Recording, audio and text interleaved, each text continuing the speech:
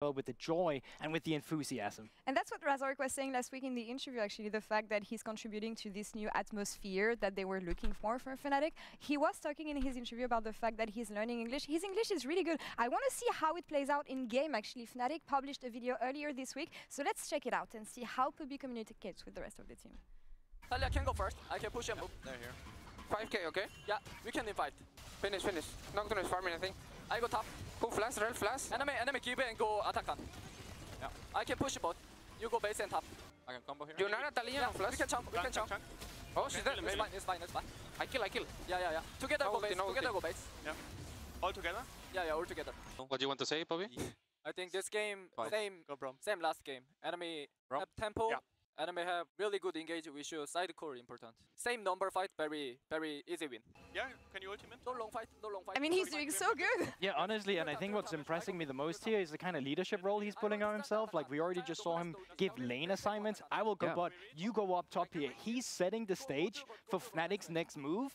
I think that's really impressive. And it's all very concise. There was a problem in the past for many teams where they talk too much. This is clear communication, and it's great to see him at this starting point already. Some roads lead to him, but all the roads of the LEC right now are open to Poby. He is back with Fnatic, and it's going to be against BDS today. So let's see how they do. Casters, over to you.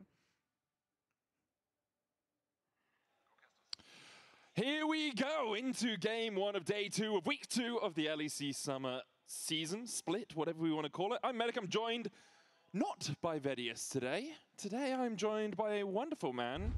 He's the flying Finn himself, but he's from Sweden. So that's slightly confusing, but he's still a cool dude. It's Finn. Yeah, thanks as well, audience, for all the applause for Finn. That was great. I really appreciated you celebrating. I've got to, man. I've got to. It's great to have you here again. Yeah, it's great to be back. I'm really looking forward to this series because I think there's a lot of interesting matchups. We always have the nuke versus Poby. I'm kind of interested in tracking the top 10 matchup because Oscar has had a few oopsies in laning phase here and there, and I think Rooster came into week 1 with a really dominant laning phase, and I want to see if we can kind of push Oscar a little bit, try to get some leads there in the individual matchup. Yeah, we'll have to see if he is able to get leads in that matchup. Last week against Dundon, he did have a really good time to Rooster up towards that top side.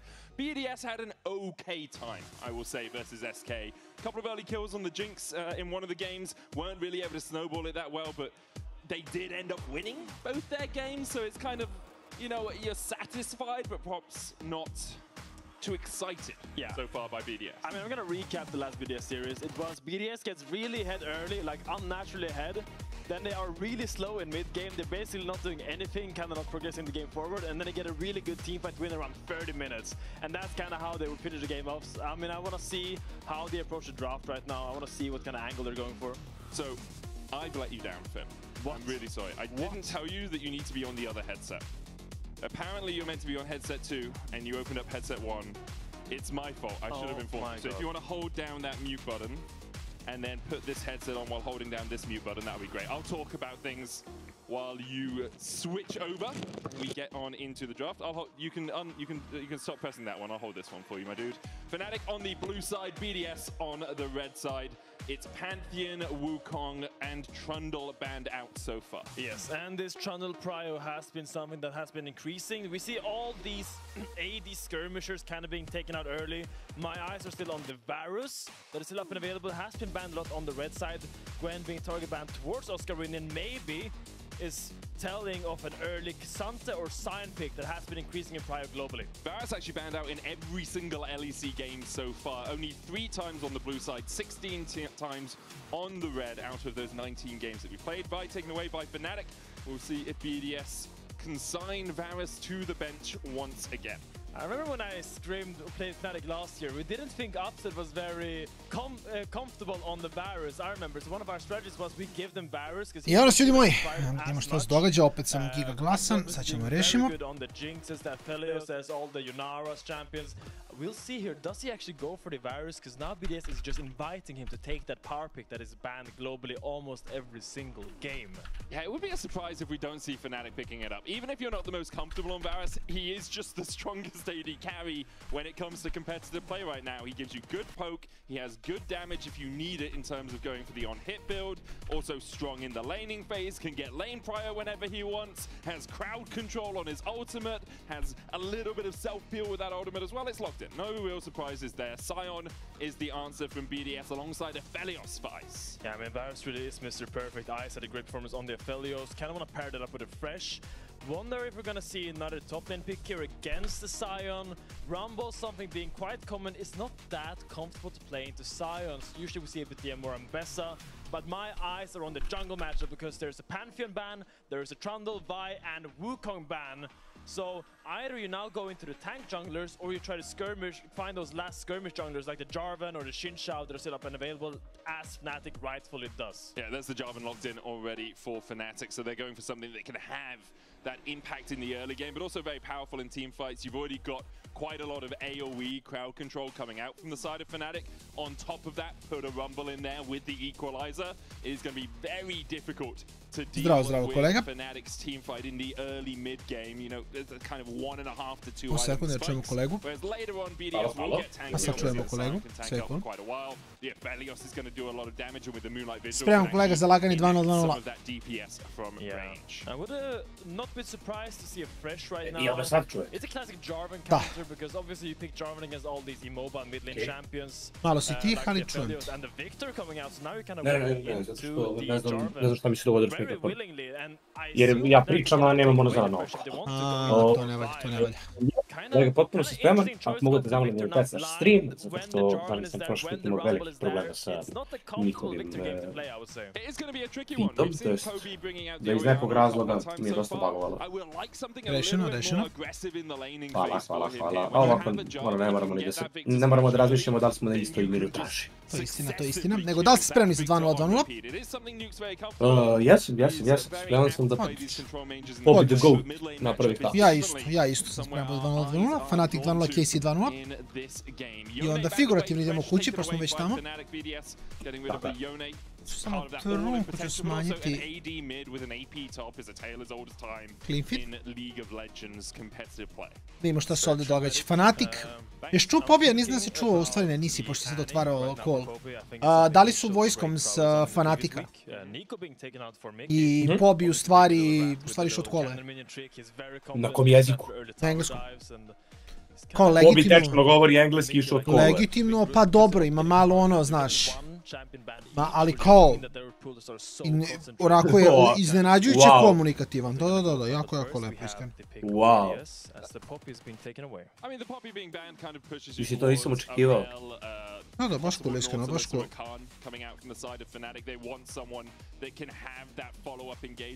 Prvo, drago mi je da je tako, iskreno. Someone else is already initiating for you because you just E to them, you press your R, you don't have that lockout on your W or your flash actually stopping you from getting the charm off immediately. Vrlo mi je drago da čujem da da Pobi ima potencijal. To znači da Pobi može da postane jedan od vodećih mid lanera u letu samo zato što ima i shot call. Moguće.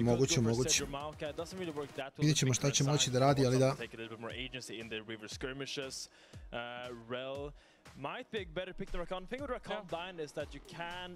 Imaju klasičan wombo combo komp. Ja bih mogao i story da podelim, to je bilo cool.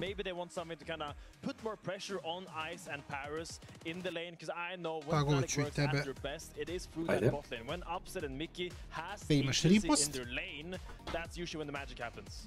I 100% agree with that, and it looks like that is what they're going for. Some aggression in the form of the Alistar. BDS could look to a Braum here if they wanted, could look for their own Rakan as well if they want some interesantno prio na Aphelios, van toga je sve relativno fine. Jarvan Rumble combo s Alistar NCC-om, Varus prio.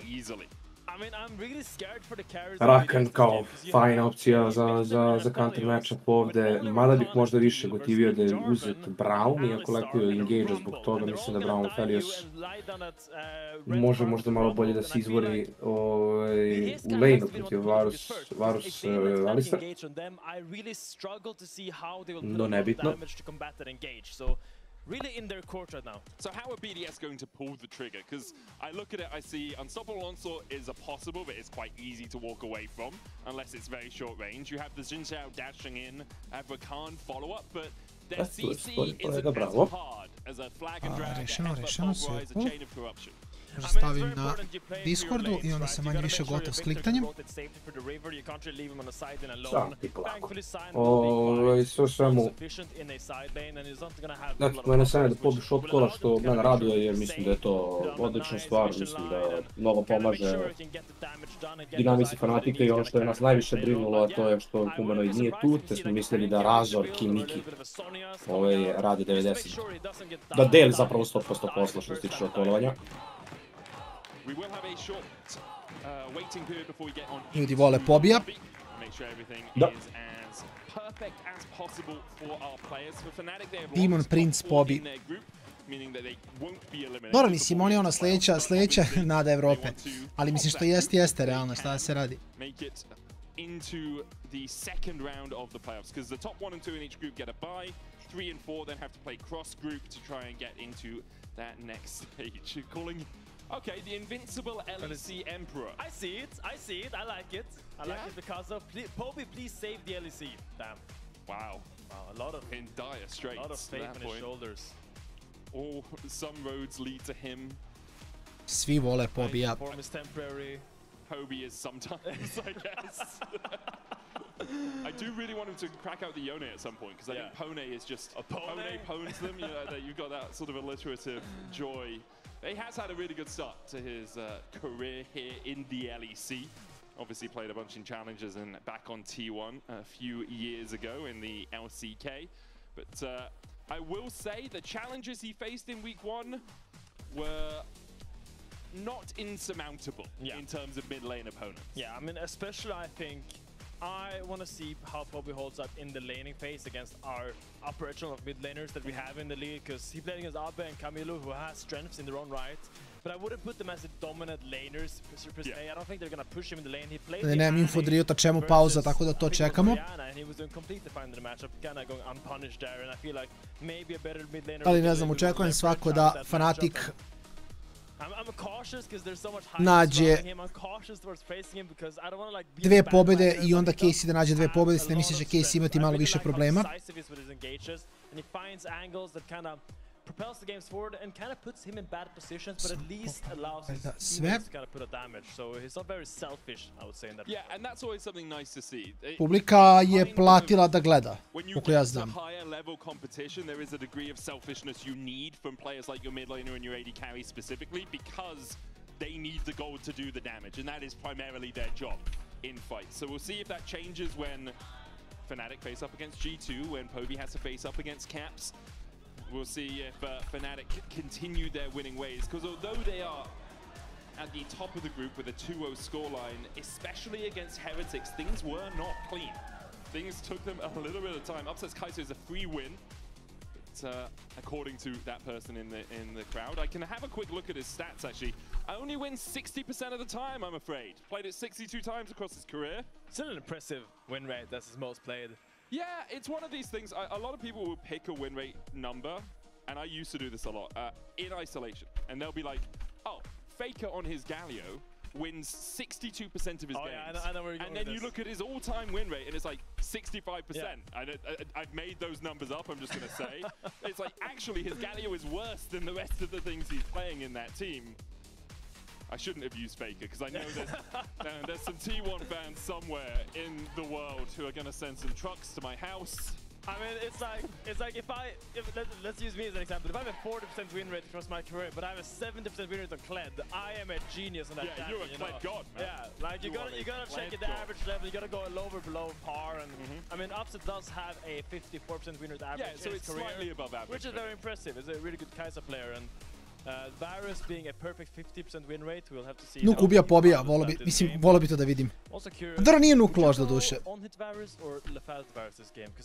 Mislim kako kad, nekad jeste loš, nekad jeste loš. I think I would probably go lethality, because I think Fnatic want to force 2-item spike fights. I think they really want to play for we kill them before they get too tanky. Now, you could go on hit because of the Scion and you scale for the later game, but I like lethality. Yeah, and I feel like it fits more Upset's agenda as well, because when you go lethality, you got to comment, obviously, you verujem da je ovo Dirk, and you're going to have a lot ekran koji nam govori da idemo u game. more base damage in laning phase, and it allows you to push your lead a little bit more than, because you're not going to get that many lethal tempo procs in the laning phase. So he has chosen the comet, and I assume we're going to see lethality. I think they have enough damage in the team. Da, lethality Varus. Dva spellbooka. My expectation is Fnatic will force around objectives. They will go for the plays, they'll go for the skirmishes. Oskara redovno stavljaju na Rambla. When you have a Rumble, when you have the Alistair as well, both the supports going for the Vidjet ćemo da li će napraviti ono što se očekuje u tom matchupu. To je da Rumble izmaltretira Siona. On the Rakan can also run sudden impact if you want. Does just give you that little bit more damage. Upset moving up towards the mid lane, perhaps looking just for a piercing arrow through Nuke, and now Nuke has lost 100 HP and will be slightly behind in the lane. Mana flow, baby. Desio se, zašto boti top menju pozicije? Zašto uvek gledaš da ti botlane bude tamo gde su objektivi? Jer dva je jače nego jedan, tako da želiš da ti AD carry i support budu tamo gde želiš da kontestaš. To je u suštini neki TLDR. Moj kolega je iskoristio najbasic matematiku, 2 veći od 1. To je to. Jedno radi. Apsolutno. To je sasvim dovoljno da razumete zašto, odnosno kako se računa botlane pozicije. Yeah, and it's also not Oscar's main job, right? Like, trying to do damage to the Scion on the lane, he will try. He probably won't get that much damage down, but Oscar's more about putting pressure on these low mobility characters. Kako će Pobi s ovim Ryzom igrati mid game, imaju generalno dobar mid game komp. Van samog Ryza koji nije nešto pretredno broken, ali svi ostali su fine, pogotovo na 2 itema. I onda Pobi da deliveruje ruti ultije najviše. Nisam siguran kako je Rooster dobio ugao da puša ovaj wave ka Oscarinu, ali dobro. We'd have 3 teams at 3-1, which means Fnatic wouldn't automatically be locked top 2, which is why we can't say if they win this game, this series, that they're already in that top 2. Sad su nam bacili neku matematiku, meni ništa nije jasno što su rekli, tako da nema veze. Verujem da su u pravu. Slušajte naše kolege, oni znaju. See, Upset already taken the prio in his lane, which is kind of expected. I mean, you're a Rakan connoisseur. How do you like the Alistair matchup? I feel like it's not that easy to go for aggressive W's in the laning phase unless you have a level lead. For the Rakan? Yeah, it's really difficult to go in, because if you go in and you don't get the knock-up, and even if you do get the knock-up, you're getting knocked up yourself, and then you can always just be slammed back towards the enemy's tower. Then it's a long way back to your Aphelios, so you're going to take more damage on the trade. Often you're trying to juče smo isto imali kinda čudne partije, tako da keep your AD carry popped up, hope that he trades in effectively. I also don't really like Rakan into Alistair later in the game, because ste brzo došli? 2-1 je bilo, tako da nije turbo brzo, ali 2-0, 2-1. 2-0-2-1. So tricky actually for the Rakan without a cleanse, which he can get off the unsealed spellbook, to be effective at getting onto that backline. I to, mislim, Giantsi su odradili Giantse, krenuli su dobro, prvi game su to pobedili, onda se raspali 2 gema za redom. Kao što često znaju da rade. Znaš šta se desio ekipi to sad dogodi? Možda znaju da igraju konkretno jedan arhetip kompozicije i onda na ovim drugima nisu dovoljno sigurni. Kako je to? Bravo.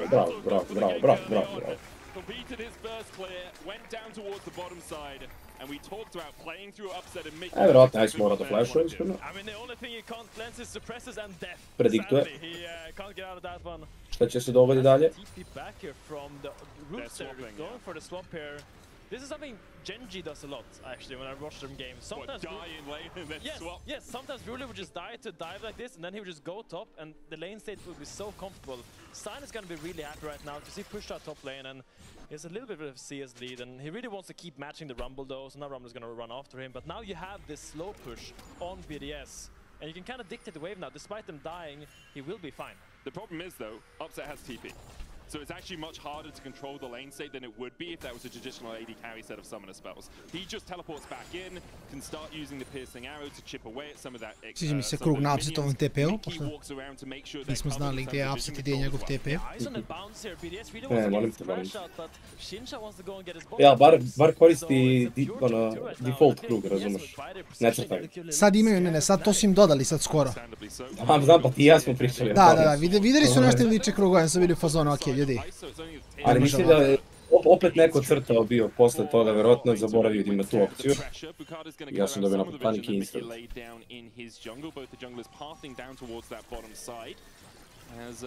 On the rest of the map, Honor's relatively even. It looks like Razzle's going back up towards the top side. Could just be going for a repeat gank here. No camps for him to take, not that he would be entirely aware of that. He's gonna loop all the way around there and try to push his wave up. You see already probably roaming up with the ult ready to available. They want to go for a second dive here. I don't think they can defend it. And there's no TPs for BDS as well. Da. So this is a 4v2 Sad, šta Ice radi? Aha, opet ne baca nijedan summoner, jasno. Kako ne možeš da razumeš? Preferira. Ja mislim da ih Ice hoće da im nabije osjećaj krivice. Opet nam ne coverujete dive, sad ću opet umrem. Namjerno neću da bacim summoner, sad ću opet umrem da u reviewu kažemo zašto niste izrotirali. Legitimno, iskreno. Flash away from Oscar, and I think he did have to flash from the unstoppable onslaught, but in the end, it's just an exchange of that. Adi Kerry igrač se slaže. Nabijajte osjećaj krivice za svoje slajde. Ne znam, ne vidim problem, iskreno.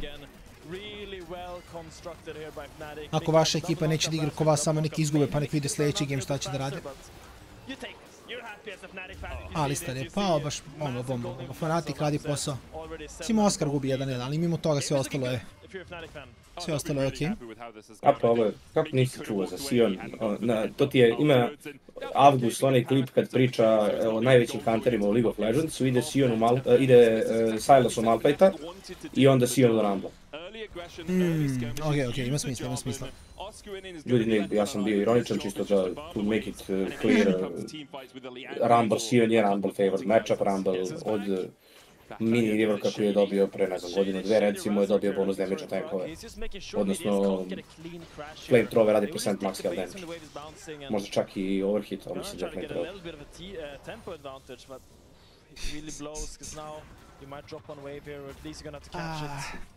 Spellbook je giga fan kad me nauči da igraš, ja sam ga dosta spamovao. Zvano ti treba da se uhodaš, je zapravo mnogo fan. Jeste, mogu da potvrdim, Spellbook jeste toliko fan. Aphelios Victor is not early damage unless someone dives you and you've got red-white, right? That's the only situation really in which you're going to win out on trades. Now they're having to move away again from Upset and Mickey. And Upset and Mickey already on their way down towards the bottom side of the map. Grubs are up though. BDS did manage to pick up the first dragon of the game earlier. Expectations are that Razzle should just be able to get those grubs relatively uncontested. I'm not really surprised that Fnatic have decided to play through the Upset win-con, because last week he had an absolute stormer. Ended up 26. Lepo igraju. Razorki i Mike često vode taj early game. Svi što i treba da se dogodi jungle i support najviše imaju prostora za uticaj na mapu kada je prvi 15 minuta u pitanju. Jer mogu da se pomeraju bez toga da budu panišovani od gubljenja wave-a. This is a complete machine, and here you see the annoying thing you get into, because now Rastic, he did a bot gang, Susana i ja smo se složili kada smo pričali o tome da Upset stvarno ima dobru formu. Nije to sad wow, neverovatno, imamo Uzija, razumeš, ali je verovatno najbolji AD carry u ligi pored Kalista i Hansame, znači tu je, bori se sa njima, jel da? Čak bih rekao da možda ima bolju formu nego Hansama ove sezone. To je fair.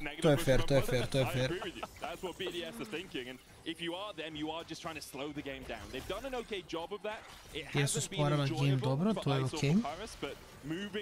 Ali kako će oni usporavati kad dođu do mid game i treba se bio sa upsetom koji imamo u Ramanu. Ice ima 1,5 itema, ni jedan od ta i po nije lifesteal. On igra kolektoru Infinity, verovatno neće imati Infinity kada je budemo u romanu. I onda Fnatic uzima šta god želi. Dobro, Oscar je dead. To je wave, fine. Lepo što je ultao wave.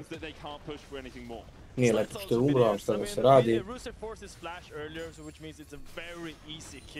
If you have some members on that screen, Oscar a little bit overzealous there, probably just could have equalized the wave and walk away and be happy with his life. Now he dies, but it's not really gonna. Ćemo bacamo neke peta od fore za top laner BDS. Kukuriku i... Ne. Što da ne, što da ne. Ne, ako to tebe čini srećim, kolega. Bravo, pa dobro. Dobro, pa uzeli su mu 2 summonera za 1. Mickey will have his sums back up quicker because of that unsealed spell book. Oh, here's Razork and Poby. They're coming again. Look at them going into the bot side jungle together, and they really want to make lives. Ice's life. It's just a living nightmare. A living nightmare. You couldn't have said it better. Yeah, they want to put him on ice as they try and step in. On to upravo rekao, ja moram put him on ice. Because they're not quite sure exactly where Bukado Ili tako nešto je, bacio neku foru. BDS once again protecting their AD carry enough to stop the dive from fully. Razork opet želi da dive-uje. Back around, expecting Bukado to have moved away because of the time he would have had to spend around here would have been too much of an investment. Poby's going to spot Nuke on the move across. And in the end, I expect the dive to be called off. Svi se movuju. A flag in the bush. Dobro, čekaj, ali zašto sad gubimo XP i puštamo plate ukoliko su mu se 2 igrača movovala za to? Da oni se brinu da li to. They're just completely happy just sitting here because every single time Razork is here, Aha, oni će da daje. be there as well to protect them. Čekaj, ne znam šta je bio call ovdje. Balkada je rekao pustite kulu, pustite objektiv. Ja idem da farmam double golem. Pustite wave, ja idem da uzmem gore njemu kamp. Jel to call bio? Iskreno, sviđa mi se kako razmišlja. Ne, ali ja to sad vidim. Da, a rekao je Raptori nijema kola, ne znaju šta rade. Oni su dropali 3 plate i cijelu kulu pre 14. minuta da bi on uzeo double goleme. Da, ali ovo je bio taktički call. Znači, Nuke i Balkada su rotirali bot. Imali su info da mogu da ih dive-uju. Rotirali su bot. I Nuke se vratio, ovaj je backovao. Upravo su dali 1500 golda protivniku da naprave cross map play i da ovo nije Oskarini, ne bi brnovo ni ovaj flash. Dobra, ali ovo je... Oskar baš grifa. Brate moj, pa... Nema potrebe za tim, stvarno, nema. Grifa, ovo je baš ozbiljno grifanje. Gde će da budu? Sve su pustili na botu, sigurno su na topu, čoveč.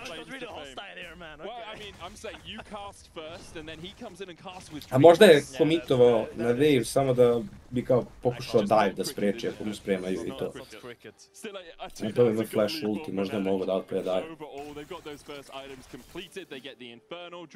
They're going to move their Varus into the mid lane to continue to apply pressure there with Rift held up in about 2 minutes time. Expect to see Mickey pathing towards that top side jungle and just getting as much vision down as possible. Yeah, eyes on the Herald now. It's going to be in 140 roughly, and I think we're going to see Fnatic do kind of a similar thing. There is going to let Razork do his clear, and then he's going to sit behind Upset or Poby, and they're just going to sit and terrorize all of BDS in the top side jungle. They're going to try to get everything they can and really squeeze out as much as they can from this goal lead. It's also why clearing out vision, just where Mickey has cleared it out in these sorts of areas, is so important. Not only because you can't be TP flanked then, but also because it allows Poby just to path back this way, go into his own jungle into the fog of war, and he has the realm warp. So because he's in one, he's always a threat. Oskare, to što ultaš wave ne znači da si smanjio nešto mnogo štetu, i dalje si 0-3. Hashtag good at. Hashtag good at, guys. Dobro, ali ovo mene sad stvarno, sad već počne me nervira. Jer ja razumem, ajde, haha, Oskar umro jednom, haha, umro je drugi put, haha, Sajna je u pravu. Ali, 3 puta ono prošlo je baš bilo heavy. Možda je fajn da on privuče pažnju Balkadi, kako bi Balkada izgubio tempo na killu njemu, da bi njegov tim imao tempo s druge strane mapa, ali ne verujem da to namerno rade, stvarno ne verujem da to. I mean, he can take over this game as well. You gotta be mindful of those. Oh, I 100% agree with you. Right? There's the possibility that if Fnatic don't just continually snowball this game, if they lose a Drake, Varusu baš odgovara što je ovoliko, što ima ovoliki lead. Pogotovo što je Sajna malo pre napomenuo, obratite šta builda, on će ići kolektoru Infinity. Sajna je malo pre pričao o tome kako kolektor Infinity build košta više na 2 itema od Manamune Jomus. I da moment kada Asus bude imao 2 itema, Ice će imati 1,5.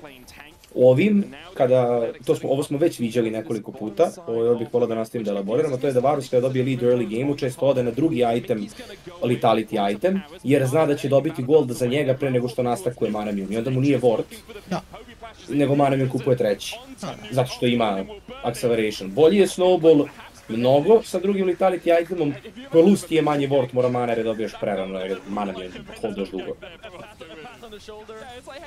Ste to dobar, jako lepo breakdown mog kolege. Hvala. I cijelo zaključak je da će imati 2 Lethality itema kad Ice bude imao kolektor i buff. Da. I tek će onda morati je puštaju stvari. Ovo su puštali, mislim, što je najjače, da, pauza, unlucky. Što je najjače, mislim, ovo su puštali, dobili su counter na drugoj strani mape Oscar Griffa, ali da Oscar u stvari samo igrao safe, ekipa Fnatica bi bila sad jedno 5000 golda ahead. Mislim da ne preteruje, mislim da legitimno 5000 golda bi bio ahead.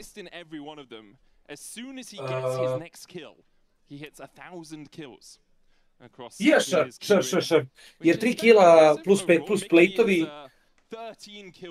vrlo moguće da je outplay ovo nešto, vrlo moguće da bi imali 5000 golda i da randomly sam. Mora da respektu, ne veze, ajde, vi ste svakako fanatik, ostati traki. As soon as you get the aura, I'm not saying he has been involved in the game, he's done a good job, right? Credit to him. But I'm sure one of those 4 assists, he's like, I would like to kill there. Or maybe he's not even thinking about the fact he's 1 away from 1,000. Yeah, I think he's very lucid of it. He's very aware of that. And, were you aware of stats like that when you were a player? No idea. I think I was close to the big ones anyway. You know, like maybe 500 deaths. You know. Let's give you credit. You're about 1,000 deaths probably. Right? I know Upset is a big stats guy. Like he'll be like, "Oh, my KDA is so much better after that game." I mean, you can always see him like sitting on his PC, checking the DPM, making sure he has higher than the enemy carry, which he usually does. He does. Upset konstantno izlako da mu je neko ukrao izalicu. Znači bukvalno. Konstantno izlako da mu je neko ukrao izalicu. Often seeing over 1,000 damage per minute. There was a settings issue, which is why we had a small pause. We're going to go back into the game in just a moment. Ali si isto nešto u fokusu, tako da kapri se vraćamo nazad u game. Kako si to predvidio sam? Si vidio? Kako ti umeš? Da. To se nekada razvarila nešto ugo. Pa nego.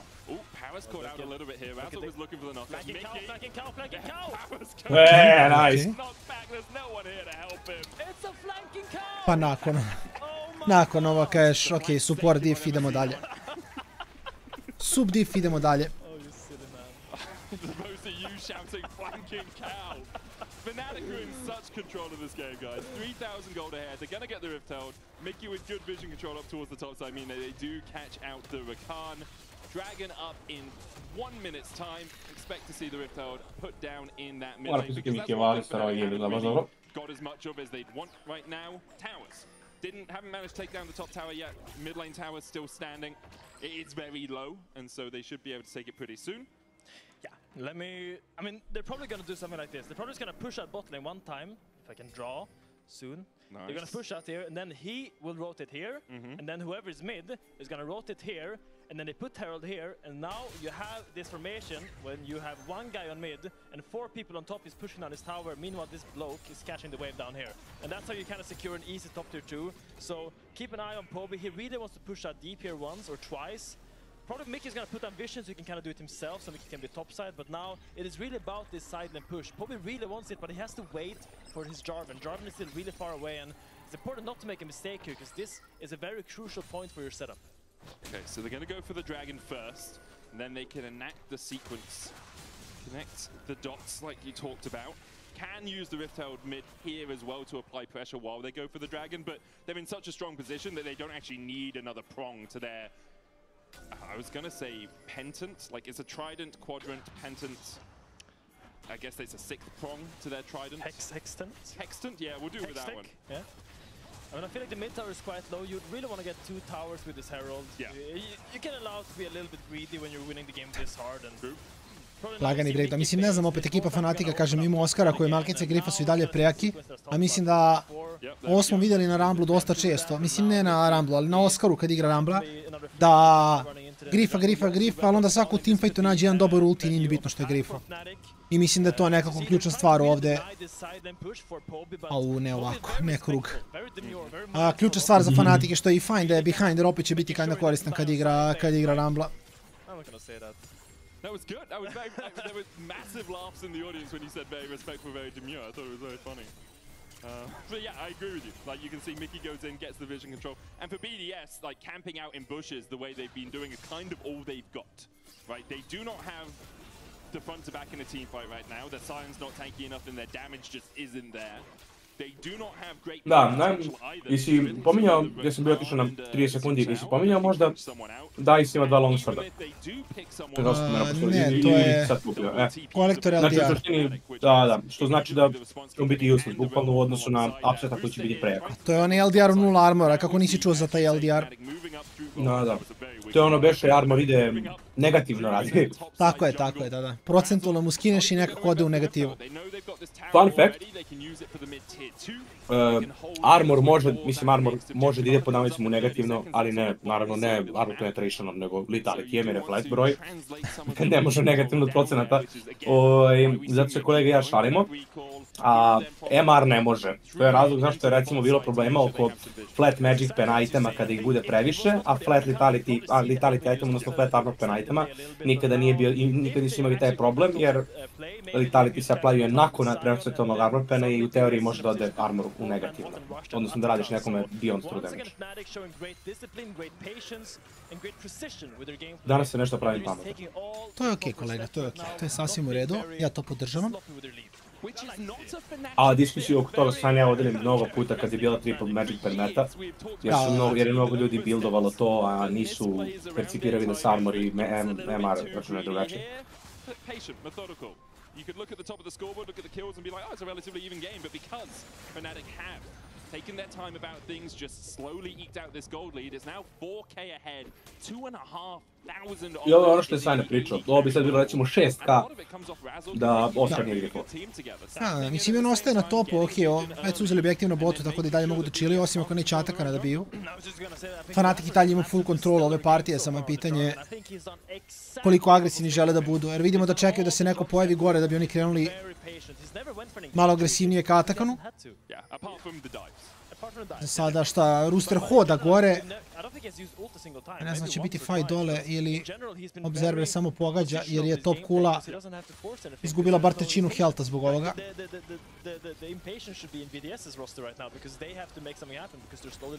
Evo ga TP i Attack Force i on jak uđe ovaj choke levo, Oskar ima ulti, ne može da promaži. Mislim možda promaži. Dobro, ali... Ne bi trebalo promaši. Tako. Cijela pointa je da je jako dobra pozicija da Rumble da bije. Mnogo je dobro kada imaš... Atakan je malo čudan, ja mislim da mnogo ljudi greši sada, mnogo timova greši kada bije Atakana jer nisu navikli da se biju. Pod tim okolnostima u tom dijelu mape.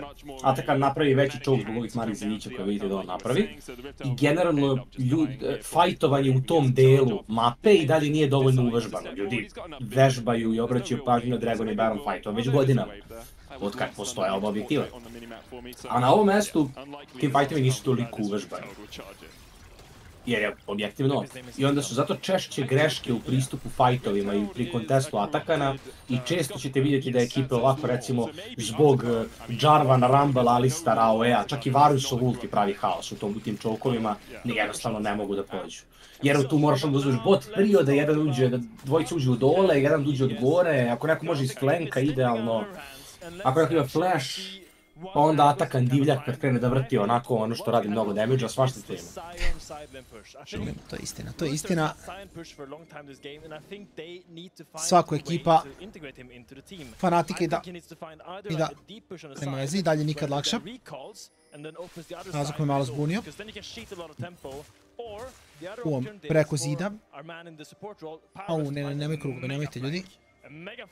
Klizno. Gotov LDR. Evo jedan armor boot sa druge strane. Tako da ima priču, kad bude tu ko Jarvana malo će ga jače tući.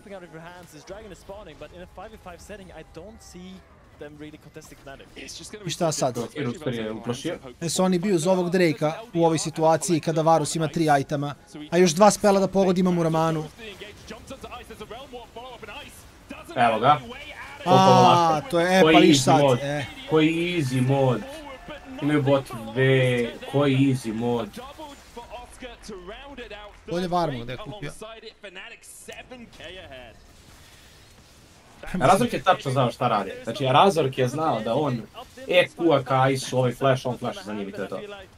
It's really hard, right? You don't want to give them soul point, but you don't really have a good cross match. So you kind of go there, look for finding something, but really good flank by Razor going through mid lane in this little vision pocket that BDS had left open. Gets a really good, forces the first flash with his combo and then ults him. So it's just nothing Ice can really do here. It's also BDS just being a bit greedy, right? Like, yes, you want to contest. Gorgeous. Sjajno. Dobro, iskreno, kogoda je BDS šta god, ali Fnatic kao varno spravo grifovanja, po PS-u executuju kompoziciju koju su dobili, koriste sve resurse koji su im dati i to je to. It was a little bit greedy from BDS. It feels like they've run out of options in this game, so they were just going for the person who was in front of them. Yeah, 10k gold lead and counting right now almost. It's slipping over 7.5, sorry. I mean, but if we add in the Articon, that's like another 2k. Yeah, so, and the dragons. Yeah, okay. Yeah. I see you. I'll give you 10k. Thank you. I won't actually give you 10k. Okay, no, I heard you say that. Dobro, razumeli smo kasteri. Oni čekaju 4 minuta za Drakea, ne? Malo je čudno jer slikaju crte na ekranu, a kamera se pomere do bukvalno nacrta drugi. Ajde na flash, bukvalno verovatno forsuje Barona. Razliku item ima na carry-u. Zašto sad imaju dobar breakpoint, imaju item više u džungli, imaju ceo item više na AD carry-u, Pobi je dobio 16 i zvonio mu Roa, ovo je sjajan moment da hard forsaš.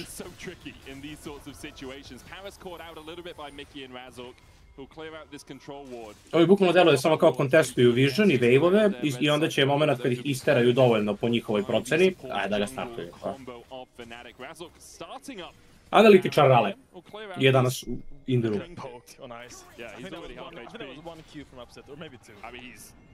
Sad ovo možda bude grip. Jer u teoriji s nekim drugim kompom vrlo verovatno da bi samo čekali Drakea.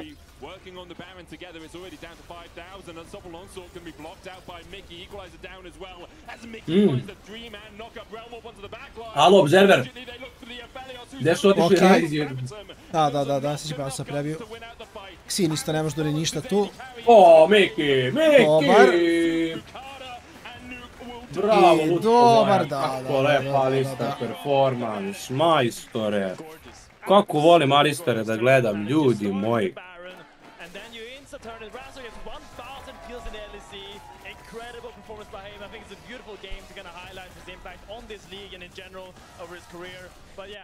Textbook play by Fnatic, you start the Baron with your jungler and your Ryze. Now, when enemies approach, you turn with the Ryze ult, and your jungler, guess what? He flies along, he hitchhikes on the Ryze ult, and it's just so easy. They just make it seem so easy. It's not that easy. A lot of teams mess this up. I've seen many teams mess this up. No, skoro smo i tier 2. Ovo je tipa 13k golda. Da. Nice. Oh no, finish quickly, then we'll realm up. Let's do this. Double TPs coming out from BDS as they look to catch out Oscar in, and I've said that a few times this game, and I'm pretty sure Oscar's done for. A glupo je Oscar da iskoristite Baron tempo. A glupo je. A ne ide to. Taman posla. Realm Warp. There's no way Oscar survives that. He gets another Zamisli si sad riknu zbog Oscara. Mislim, neće jer su jači, ali... To bi bilo dobro. Jer ako riknu tradovat će bar. Apsi će ih prebija sve. To, 1000 golda sadam, 1000 golda sadam zaista. Dušalje, to nije Oscarova greška. On je mogao da ne flag and draguje. On the enemy top laner who consistently hounded him this game.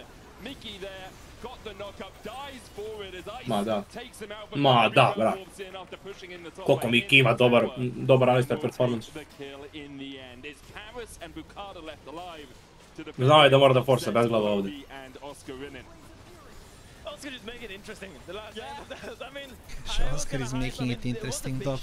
In Ice's pocket, but I don't think he's gonna be able to spend that gold and use it for the next fight because I think Fnatic is just taking their nexus in front of their face. Ne zaboravi kolega, moraju da budu korektni.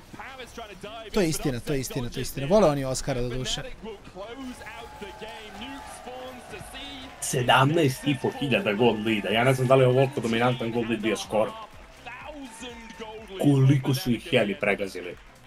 Bilo bi 20k, komotno. Lepo, lepo, nema šta, mislim, ekipa Fnatica, kao što smo rekli, ulaze ovdje kao veliki favorit. Sigurno bih rekao veći favoriti nego KC u drugoj seriji. Bilo kako bilo, idemo na kratku pauzicu pa se vraćamo sa Game Broj 2 za 11 minuta.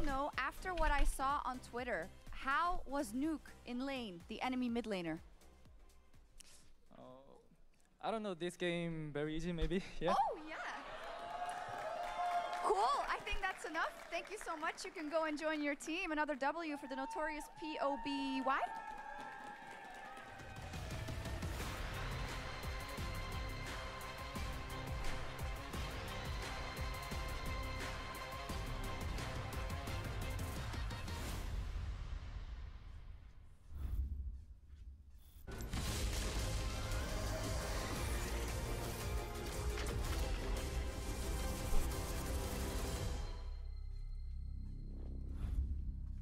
He doesn't like that. Look at him, he's a good boy, but he don't like that. Maybe we could play some A-rounds or something like that. I mean, this is map, right? New tower, new objective.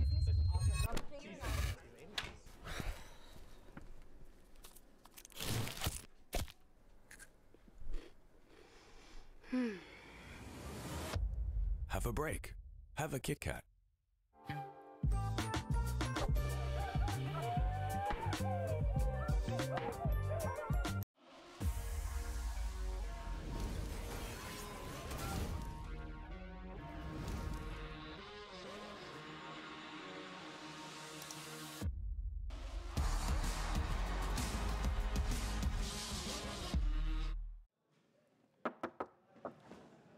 Join the WhatsApp. Join the WhatsApp?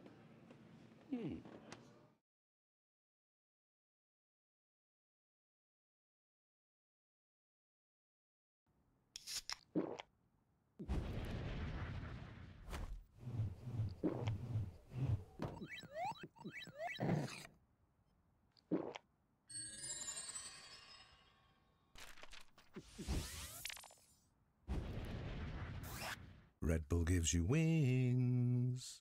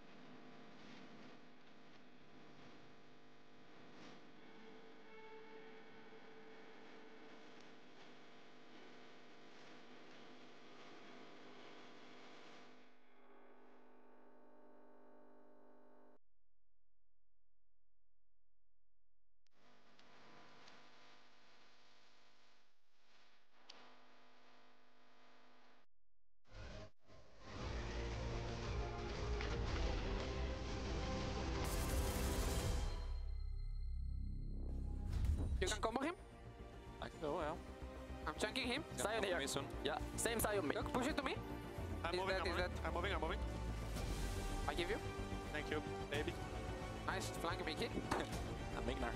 I'm behind them here, boys. I'm looking. Can we look? I can get in there. No flash Aphelios?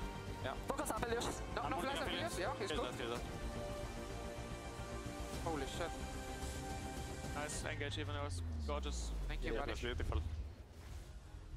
That was gorgeous indeed, Fnatic. This game won here against BDS. They take it convincingly, I want to say. I see a lot of improvements when I consider what they've been able to do in the LEC last week. What do you have, guys? I mean, the combos were clean enough to eat off. All that right. was fantastic. Every time Razork was going into a play, there was immediate follow-up. I think they drafted something that needed a good degree of coordination. I didn't see them set a foot wrong. When one person was going in, 3 people were following. No, I want to go straight into the dives we saw from the early game because, as you said, this was Fnatic domination straight from the get-go and throughout that entire game. And huge credit to Razork on the Jarvan. When you're playing this champion, you want to be able to make it work with these cheesy dives, and that's what he did. He was always on the other side of Bukata, completely avoiding him. And then Poby, who managed to get mid prior as well, was just able to follow up on these dives. Fnatic was just a well-oiled machine that could just pilot everything through that bot lane. They push, we dive. They push, we dive. Here's our spear, we're going to attack you with it. Yeah, and they do it in a clean way. No moment in game did they want to have fun here. And for me, that's one of the best improvements that I see from the team. The fact that the early game was pretty fun but it's smashing your opponent. Well. It's fun in a different way, which I do appreciate as well. Like they managed to pull off those combos in a great way, but like that's fun in itself. It's just a different flavor. You guys were talking about Razork. Honestly, great recovery. I want to say, yes. I don't want to give him too many trouble and too many issues because the first games against Heretics last week. But I think it's fair, though. I think it's fair. Like but yeah, there's an expectation when it comes to this jungler. In that series, he was outperformed by Sheo. He bounced back against SK, but you want to see him bounce back against stronger teams. And I think going up against BDS, it's still not the strongest of our league, but it's stronger. Exactly. And that's the ramp up we want to see from Razork. Absolutely. But when I think of Razork over the years, I think about a jungler that can have a lot of high highs, but a lot of low lows. Do you feel like it's stabilizing in any way? In this game, yes, but is it? How do we have any information to say that conclusively? That's the problem. Like for me, realistically, it kind of comes in around playoffs when we'll answer that question seriously. This was great. He was the tip of the spear. He had to lead those combos. He did. And I've really enjoyed watching this guy become that leader over the years as well. And here on Fnatic, in this kind of game with that kind of combo, it was critical that he provided that role. But Alex, I believe you mentioned he had a little bit of a stat check. He did. Well? Yeah. Because Razork, throughout all the years, over all of his different teams, has been a top-tier jungler, which we end up having so much respect for. He has hit his 1000th kill. There we have it. It feels like yesterday when he was just a Misfits rookie coming in with the so Echo many jungle, expectations on him. Razor K, because we didn't know how to say it properly then. And I love it. I love it for Razork. He's definitely had some lows, but he's definitely towards his road back to the high highs. So I love that. Absolutely. And we haven't talked about the bot lane, but the bot lane for me is the stable element of Fnatic all the time, and the ones that you can entrust, especially in the early game, to get those leads. No, absolutely. Like Upset, I mean, Upset's your guy, right? We saw his stats that the casters brought up from his week 1. He continues to do so. But I want to know another thing as well. Okay. And that's from Poby in the mid lane. What have you done to my Fnatic? Why are they clean? Where's the throws? Where's the overextensions? We saw a little bit towards this game, but they managed to capitalize on it. Why are you respecting the enemy when you're pushing side lanes? You're supposed to die. You're supposed to throw it. You're not supposed to have a clean early game and then have a clean mid to late honestly, game. For me, that's one of the improvements that we have from last week, because last week we saw Poby on the sideline and Fnatic be like, you know what? 3v4, 3v5, let's just go in anyway. This time they respected all the timings. It's so clean! Are you literally just saying, we won, but at what cost? Are you saying, which isn't it's the ship of Theseus thing. You removed the mid lane, you bring it to the same ship? It's not the same ship! Issue with Fnatic is, are they going to be able to carry out the same kind of performances for game 2? BDS is going to be on red side this time around. Was this convincing enough that we have faith in clean sweep? Yeah, I mean, absolutely. I don't think, like, obviously you could have done some things different. League is not a perfect game, but I still think, like, Fnatic, they just did not really look like they were ever in a position where they were going to lose this game. I mean, where I'm going to be really interested to see what Fnatic evolve like next is when do you not have the obvious combination? Perhaps the draft doesn't work out in the way that you're going to. Perhaps Poby doesn't have comfort. He doesn't have a stable or a winning lane. He has to soak pressure in a way that we haven't really seen so far on the LEC stage.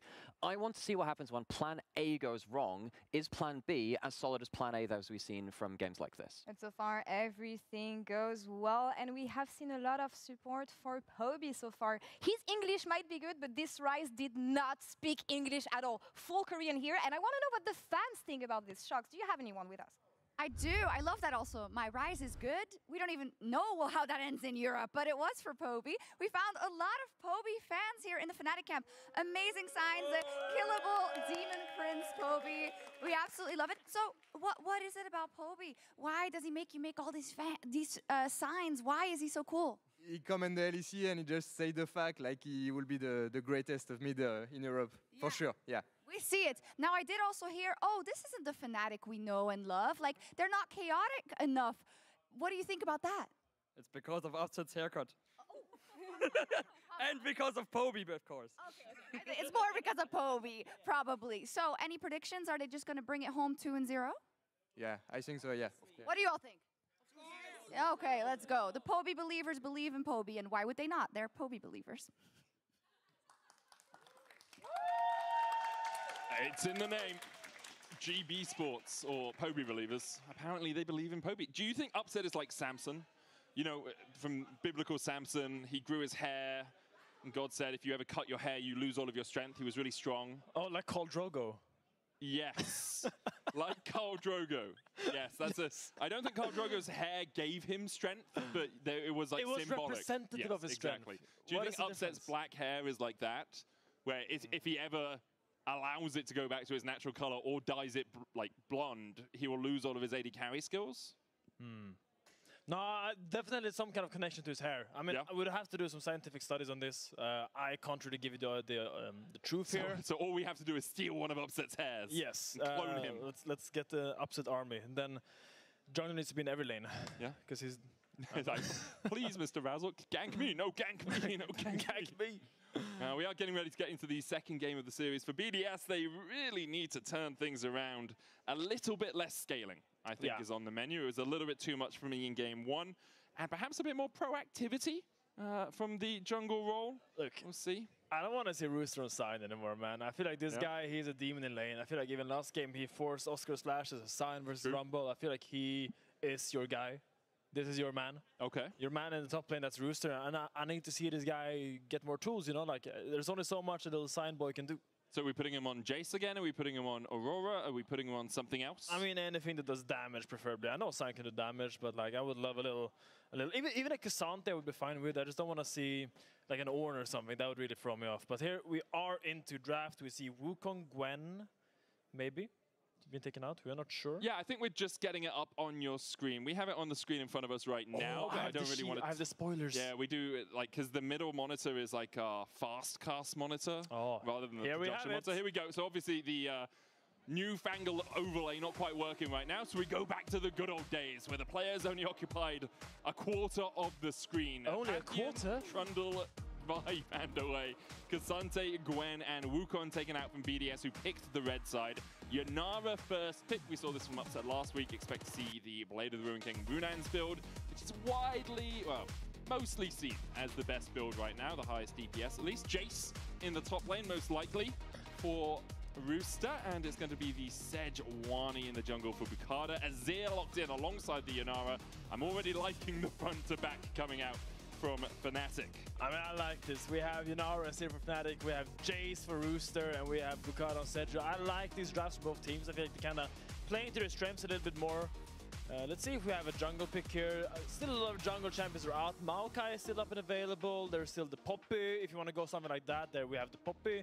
I was really thinking about the Yone here on free.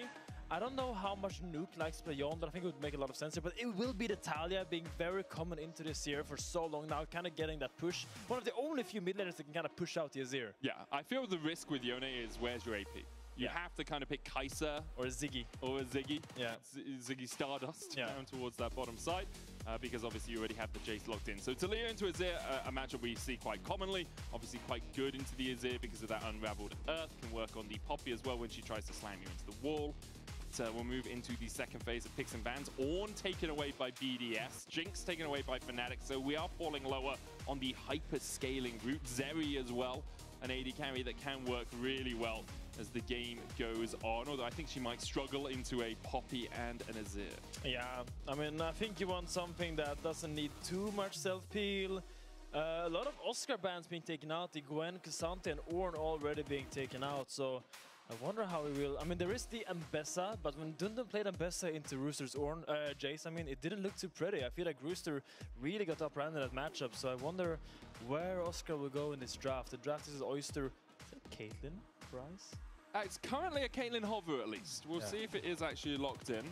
Smolder, I mean, we talked about scaling. Smolder does that. We're seeing a little bit of a resurgence of Smolder. Wow, There it is, locked in. being locked in, that's exciting. I mean, I'm excited for Smolder because in small amounts, Smolder is very fun to watch. When it's every game, Smolder game is not very fun. It does get a little bit tedious. But you know when the bird boing happens, like it's very satisfying. The audio cue. It's like a clink from a heart steel. It's the bird boing and the clink. That's what we love to hear. Yorick. I mean, Yorick is quite good against Jace. Can really lock him down in that cage because it's hard for him to get out. But I mean, I still have faith in Rooster in this matchup. I feel like he'll make it work. But this is a very exciting top lane matchup. And we have the Nico from Mkoi being so strong. Played it last week. And when I think Mkoi x Nico, I just think these annoying tower dives with him just becoming a little cannon minion. And seeing the Poppy on Oscarinen, on Razork, I imagine we're gonna have these dive threats. Because that's a Smolder. He needs help. He is not a strong early game champion. And he's very, very diveable.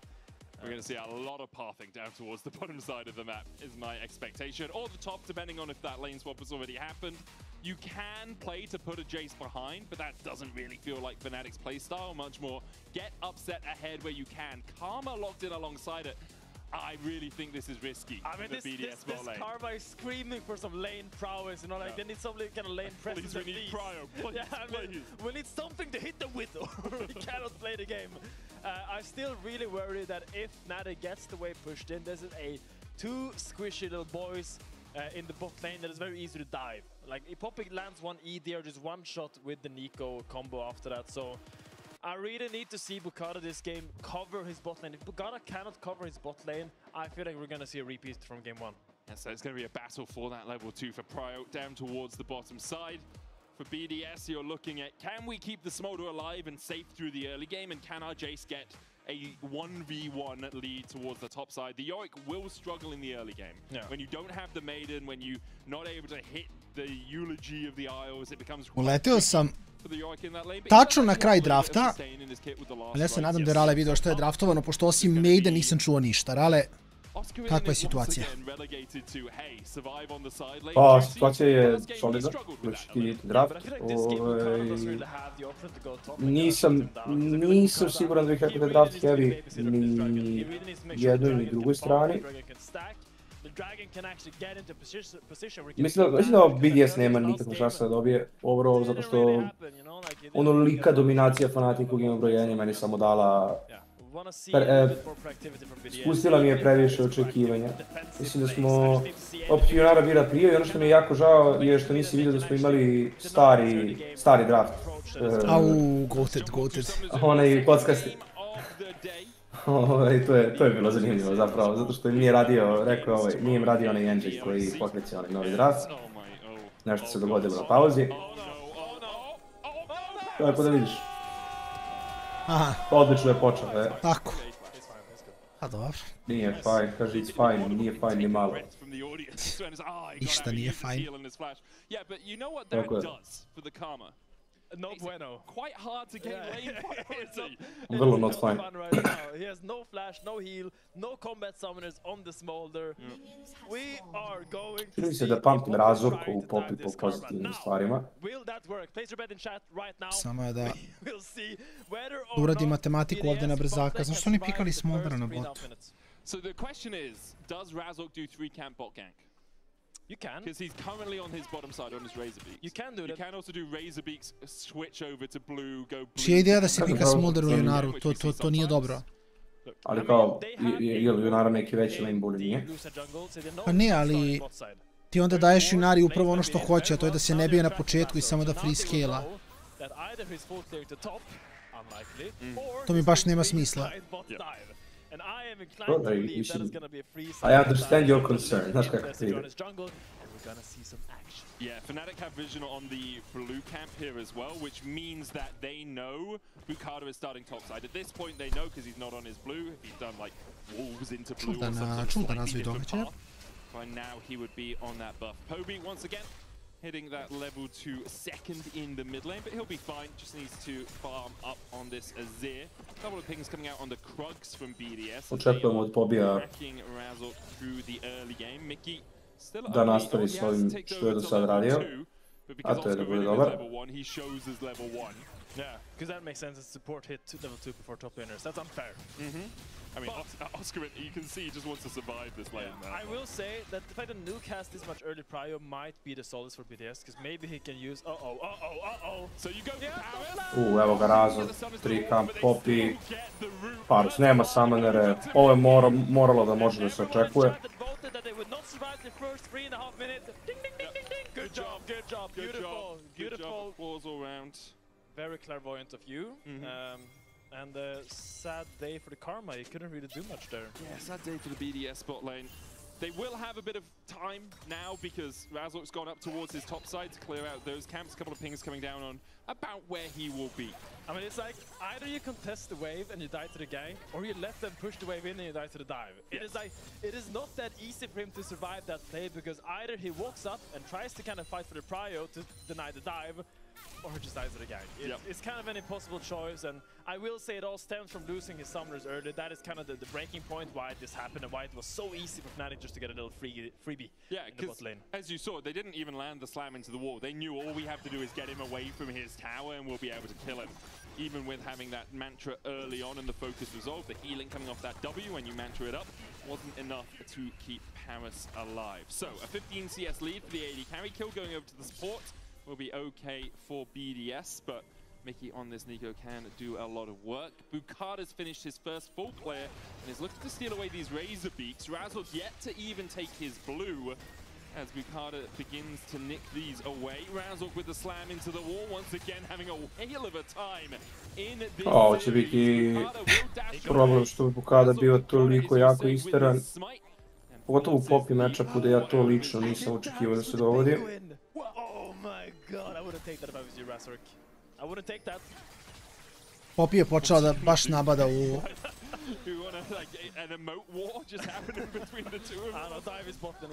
u lecu. I don't think Razork has taken anything lying down this series so far. On the Jarvan, had an absolute stormer in game 1 as I try and click buttons but can't quite get them. You can see 14k. Ruster protiv Oscara. Number 1 goal difference at 14 in that game as well. Complete Batonger's performance game 1. Like genuinely like crazy good Jarvan. I was super impressed, and I feel like this is the Fnatic identity that they're kind of like in summer.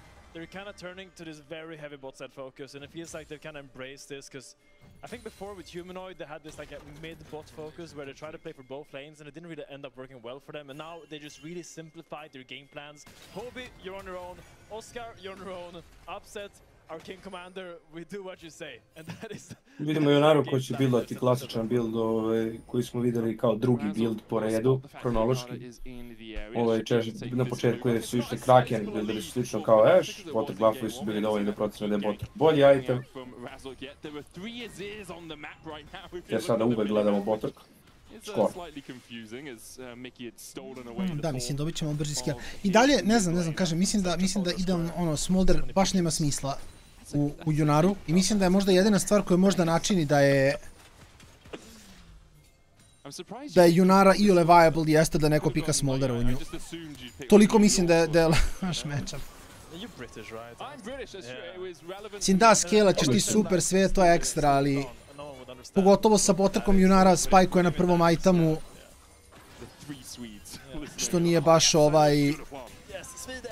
optimalno za heroja koji želi da partija traje sat vremena, a iako ode u sat vremena Junara je u stvari giga jaka na full buildu, mislim. Veliki problem ovog lane je bilo što je Parus bio izbačen iz njega.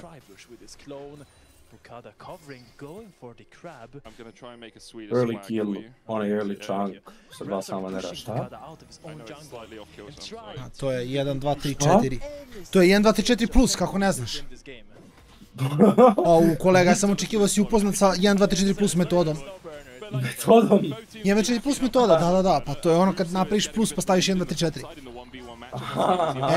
A to, znao sam da znaš, nego si zaboravio, sve okej. Izvini, zaboravio sam. Ne, sve lagano. Dugo nisu koristili. Ne, to je stvarno drevna metoda. Tako da sve te razumem. Pushing towards it as of yet. Good here from Oscar. Oh, he's in the panda cage. Yeah, puts the panda cage down. Makes Rooster have a little trip to the zoo. Nice trade, Oscar. It was good. Immaculate. I mean, you really got to play around your biscuits now, because I really like the fact that he rushed the steel cap. It really allows you to run down the Jace if you land that Morning Mist, the crucial ability to land in this matchup. And it's kind of the mini game in this matchup where Jace has to dodge the Morning Mist, and then if he dodges it, then he can kind of chunk down the Maiden, and then when the Maiden... Oscar Jorik, a mislim, provali su da je nebitno šta on igra, zar ne? Sve dok može da uzme nešto što je... Mislim, kao Jorik će biti koristan u splitu konstantno što god se dogodi, tako da kapiram da je to okej. Goes the Yorick, the Maiden will follow suit. A long cooldown for that ultimate now as BDS once again kill Oscar. Yeah, but look at the cross map. This is not a free play. This is gonna make like Ice has to drop this massive wave. Paris cannot farm. Like, sure, you killed the Yorick, but you're losing so much on the bot side here. Like, your Smolder and Karma are suffering for this play. I mean, it does feel. Jorik je umro, znam da ste šokirani trenutno, šokirani ste, ali to je okej, ne brinite se ništa. Nemojte biti šokirani. Jer to nekada tako mora biti. Tako je. Morate pasti na dno da biste došli do vrha. Tako je, i Oskar još traži dno to, tako da ne može još do vrha da ode.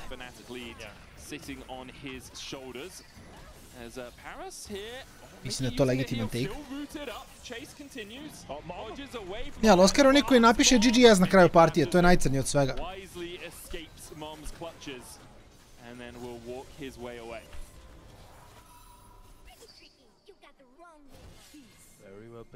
On uvek napiše GGS, 100%. Lepo. Wow. Paris, I wasn't familiar with your game. I like it. I like the shades, I like the stopping Mickey. He can't get away with everything, and really good punish by Paris. Beautiful play, comes out of that early W being landed. Really nice by BDS. And this is really important, you're getting something back on the bot side. This is the lane where you're struggling, and the fact that Paris finds this is not only good for the morale, but also good for the game state. And then gives the plate over to Ice afterwards, so Ice gets 125 gold even if he didn't actually assist in the kill at all. Paris now moving up towards the top side, maybe looking for a gank on Oscar who does have flash. No Maiden for him right now. It looks like it's just vision invested by Paris to keep his top laner that little bit more safe. First items on their way. Once again, a Blade of the Ruin King for upset, just like he did last week. Dobro, imaju van eto top lane-a, imaju blagi lead igrača Fnatica. Kao bot lane je napravio razliku iz tih 25 pipova. Tim jednim nesvesnim killom.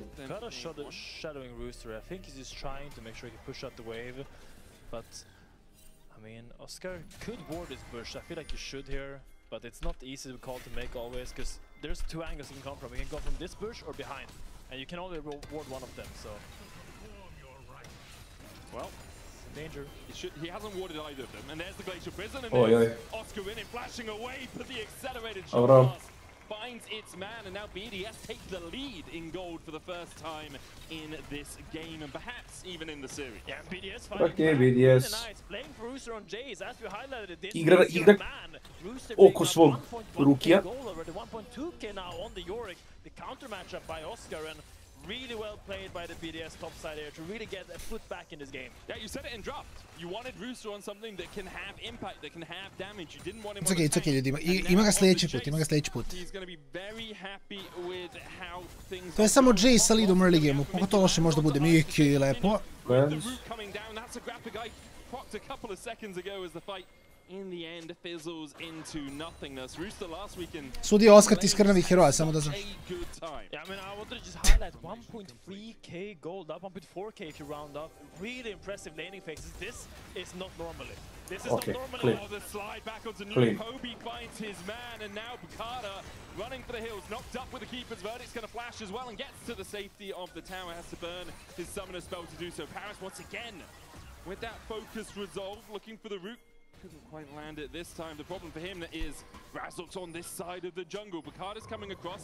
Poby can move from mid in a second after he's pushed that wave in, and it's Paris slammed into the wall. Mickey there with the chase. Locks him up with the root. Mickey Još jedan par spikofovan. Da, mislim da Razork igra sam ovaj game. Ovo je ono njegov lobby. That's his frog. It's very true. Don't steal a man's frog, man. Like that's just Dobro, braćo, dosta žarova. Still, BDS with a stronger early game than in game 1. Only about 800 gold between the two teams. A 1.5 thousand gold lead for Rooster. BDS putting a lot of eggs into that Rooster's basket. This is great for Mazel. Yeah, I mean, there is on a ward. Like you guys are just on a ward. You got to be more aware of that. Like. There's probably a ward there. You probably knew that they put that ward because you put your ward first. Your ward is running up. So you pinged it. Yeah. It's like, so they should know there's vision there. And yeah, a little bit sloppy getting caught up by the poppy, but here Paris. Yeah, and it's just a moment there for Paris where he. Mislim, dobro, ja kažem, on je fajno. Možda bude 0-3, 0-10, da će dobije game ako njegova ekipa odredi kako treba. I Pobi stvarno smurfa, prelepo još jednom. Ma, Pobi je toliko konzistentan. Najviše volim to što je konzistentan oko CS-a. Mnogo lepo CS-a u svaki game. Meni je verovatno omiljena činjenica da uvek je temizacija on point. Čak i nekada kada možda nije baš optimalno da builda full agro, on builda full agro, što je fan za gledanje, ali generalno... I guess ako si bolji da je onda uvek optimalno buildaš full agro, tako da ima i to smisla.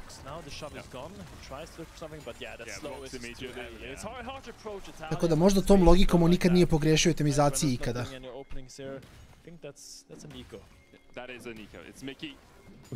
Da li postoji neki igrač koji nikad nije pogrešio u itemizaciji?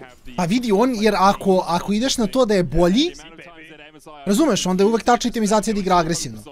Neće igra defanzivno kad je bolji. Pa nije lud.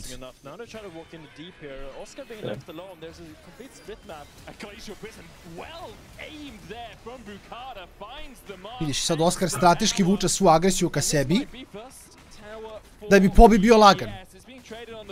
I mislim, ajde, dao je kulu isto, ali to nema veze. O bože, Oskar. Jer realno gledano, znaš, ako on pobedi, onda će Pobi da se osjeća loše što nije carry, tako da... Oskar je razmišljao.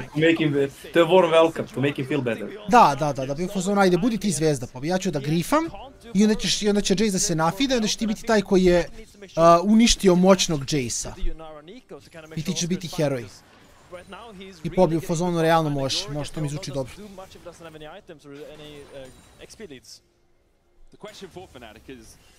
Are the leads in other lanes enough to overcome the 2.3 thousand gold deficit in the top side? Because you do have a 15 CS lead in mid, 800 gold ahead. 700 gold in the AD carry position, 28 CS ahead. Like, you have a 50 CS lead in the jungle, 700 gold ahead. As we see, Ice get rooted up there by Mickey, who has just finished his Hex Tech rocket belt. As we have the second dragon already gone over to Fnatic. 4 minutes before the Infernal would be third of the game for them. Rift Herald about to come up as well. Fnatic currently playing towards the bottom side of the map, but they can shift this pressure towards mid to take the tower with the wave coming in. Jesi vidio screenshot Bonina u chatu? Quick enough answer to stop this turret in mid going down. Nema to reći. Good spacing by Rooster. He was almost in danger there for a flash poppy stomp into the wall, but he respects very well. Spaces out and... they do. Okay, the tower is healthier than I thought it was in mid lane. Fnatic is putting pressure on both mid and bot here. They're playing really well in the enemy jungle. Bukata looks for something, but I don't think he's going to find anything substantial here. Just slides in. Glacial Prison available to him. There's a Rift Herald up as well. Fnatic pushing through the bot side. Rooster's going to answer that. He has teleport. Yeah, but the problem is if you Jace teleports in, Ništa, Bona, kad budete zapošljavali, javi. Bonin screenshot. I like the idea. Execution was Nemam, ne vidim Bonin screenshot. Če je tu gore kad scrollaš? Tako je sudio na tom, na toj poruci. It would have been pretty dang. Oh, nice. They can put this in the top lane. Nuke's going to stay around as Poby will push in. Nuke backs away. And there's the Rift Herald going down. So Fnatic trying to look towards that tier 2. A couple of pings coming out from BDS to try and answer it, realizing we don't want to give up that 700 gold to Poby. And because they have Harris and Bukata answering, BDS should be able to stop the push. Fnatic realize it. They're just going to back off and go back to their shopping. But I really like what Fnatic did there, because before they went for the Herald, they made sure to push out bot all the way. So the Jace couldn't be there at the Herald before the Da, sudija meni se od samog pogleda na sliku povećali otkuca i srce. Jace being there, landing poke on Fnatic when they are phase checking, because they don't really have a lot of sustain yet on the Nico. Iskreno upset, baš onako... Those shock blasts will hurt and the damage will last. Komotno igra ovo junaru. Vjerovatno zato što mu Smolder to dozvoljava, tako kolega? Da, upravo tako. Mislim stvarno greška u draftu. U junaru stvarno trebaš igrati nešto što samo spajkuje ranije da će iskoristiti to što ona nije hero do određenog dijela partije. Jer junara je, kažem, bukvalno kao Ashe bez ulta, ali udara jače. To je jedina razlika. Tako da... bez ulta, ali je malo Aphelios. Tako je, otprilike. Ili Sivir, recimo. Da, recimo da je više Sivir. I onda mislim samo, koji daš full build i daš joj da udara, izneće partiju, jača je. Ali, ako igraš i malo agresivnije u nju, pogotovo u to nekom mid gameu kad ona još nije razvila sav damage i sve, onda je li malo teža priča, onda ona neće moći da uradi dovoljno, tako da sa Smolderom faktički garantuješ njoj da će doći do dela partije da možda nosi.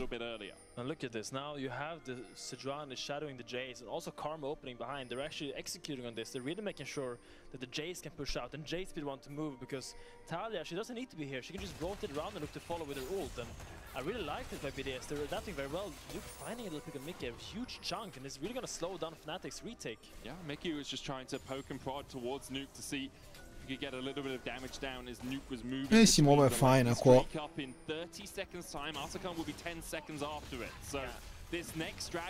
Ako će da farmi ovako pobije upset, fajn je da ovo bude even gold, još 10 minuta i onda samo da na 50-100 CS diffa pobede game.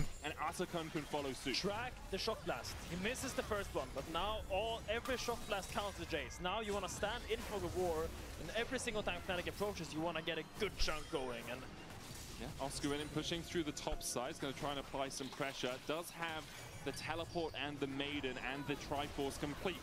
BDS calling Fnatic to the fight. We'll start up the Infernal Drake. Upset's pushing through mid. Where's Mickey? The question you have to ask. TP behind. Double knock back from Razzle. And now Bukata kind of isolated from the rest of his team. He's going to flash away. Oh, Flankarini. Also has to flash Oscar. Just distracting the backline. A great keeper's verdict from Razzle. A možda mogu da ostavim na side, ne? A nećemo sada da sitničarimo, znaš, to je fajn. On je bio tu da ometa deo svojih protivnika, da bi njegovi carry mogli da nose. Sve to ima smisla u njegovom svetu. Ok, kolega. Niste uvijek u pravu, onda šta da vam kažem. Ovo je Oscarov svet, mi samo živimo u njemu, to je sve što hoću ti kažem. Aha. Mi smo gosti.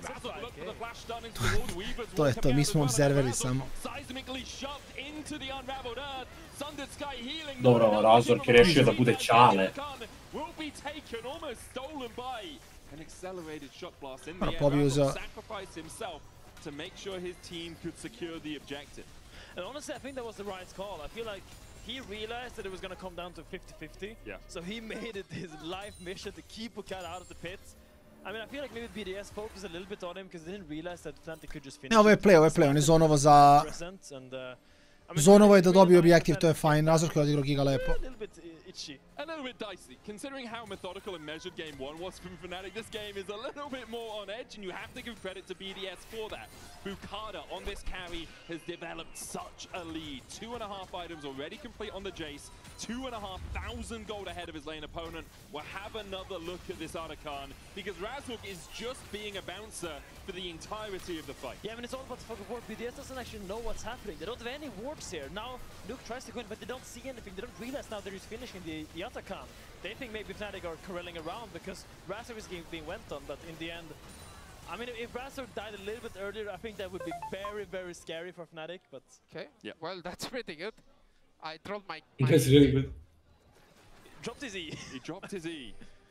It's because he looked for the stun into the wall, and he didn't land it, so I assume that's what dropped his E means. Because the only thing Poppy can really drop is a beat. I hear she's quite a good rapper, and also her hammer, right? Her buckler. Yeah, the bucklerinho. Pick up the bucklerinho. Yes. Okay. There's a second item now complete for Upset and for Razork. Only 1,000 gold lead. So now I want BDS to use your TP advantage on Rooster. Okay. You have TP advantage on Rooster. He has TP. Oscar has no TP. Now you put deep vision in the other side of the map from the Rooster is, and then you let Fnatic retake it, and then you... Ok. Osjećam se kao da igram u NBA-u trenutno s ovim playevima koji su mi objašnjeni. The fourth dragon is going to spawn in 2 minutes. That's the stall point for Fnatic, and you really want to get something done before that while you have an avenue. Couple of pins coming out on Mickey's Čovjek je iscrtao sve. jungle, applying some safety for Oscar in him with a bit of vision of his own. Fnatic do have a track record. Lagano, Bona, šta su doneli su lagana priča. Clearing out the vision as they step forward. So I do like your plan of action for BDS. The question is whether they will enact it effectively. Okay. Šta? Enacted effectively? Da, mene je više zbunilo to što ja nisam razumeo koju je reč to da kaže. Legitimno je da imaš lapsus. Zašto ja ne znam koja je reč pitanja. Ja sam se iskreno zbunio, tako da nema veze, sve je cool. Tako što je zbunio sebe, zbunio i nas. A to je okej, nema veze.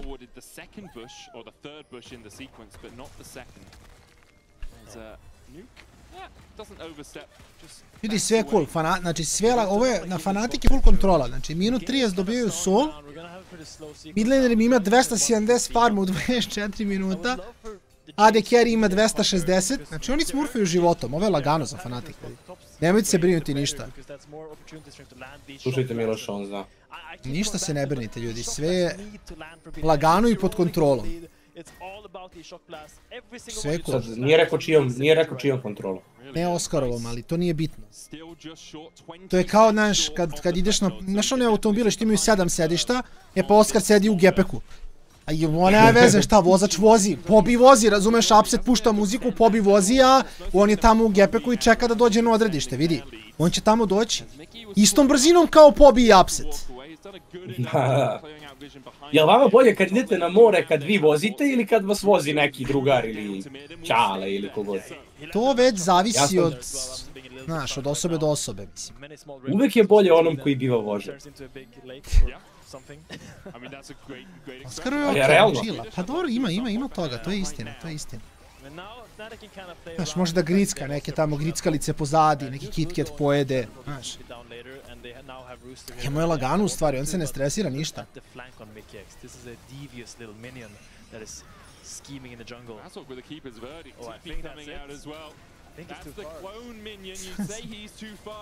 I došao da obezbedi Drakea za svoju ekipu, on je tu na objektivu.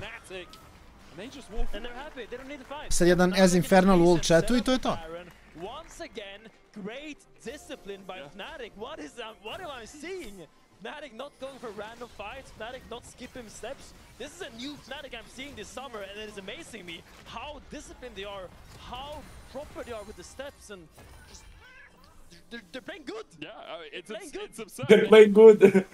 I never thought I would say Fnatic are winning a game where they have 3 kills at 25 minutes. It just seems like the most antithetical thing to Fnatic play. And I'm sure Fnatic fans out there are saying, yeah, we needed something like this. Like, for so many years, we've been playing the Fnatic way and not getting titles, not winning championships. Obviously, that's still a way away. Make it took the red buff. Oh, of course he did. Dobro, ovo je... Goes in with the pop blossom, catches Bukada. Ovo je Baron, ako Bukada ne uđe, ja ne možda uđi. I još je ušao posle, joj, kuku. Najgori mogući scenarij. Fnatic get their fourth, get the Baron, get the soul, get everything from BDS.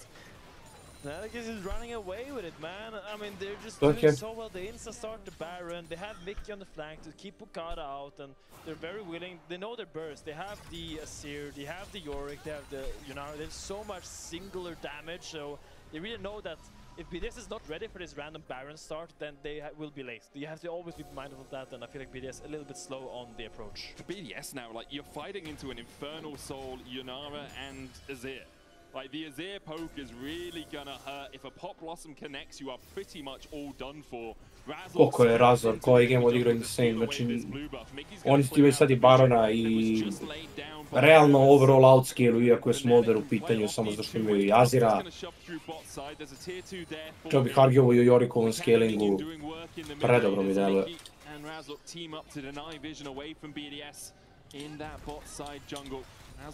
To je fair, mislim ovo je Casey koji je waiting room. Iako je bilo malo klimavije, mislim klimavije u smislu Fnatica, da Fnatic nije napravio neki veliki lead, ali realno gledano nikad nisu imali nepotrebe. Kažem, Smolder, ne mogu da se složim. I on je čak i ahead kad pogledaš, mislim, on ima kill, ahead u smislu količina itema koji ima, pošto Infinity nije gotov na upsetu još. Nikad to ne bi rekao. Pogotovo ne sa Essence Shojin RFC-om, znači da nemaš Infinity, super napraviš Infinity, nemaš LDR. Stakovi su, ajde, prošli 2-2-5, ali dalje... I dalje baš teška priča za njih, najiskrenije. You can't really go into Fnatic. You kind of want them to go for you, but they're not doing it. They're just waiting for the Yorick to push out, and once again, discipline by Fnatic. It's a three-way push now for Fnatic as Oscar in takes the tower in the top side. Poby just buffing up the waves. Anytime Rooster steps in, puts down a soldier, chunks him out. Rooster has to back away, using the cannon minions really effectively. Oscar continues to step forward with these Baroned up minions. Bonk, as you say. Last rights to the tower. The Maiden will fall here, as Nuke and Rooster should be able to take it down before she slithers her way away. But while all of this is happening, two people have had to respond to the top lane pressure, so the mid lane inhibitor and tower will fall. Meanwhile, Ice Powers and Bukada are trying to deal with Fnatic, who have ovo je previše... Deluje kao da je previše lako ispalo za Fnatic. Sa manje killova. Pogledajte koliko BDS ne može da se nađe na mapi uopšte. Oni su njih razvukli kao Barcelona, nevjerovatno.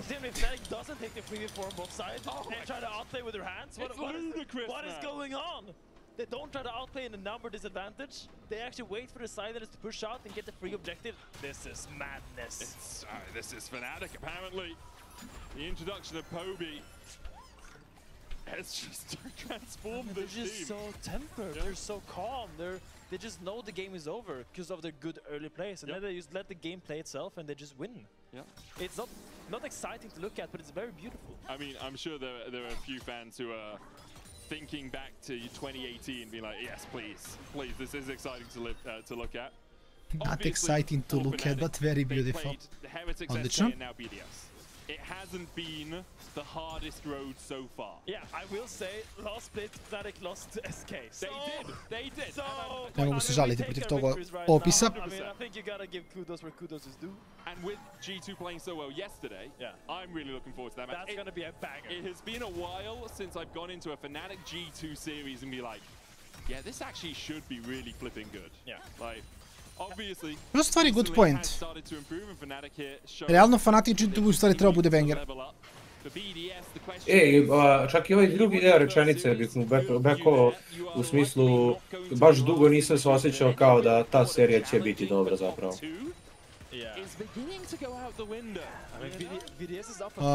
Humanoid je bio problem. I don't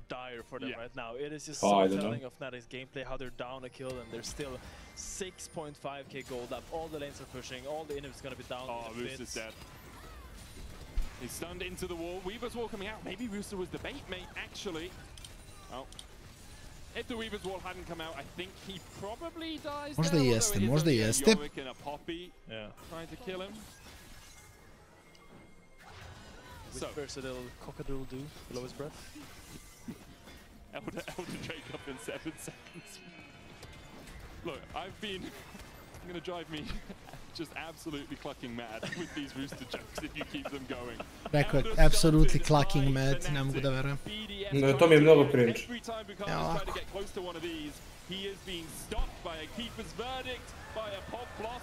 A mislim, BDS ne radi ništa. Kad traje partija jer Fnatic ne želi da ga flipa preterano.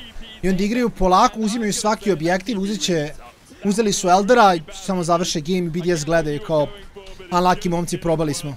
U stvari ne, nisu probali. Nisu probali ni malo, šta više. Legit nisu probali. Mi dalje carry. Da, ne, znači Upset i Pobi su presmrfovali, ali kažem, BDS nije ništa uradio. Mislim, ja ne znam šta je plan BDS-a bio. Kao čekat ćemo, uzet ćemo 0 zmajeva, 0 svačega i onda ćemo samo da izgubimo game i rećemo, ne znam, draft diff. Kažemo da je coach kriv, mislim, ne znam.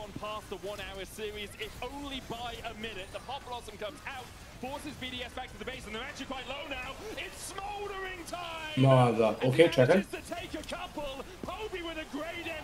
Džad. Ma, mislim... Kasno s tim fajtom, ljudi. A, da. Kasno s takvim fajtom.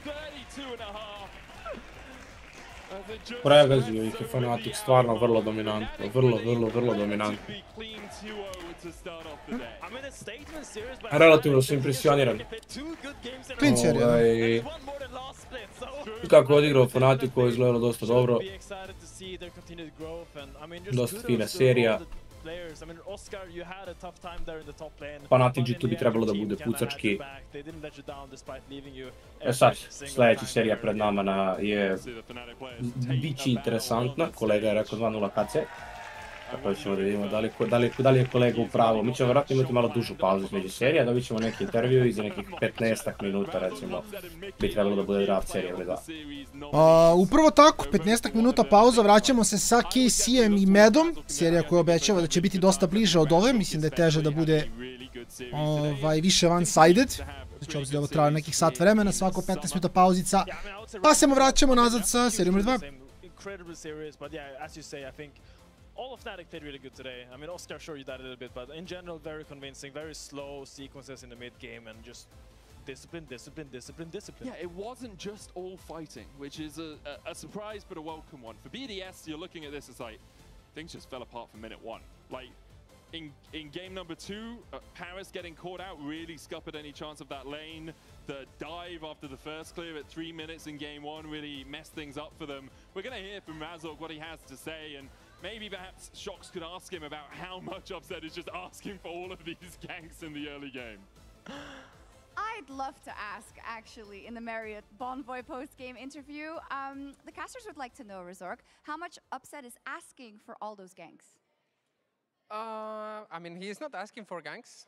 He is like saying options. He is always saying, bot push, we can dive, and then I'm the one making the final decision. Yeah. Most of the time it looks very juicy, so I follow his call.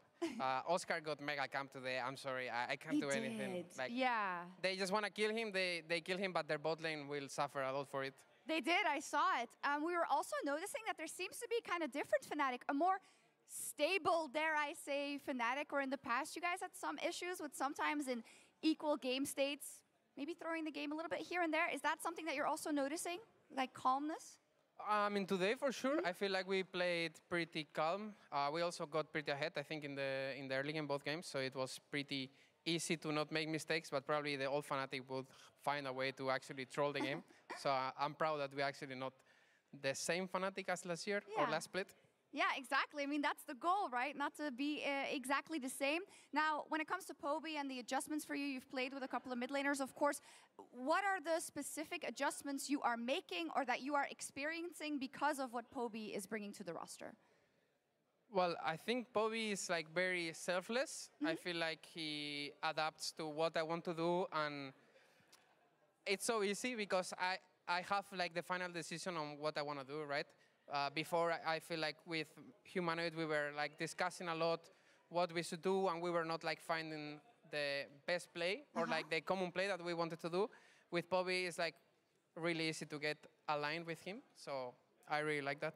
Oh, I love to hear that. So you're saying that because in the past you might have gone back and forth, now you find consensus easier, so that makes the whole game easier for everyone, mostly for you.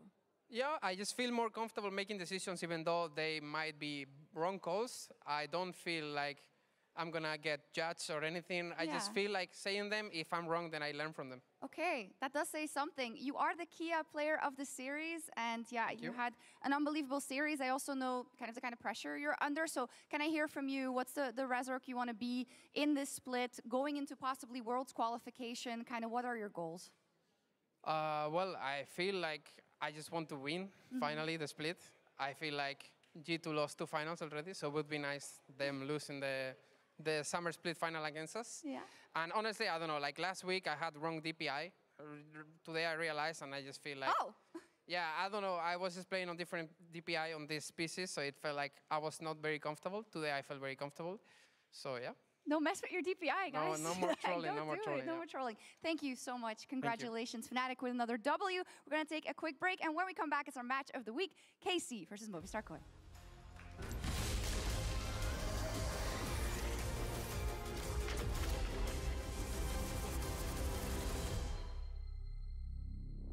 Hey Kia, let's see if you're a real fan.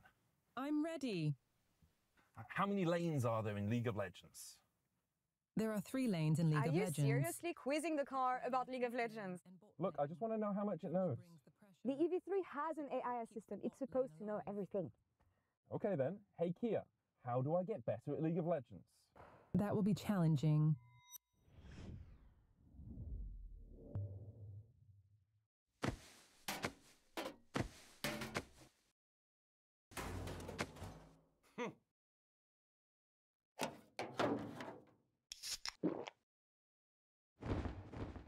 Red Bull gives you wings.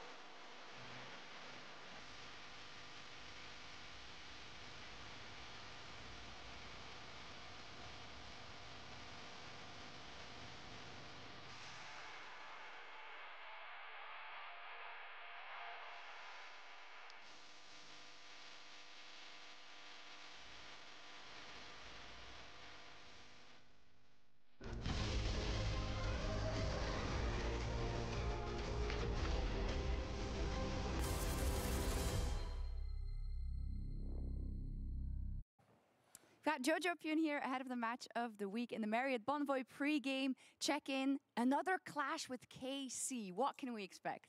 Yeah, I mean, I feel like there's going to be for sure a lot of fighting. I think there's going to be a lot of ego battles happening in every lane. I think it'll be really fun to watch and play, so it'll be pretty exciting. What did the practice look like? Because we famously heard that you prefer ARAMs over some other practice. Yeah, I started playing Arena too. I feel like Arenas are also not bad, so I think I'm switching my practice from ARAMs to more Arena now. So I think with those mix of the game types, we'll see how it goes out today. Broken Blade agrees with you. He told me yesterday, Arena. So you're obviously coming back to Europe. You were the champion here, then you went to the international competition. You've been a couple of times already before that. So is there a lot that you're taking from that? Is there a lot of osmosis of things we can expect over the split from Jojo? Yeah, for sure. I think our peak as a team is very high. I think, of course, us as a team, I feel like our lows were always very low and our highs were very high. But I think now we're much more consistent, at least in scrims. We just have to show it on stage. I think we came back from a long break. We're ramping up now. So I think if we show the results already, it's going to look already really good for the long term of the summer split. So I think we just taken everything we learned from MSI and EWC and yeah, we just apply it to today. Okay, today, of course, it's our modern classic. I think a lot of people will say it's their favorite new matchup or their favorite matchup overall. You're up versus Vladdy. So what can you tell me about the matchup? Yeah, I mean, I haven't versed Vladdy in a really long time since I eliminated him because we're not scrimming them since we're in the same bracket. So I'm excited. I hope he worked on his laning. I hope he worked on his side laning too. We're going to see. So I'm excited. You're like that Reddit comment. He's really good. He just needs to work on his laning and his side laning. And his I mean, he's a good player, you know, so it's exciting to verse him. We're going to find out today. Okay, cool. Thank you. Thank you. It wouldn't be a Jojo interview without a bit of salt, a bit of flame here sprinkled on Vladdy before the match. I love this rivalry that we have between Mkoi and KC here in the LEC. What do we think of Vladdy's come back to the LEC actually here in summer, because he wasn't doing so good in spring. So do you feel like Jojo is onto something here? No, I definitely still feel like he might be onto something. First of all, Jojo's allowed to trash that. He beat him in 2 best-of-5 in spring, right? So he's definitely the one with a bit of standing right now. But I also think that Vladdy's comeback is still a little bit slow. We're still waiting for that winter performance that we saw back then. That was so good, where we were putting him in the same discussion as Caps. But as of right now, Vladdy is not as good as Jojo has been. Yesterday we had this discussion around the mega mid-lane clash, and we were talking about tier list. Naimira, where would you rank them yesterday? Caps being obviously still on top.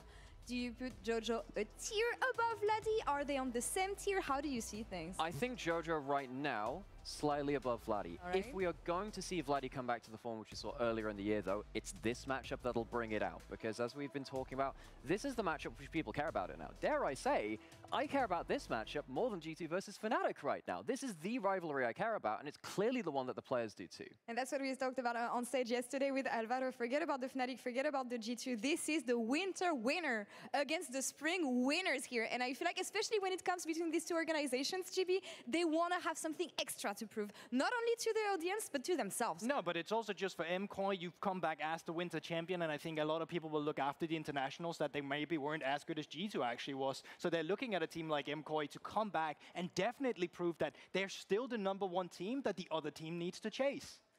I feel like KC is the underdog. You cannot underestimate Mkoi and what they've been able to do in spring. And for me, I would be KC in this matchup, be a bit worried, honestly. For sure. I mean, Mkoi, they have really impressed me with their ability to grasp new metas, to find these little combos that they can work with. I love the way they're playing stuff like the Trundle way before the rest of the world was in last playoffs. I need to see if they can do that today. I don't think they've hit the ground running massively with that just yet, but there's always that threat. Yeah, but I mean, Mkoi, they were struggling against GX, and I think they could have actually easily lost that series. Of course, KC Winter champions, Mkoi Spring champions, GX Scrim champions, right? But it's still one of those things where they didn't look as convincing coming back from their break, and KC has already had a momentum, having already played 2 series, which can give them an edge in today's matchup. Or Mkoi had time to study KC and see what they've been able to do. Oh, the next level, next level. Today. Yeah, and I mean, I'm really excited about this matchup, especially because it is the first winners we had this year against the spring winners. Again, forget about the facts, forget about the old rivalries. It is KC versus Mkoi in our match of the week.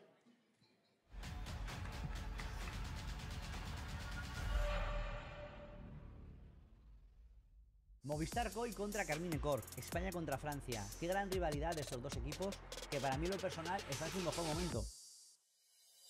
damage. It'll at least be LeBron falling, but no, the flash keeping him safe. Elyoya, has he overcommitted? The answer is yes. Alvaro is here. Oh my and they God. just want to turn it back. They've got the confidence. Tenemos por un lado Carmine Corp, que son los campeones del primer split y fueron muy superiores a nosotros. Sin embargo, en el segundo le damos la vuelta. Les ganamos 2 mejores de 5, y no solo eso, sino que también nos llevamos el segundo split. The TP from Jojo. Spear went on a rampage. Cap's taken out. Hansama is not enough. Vamos, Koi! Koi might have just found their moment in the tank battle. It's Mirren that wins. Ahora, obviamente, ellos están buscando, por decir de alguna manera, esa revancha, ¿no? Lo hemos visto en alguna declaración de alguno de sus jugadores. Try and keep doing a lot of bait. Kana falling low as well as the missiles fly from Noah, but the feathers fly from Khalis. Hoy se vuelven a enfrentar en lo que para mí va a ser un partidazo, y la verdad es que este split tengo muchas ganas de ver cómo se desarrolla, ¿no? Porque es un poco el desenlace de lo que ha pasado a lo largo de este año. Así que nada, mucha suerte a los dos equipos y que gane el mejor. Como está el Koi.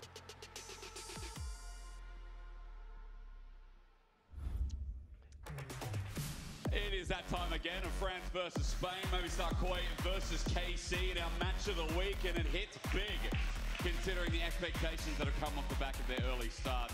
KC in winter and Mkoi in spring.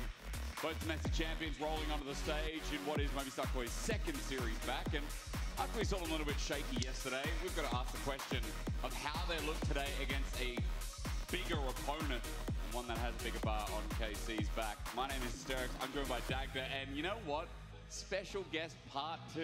We had one of the 2019 bros here on stage yesterday, and now we've got another as Mickey joins us for the first 10 minutes of this game. Mickey, welcome. Hello, thank you. It's good to see you. I'm glad we got to talk a bit of MTG before getting into this game. We got the important things out of the way. Now we just go into a match of the week. That's cool with you. Yeah. I don't mind. You don't mind? Good to have you then. I'm not gonna lie, I'm pretty hyped for this. Like, I think this is going to be such a banger series. Yeah. It's nice to have you on the desk as well, Mickey, because I think a lot of people, there are a ton of hype matchups across the board here, but my eyes immediately go to bot lane. Like, Alvaro had a fantastic performance yesterday, really setting up in that game 3 to carry. Super's Ezreal looking spiffing as well. So I think there's a huge amount of focus on how Kalista Targos can try and contain this duo from Movistar Koi. Well, I hope, Mickey, you're going to give us some insight as we move into pick ban, though, because support right now feels like, what, pretty linear? Pretty same priorities for the past couple of months? Play the same champions over and over again. There's like some Nico, some Alistar, Rail, Nautilus kind of thing. And then after that, I guess you can expand a bit, but in 3 games max, it's a bit harder. Yeah.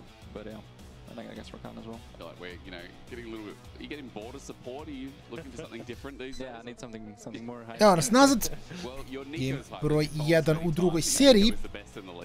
Koji protiv KC-a i kao što smo rekli nešto obećava da bude relativno bliža i bolja serija u odnosu na prethodnu. Meni je opet KC ogroman favorit, igrali su baš lepo, ali eto i koji, dobili su Giants, bili su dominanti, tako da... Mislim da će biti... Ako ništa dobra serija. And how's the J support going? Is it? Come on, you're pushing it now. Sorry, my bad. Tied back a little bit. Azir's still open, by the way. Worth mentioning that has been one of the strongest first picks we've had so far. Sion's actually going to be banned away. Azir feels like the best pick here. Yeah, Azir seems pretty strong. I guess Mkoi probably going to go for a Yone here. I think Jojo likes Yone, especially into Azir. Yeah, I think it's just a case of, do you end up taking the Rumble and the Wukong and then take the Yone on that last 3rd rotation, or do you feel the need to try and lock it in nice and early? Because I think for KC, if you leave up the Wukong, I think it's a little bit of a worry. Plus, you've always got the option then to go Wukong into your AD carry or something here as well. Also, where did our Annie Pro go? I mean, you're talking about Yone here, Mickey, and this is a good call out as Jojo really likes the champion, but I feel like we're seeing a lot more Annie Wukong pairings. Yeah, maybe it just depends on the matchup. Like into Azir, you probably want to go for something like Yone Maokai, but I think Annie is also pretty strong, just not sure how good it is into Azir specifically. I feel like Azir just is kind of stronger. So that's probably why teams don't want to just pick it that early, or in the specific thing, I guess. Or a blind. Okay. Is that just saying, okay, Rumble's open, pick it? I mean, it's definitely the Mirren special, right? They like to put him on that up in the top side of the map. You saw how effective he was on the flanks yesterday for Mkoi as well. And it gives you that AP damage that you really want. Even if it doesn't have that flexibility, as you say, there's not a ton of stuff that can really go. Raleta ne čujemo, Rale si tu, te čujemo? Even if you go for the tank, you just get so much. Da sam ja mutovan, mislim da nisam. Ne bi trebalo. They need to save it for a third pick. Let's see what they end up picking. So they do go with the Rumble anyway, so at least Rumble is still relatively weak when it comes towards the AP matches on the top side. But with Gwen gone, still going to have a good decent time with the Aurora. And then I think, yeah, you can still go. I would imagine Wukong here, just because Rumble is here, Wukong is just such a strong top side once you hit that level 6. Yeah, I can see Wukong being pretty solid here. They also need something with 80 damage. I don't think they should go for like any tanks or... Well, this one is okay, I guess. This one's okay? This one's 80 damage, kind of. Yeah, true. So, I don't mind this one. So walks away from the Sejuani a bit, okay. For Yike, a little bit of setup here with the Azir as well. I think it just puts a lot of pressure onto targets to be that big Halo, engage se tool, čujemo. So if I'm looking at Mkoi, I'm like, okay, let's Fenomenalno, get rid of fenomenalno. Rel, let's try and get rid of maybe even something like the Alistair, and just then that gets rid of a lot of these big AoE CC and just make things way more comfortable for yourself. I ovo je bio dobar, iskreno, moram priznati. I was gonna say for KC, maybe they're just looking at, oh wait, koji je tvoj case, pa da misliš da će ovo biti 2-0 za KC? KC u stvari izgleda kao da im se jako vina, igrali su jako čisto i u pobjedama su baš stompali.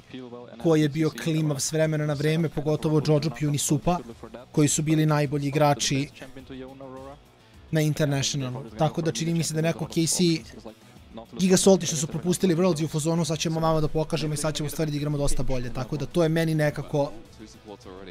I kao Kana će da im pokaže svoj prime. Recimo da, recimo da. Skoro bić cool ako se to dogodi. But I don't know how you feel about that. We see Zyra, Yone as well had similar kind of setup, but... I mean, yeah, I didn't see Lilia in quite a while. I mean, I'm kind of confused why both teams are just banning supports. I feel like they kind of want to pick these champions for their team. I guess Alistair is the next one, so I'm wondering what Casey is going to bring out now. Maybe a little Renata angle, but... So you like Renata? Do you like Leona? Nah. I think Leona is not the greatest. They already have double AP and the tank in the jungle. Yeah, very true. So the Merc's value would go up, but I guess Yon can't build it, so that could be a reason to pick Leona here, but it's also not the greatest matchup into Alistair, so I would not recommend it. Okay, don't recommend Maybe a it. Braum. Braum could be decent. Oh yeah. It's pretty strong with Yunara as well, together, because the passive, like, Yunara passive goes to stack on both people. If like both are tagged with Braum passive, if she attacks one, the second also gets supplied. Oh yeah. So it's like a pretty solid combo. Do you think you have enough CC to set up for, I was going to say for Rumble in this one, but yeah, we're not even going to get any sort of engage. It's just going to be the Milio trying to enable that Yunara with those long-range autos. Yeah, it's a little bit weird, but I guess it's mostly just for the Lilia sleep. Otherwise, there's legit no reason to pick Milio in this game, I would say. But yeah, maybe that's what they need. Okay, so we get this kind of like weird front to back from KC with, you know, disengage, and we talk about the Milio cleanse for Lilia. And on the other side, I mean, I feel it's been popping a little bit more. Super's going to bring game one into it. Yeah, I feel like this game is going to be really hard to play as Aphelios. There is so much long-range damage and things that can zone you out of the fight on KC side of things that I don't really feel like you're ever really going to be able to play into the fights. Plus a huge amount of, you know, Lily is quite fast, Yone is diving backline, even Aurora wants to try and be flanking for backline access as well. So even trying to keep up with the pace of the fight feels like it's going to be difficult for the Aphelios. I opet Yunara, ali mislim da je Aphelios samo mnogo bolje u tom matchupu. U smislu da će ranije da spajka na dva itema u stvari može da nosi, tako da... To je play. Gohame ne bi trebalo. Nisam siguran, ali ne bi trebalo.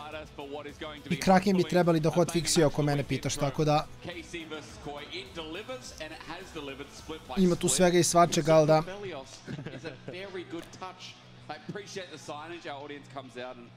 Each week, the effort that goes into signs cannot be understated. Mickey, have you, when you're playing on stage, you notice the signs, you look at the signs. Kana go stream now. Come on, man. Fair, razumljivo. It's too far, I can't see that far. Okay, that's a good save. Good save. Need to make bigger signs. They're here, guys. Make bigger signs. Halo. Make some big Halo. We get into KC versus Mkoi once again. Da, ponekad mi se mogu... Ponovi, izvini, mikrofon ti je prestao. Nema čuješ? Da, sad te čujem. Ponekad mi se desi jednom mesečno, recimo, da nogom ištekam produžni struje koji napaja sve. I tako sam sad samo ugasio sam sve. To je okej, to je okej. To je jedan hladan reset, što bi se reklo. Pa, ne, nisam najponosniji na njega, ali se izvinjam. Ne planiran, ali reset, to je u redu. Događa se i najboljim.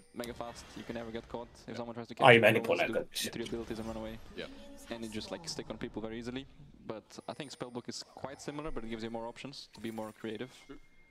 So I think for this game, Spellbook I think is better, but I think against something like Trundle or something annoying, Phase Rush is nice.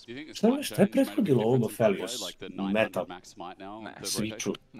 Možda i u Nara? Like, I don't even take Smite that often like when I play with Spellbook. I think it's mostly for TP, for Ghost, and to switch to Exhaust. I think those are the nice ones. Nisam siguran, iskreno. If you need it, because I don't like buying mercs. You don't want to smite a Canon away from upset at any point in the game, though? No. Iskreno nisam najsigurniji.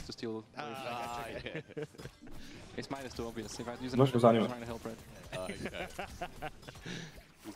Especially with Nico. Alright, bot side being a focus here. Well, I have you two gents beside me, and we already talked about it. It feels like the Melia was kind of a response to what the Lily is bringing to jungle. But for the laning phase at least, when Cozy Campfire comes out. And that was a bit of a sad trade. Melia was kind of lagging there. He didn't press his E in time, and they got out traded by an Alistair level 1. So that's not optimal. But they should also not be sitting in this bush when the minions are there. So, okay. I think they should deny a lot of CS. I think they're pushing the wave a little bit too fast. I think Aphelios is going to catch all of this, whereas they should not be able to really walk up very easily, level 1. They should drop some CS. Do you think it's because they're worried about, look, Lily is clearing from top to bot and we're going to be a bit isolated to try and reset the lane, or do you think they just got more time to punish? I think they just kind of misplayed it, because you can do it on third wave anyway, and unless Lilia does some crazy stuff, they can't really get ganked, and especially like Alistar Mikael, tako. Level 2 in time before you actually crash the wave. So I think they should be able to deny. And even if they get ganked, Ne, nema šanse. And the Lilia gets far behind from that, so. Da je lik posle svoje serije uletao da kastuje. Da, pa to su radili prošli juče. Ne, neću, ja kad sam bio ubeđen da je odavne Janko sve inove. Kaps je bio pre juče. Imali su Kapsa na desku. Kao coach intervju, ali ti Blake kao co-caster prvih 6 minuta partije, onda samo randomno u nekom trenutku ode. Da, baš mi je čudno. Baš mi je čudno. Aurora na topu je fajn, doduše meni se mnogo više sviđa u Xantea. Gledali smo Auroru u Xantea sa Conquerorom i gledali smo Auroru u Xantea sa Graspom. Meni se čak više sviđa Grasp iskreno. Mislim da je Trunku bolji. Pa pazi, mislim da smo posljednji put da smo gledali Grasp matchup da je to bilo nešto recimo u Xantea ili Orna. Gdje je baš moglo mnogo da bio za Grasp i kao tu ja fullom podržavam Grasp. Da, ali smo gledali u Xantea i juče smo gledali Conqueror, prekjuče smo gledali Grasp, to je fora. Zato mi je bilo interesantno, ja sam isti mislio matchup. Izvini, ja sam mislio da ti debatuješ između Komete i... Ne, Conqueror i Grasp. Conqueror i Grasp u... Mene ovo izgledalo kako to da je Rumble nikada nije otišao na Grasp, čak kad je bila Grasp meta. On je uvijek bio u fazonu tank matcha pravo na Conqueror i to je to. Sad je to palo na pamet. I like to, I'm very generous. That's why I also like giving people kills if they need in game. Ne znam, iskreno, meni izbor runa nekada nije najjasniji, moram da priznam. Isto nekada ne znam zašto se igrači odlučuju za određene stvari. S tim da recimo, ne znam, Aurora s Conquerorom, ako ideš na onaj health stacking build mi čak donekle ima smisla. No da, pa nismo viđali Aurora koja ide full, to ono što ti kažeš, health stacking build. Ode i Leandri si Riftmaker. Kao fine. Maybe they don't want to do it because Aphelios will get chakrams and just murder the tower, but yeah, I guess we'll see what their plan is after the grub spawn, if they actually want to contest that. I don't think they're going to be much stronger for that fight, so I'll probably just try to trade if I was them. I feel like so far, Dagda, I mean, the game's pretty stable. We've had early game with Caps yesterday was like, you know, just basic lanes. Kaže, evo sad je pomenuo, we had early game with Caps yesterday. As a flash away, Mirwin gets out. How is it, by the way? How was what? How's Slovenia? It's great. Ok, jeste Miki. Rekao je Slovenija. Dovode malo igrače. Kometa Electricate ni jedno ni drugo, ja više mnogo volim Auroru sa sustain runom, sustain damage runom. Jer mislim da je veliki problem u Soloki, druga priča u Soloki, Electricate možda i okej. Kometa ne, ali to je samo zašto u kompetitivu ljudi u stvari znaju da ne budu šotovani. I onda ti samo, ono, Aurora sa Electricatom hoće da nekog raznese, oblično buildaš agresivni item jer mi je mrtav. Agresivni iteme.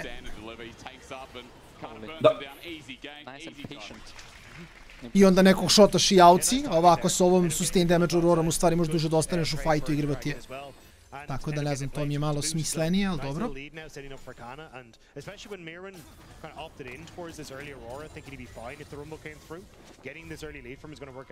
Yeah, swapping off this as well, Mickey.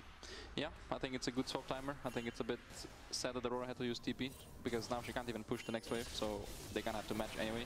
So she just TP'd up to catch one wave, and now he's gonna have to base and go bot again. Unless he wants to stay here to wait 1 minute for grubs, but I don't think that's optimal. So Rumble's gonna get a big lead from this. I was meaning to ask you as well, as Mkoi moved towards mid with Alvaro and Mirwin. Targamas just has to be careful if he walks over here, full engage, he has a flash, and yeah, I guess the response there, Targamas does a bit of laughing. That's not like a you, Mickey, play, no. I mean, I would not go for this one. I would usually try to flash around the queue, but it's unlucky. Sometimes it happens. Gotim što igrače analizira dosta iz svoje lične tačke gledišta, recimo. Ovdje čak i poželjno da sad ja budemo malo manje pričamo, samo da bi čuli malo kako igrač može da analizira koga zanima. Na to smo jučer radili kad je Caps pričao isto. I Kastri ga isto puštio priča malo više. He was too greedy to not want to like base and go bot and just suck it up. He had to like try to get something out of his bad situation. But yeah, KC responded well. They did not fall for it, and now Aurora is quite far behind. He's coming top. I'm not sure what he can do. I mean, that's a pretty thin wave as is, and cleared out well by Kalis. As he moves in, Elyoya has sleepy time, but I think Rumble should stay for one more wave and then actually try to move, because now Aurora's getting the next wave. Yeah. Because they saw Rumble, so Aurora can actually get the move and they could start grubs, which could be quite a good salvage by Koi, but they seem to be a bit scared. With ulti as well. Yeah, Kalis and Targamas have this wave in an awkward spot where Super and Alvaro imagine Yike is in the area, so don't want to try and overextend for it, but here's the decent engage. Empire's down, they're just given an ulti as well, and Kalis has been healed up. Ja bi se trebalo da ima tu upper hand. That guy's not flash. Lethal tempo. Kalis with a kill as well, and KC's early game is quite concrete. Yeah, nice job by KC to get the play in the top side. You can see Super and Alvaro really worried that Yike might be trying to come over the wall and get on top of them, but they're able to find that moment with the push in mid as well, covering them. KC now get the top objective as well. Mate, show me the trap bush. How's that not the bush? Opa! Opa! Oh, no! With the second kill, Mickey, bit of a disaster early. Yeah, it's looking rough. I think Koi got a little bit nervous up top with the free, so they just had to go and... Jel si sa mnom sa Casey, mislim, ne mogu kažem Casey Kajtrinom još, ali sa prediktom za meč. Ja su to ubedili ili trebaju još da naprave neki lead? Pa treba još da se malo ovo bude konzistentno, da ne budu Giantsi, ali mi je generalno, nadam se da će ovako da ostane. Poželjno mi je čak, nema veze sa hype trainom. Volao bih to da vidim zato što smatram da je jak koji pozitivan za ligu samu po sebi. Canon just able to push up and keep him in check here. Oh, we're going to go back to mid though. Because Joe's getting ultied out, or rather ultied now. Auto attack down with lethal tempo. Vladdy, shifting sand's not available. His flash holds in check as... We have to watch this? Hey look, could have been. Nice timing from Vladdy with Koliko dobro sad lane Vladi. disengage from Jojo. Mislim, laneovo Vladi je ranije bio insane, samo kao... Više je to bilo sad kao ovog momenta. Kana is huge on the bottom half of the map as well. You can already see Mirwin is struggling to try and deal with them. It just makes things really difficult for Mkoi to try and get control of the map, and when it comes to fights, it feels like you've got a decent way for KC to poke and prod with the Milio extra range, and Mkoi kind of have to commit to something or just be forced out of the engagement. Mickey, I'm told I have to get you back to your team. You know, obligations and stuff. Yeah. Is there anything you want to say about the fans, maybe about your home country, about another food you've affected? Anything that you really want to shout out? You don't get a chance to in game. Kebab is pretty good as well. Feels bad. That's not much. Oh, well. Thank you for having me. Thanks for coming. You're looking handsome today, brother. You're doing well. You too, mate. Okay. Oh, you is not looking so good as he is falling. This game, you think, Mickey? Yeah. Probably in the two. Let's focus on game 2 for Mkoi, yeah? Okay, good outro. Ladies and gentlemen, thank you very much to Mickey for his insight for the first 10 minutes. I appreciate you. And again, you know, it is nice to have, we just have the old G2 roster. We'll, you know, bring the rest back next time as well. We'll get a quadcast with you and Caps next time. Okay? He's smiling at that one. We'll see how we go with that, Dag, to finally make the dream come true. You have been dreaming about this quadcast for several years. Yeah. He's a chill guy. I mean, him and Caps, they're like, you know, they're just bros. You sit down, you play some games with, like tabletop games, and they're good people. They're good people. You know, not to say that other people aren't, but they haven't been up here yet. Carlson, he's a good guy. We had him. Who are we going to get next time? You just wait and find out. All right. So this early game is a bit rough. Ojoj, Canon mora da pazi. Dobro, ovdje ne bi volao da ono da ima ugoz outplay, ali mislim da je još prerano da pričamo o tome. Shutdown za Georgia. Decent Canon je malkice izrupao, ali dalje je fine. Mislim, kažemo opet, ove tri ekipe, to jest ove tri ekipe koje smo danas gledali, Fnatic, AC i Koi, i G2 sa njima su, ja mislim, definitivno top 4 od ono što smo vidjeli ovaj početak ovog splita. Tako da...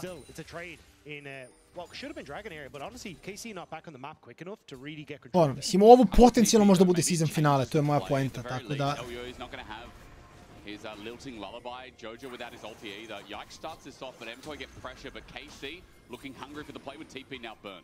Yeah, Vladdy's gone, as you said, to the top end, so it will just be a 4v4. No ultimate on Kana makes this a little dicey, just because you should have them all available, apart from Eliois and Mkoi. Dragon's pinched off for the time being. By the way, Leandres has just been picked up by Kana, so despite him getting caught out, he's still 1,300 over his lane opponent in Mir. When you look at mid, Jojo's the only one holding a gold lead right now. KC use their pressure, they're going to get their first dragon of the game. That's one apiece here in our slow starter. Ne mogu da kažem da li će ovo biti isto kao i prošla serija da KC samo uzima sve, a koji čeka da izgubi jer očekuje malkice više od Koja, tako da... And we're happy to just try and go toe-to-toe with Mkoi in the beginning. At this stage, though, I think it's where, for Mkoi, you need to start finding more of these moments to trade across the map. It was good. They got the pick on towards Kana. Just unfortunate they kind of owed to the wave, so they couldn't do much more with this. But try and play away from these objectives for the moment and see if you can get some much-needed goal back on carries. We're looking for the roam. We now keep our eyes towards this cow. How does he get in as Flash is available again? Targamas has stepped up with Vladdy on the wave. Cozy Campfire giving some help over this is desperately needed as kicking a soccer ball. Lionel Messi there is going to hit the target and Alvarez just gets sent back as Mkoi also... Zašto si bacio foru da je Milio Messi? Tako nije smešno ta fora, baš mrzim tu foru. Mkoi to get Jojo the push in and reset for what I imagine is him very close to playing the Rune King, but we'll have to wait and see. Jojo jumps in, only into Vladdy, remember, again. He's fine with that as just wait for the wave. Channeling a recall for now, the wave is quite thinned out anyway, so probably a good time to do so as Kalist steps up to Super. Half HP each, ulti pops, dodge away, sends out the Gazer beam, but Super doesn't get caught. If that W had hit, that could have been a bit of a disaster for Super. That could have been. But ends up getting away from it in the end, and now KC feel a bit more confident. They push up on the wave in mid, pushing topside. Oh.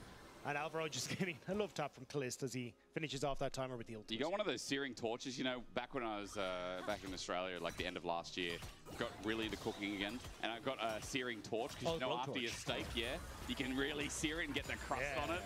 Man, that's what it feels like. You send out that... Pokušavam prolim da li se healuje dodatno po kalu, ali mislim da nije. Ono smo pričali, se healuje 3 healta po hitu. Ali ima kal po otrki i D-Blade i heala se 21 po basicu, što mislim da je otprilike tamo da bi trebalo da bude. To mi smo ti ja razgovarali, ja mislim. Da, jasno. Where am I? Shout out again, Super, just getting ordered for a little bit. Now remember, Blade of the Wrong King picked up. There is no first item for Super, so a bit of an advantage here for Kliss in the try. Kliss is playing this really well, using the... hold on a sec. Jojo's going to where? Asgard, now he's back. Yeah, just using the Cozy Campfire to get the extra range makes it really difficult for the Aphelios to really trade effectively against you. Plus you end up with the slow from the Blade of the Rune King, so constantly spacing against Super to make it very difficult. Mkoi though, moving into position here. Are forcing KC back. Yike is ready to pivot in. The drive might begin, and into Alvaro with the equalizer down. He's in trouble, slowed down. Unbreakable will pulled out, and KC Ok, čini se kao da će biti slično. Samo ugao gde šta Casey uzima sve na mapi i koji čeka da izgubi. Liči na to. Pogotovo s ovim malim brojem kilova. Brda postiće na to. They don't have a easy tool to start off these fights. You can see Alvaro trying to use his flash engage as that point of contact in that last engagement. But it's just not there. They just don't really have anything in the tank. You know, for Mkoi as well, they usually get the ball rolling, and quick stats check as well is like, yeah, 64% win rate with a gold lead at 14. As we've crested over that rate, KC obviously at the top of the leaderboard alongside Fnatic, updated as per last series, as Jojo is going to ulti out there from the gank coming through from Yike, but as you can see, KC really do well with the lead. Usually Mkoi as well. Both these teams get that jet engine on and they start flying. Potential dive on the bottom side here. Mirwin trying to set it up. But where's the wave going to go when it turns to a crisp? Good spacing from Elyoya. It's all about the turret. Elyoya sticks around.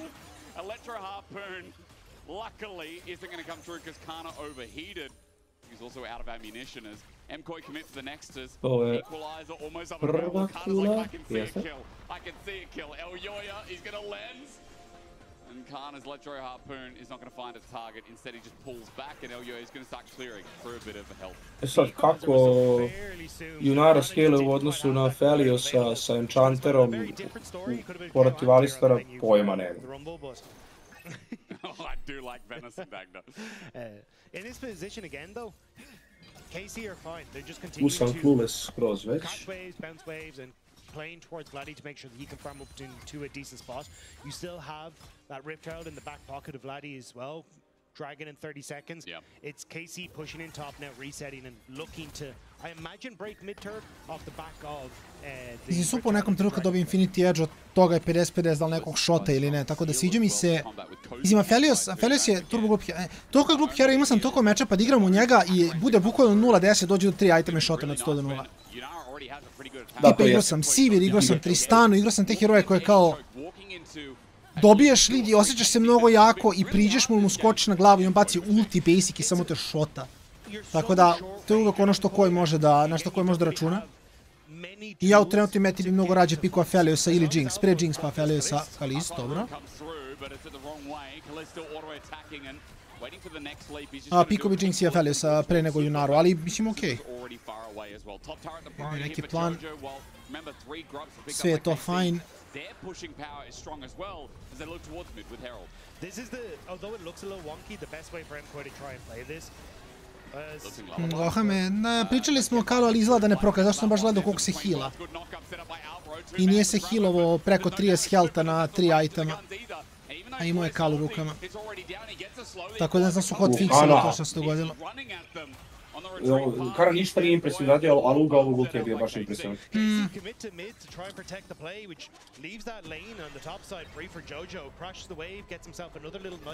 Lead for himself, and again, this is what I want to say. I think this is how Mkoi have to try and play it. Yep. You don't try and go for the fights. Alvaro, you can see how much he had to try and use to engage, and the follow-up after is denied because of the way KC's composition works.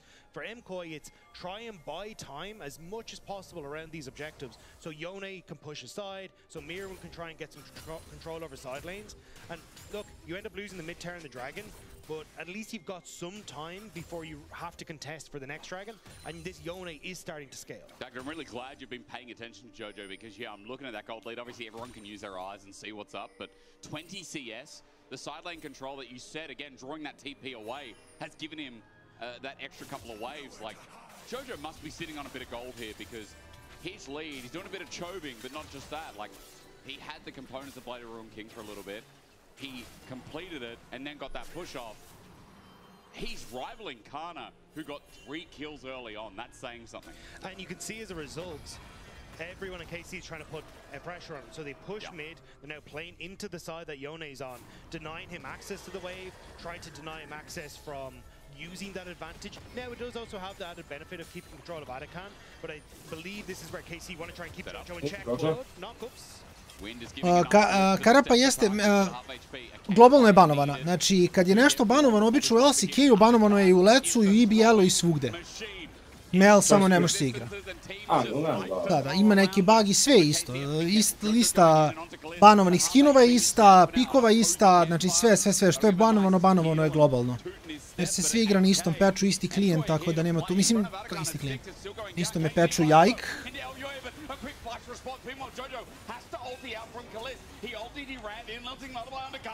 Ovo je Kana. O, i onda Supa. Lepo.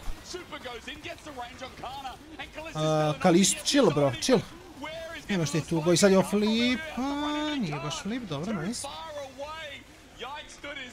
Sad kulica i štek. Mkoi wanted that so desperately, but just about KC can hold on in the fight. And it's a fight on two fronts. You end up looking at Kana on this bottom side, trying to zone out Mirren, and also uses an ultimate to keep Super and Elyoya out of the fight as soon as we get this engage coming through the Yike.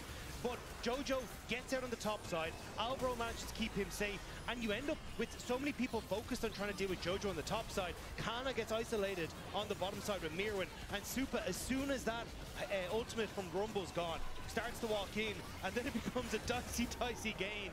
But Elyoya not able to get into position means that KC can smite the objective away. I mean, Elyoya lucky to be alive at that point. I thought he's getting crispy squared by Kana, but you can see a lot of damage from that top line Rumble, but Kalist, that early kill really put him into this game. This is the thing about Aurora, by the way, on the other side. And she just always has a chance, even if she hasn't had that much impact in the early game. E sad, na Junari je da pokaže koliko je dobra sa Enchanterom kao hero, jer ovdje ako izgubi od Feliosa koji realno nije toliko insane u meti, a ima Alistara pored sebe, na Feliosov carry bit će baš onako kritično da li je to ili nije. But still, a good job from Mkoi to fight back, and you can see, even though they were slightly behind, it's a very even game now.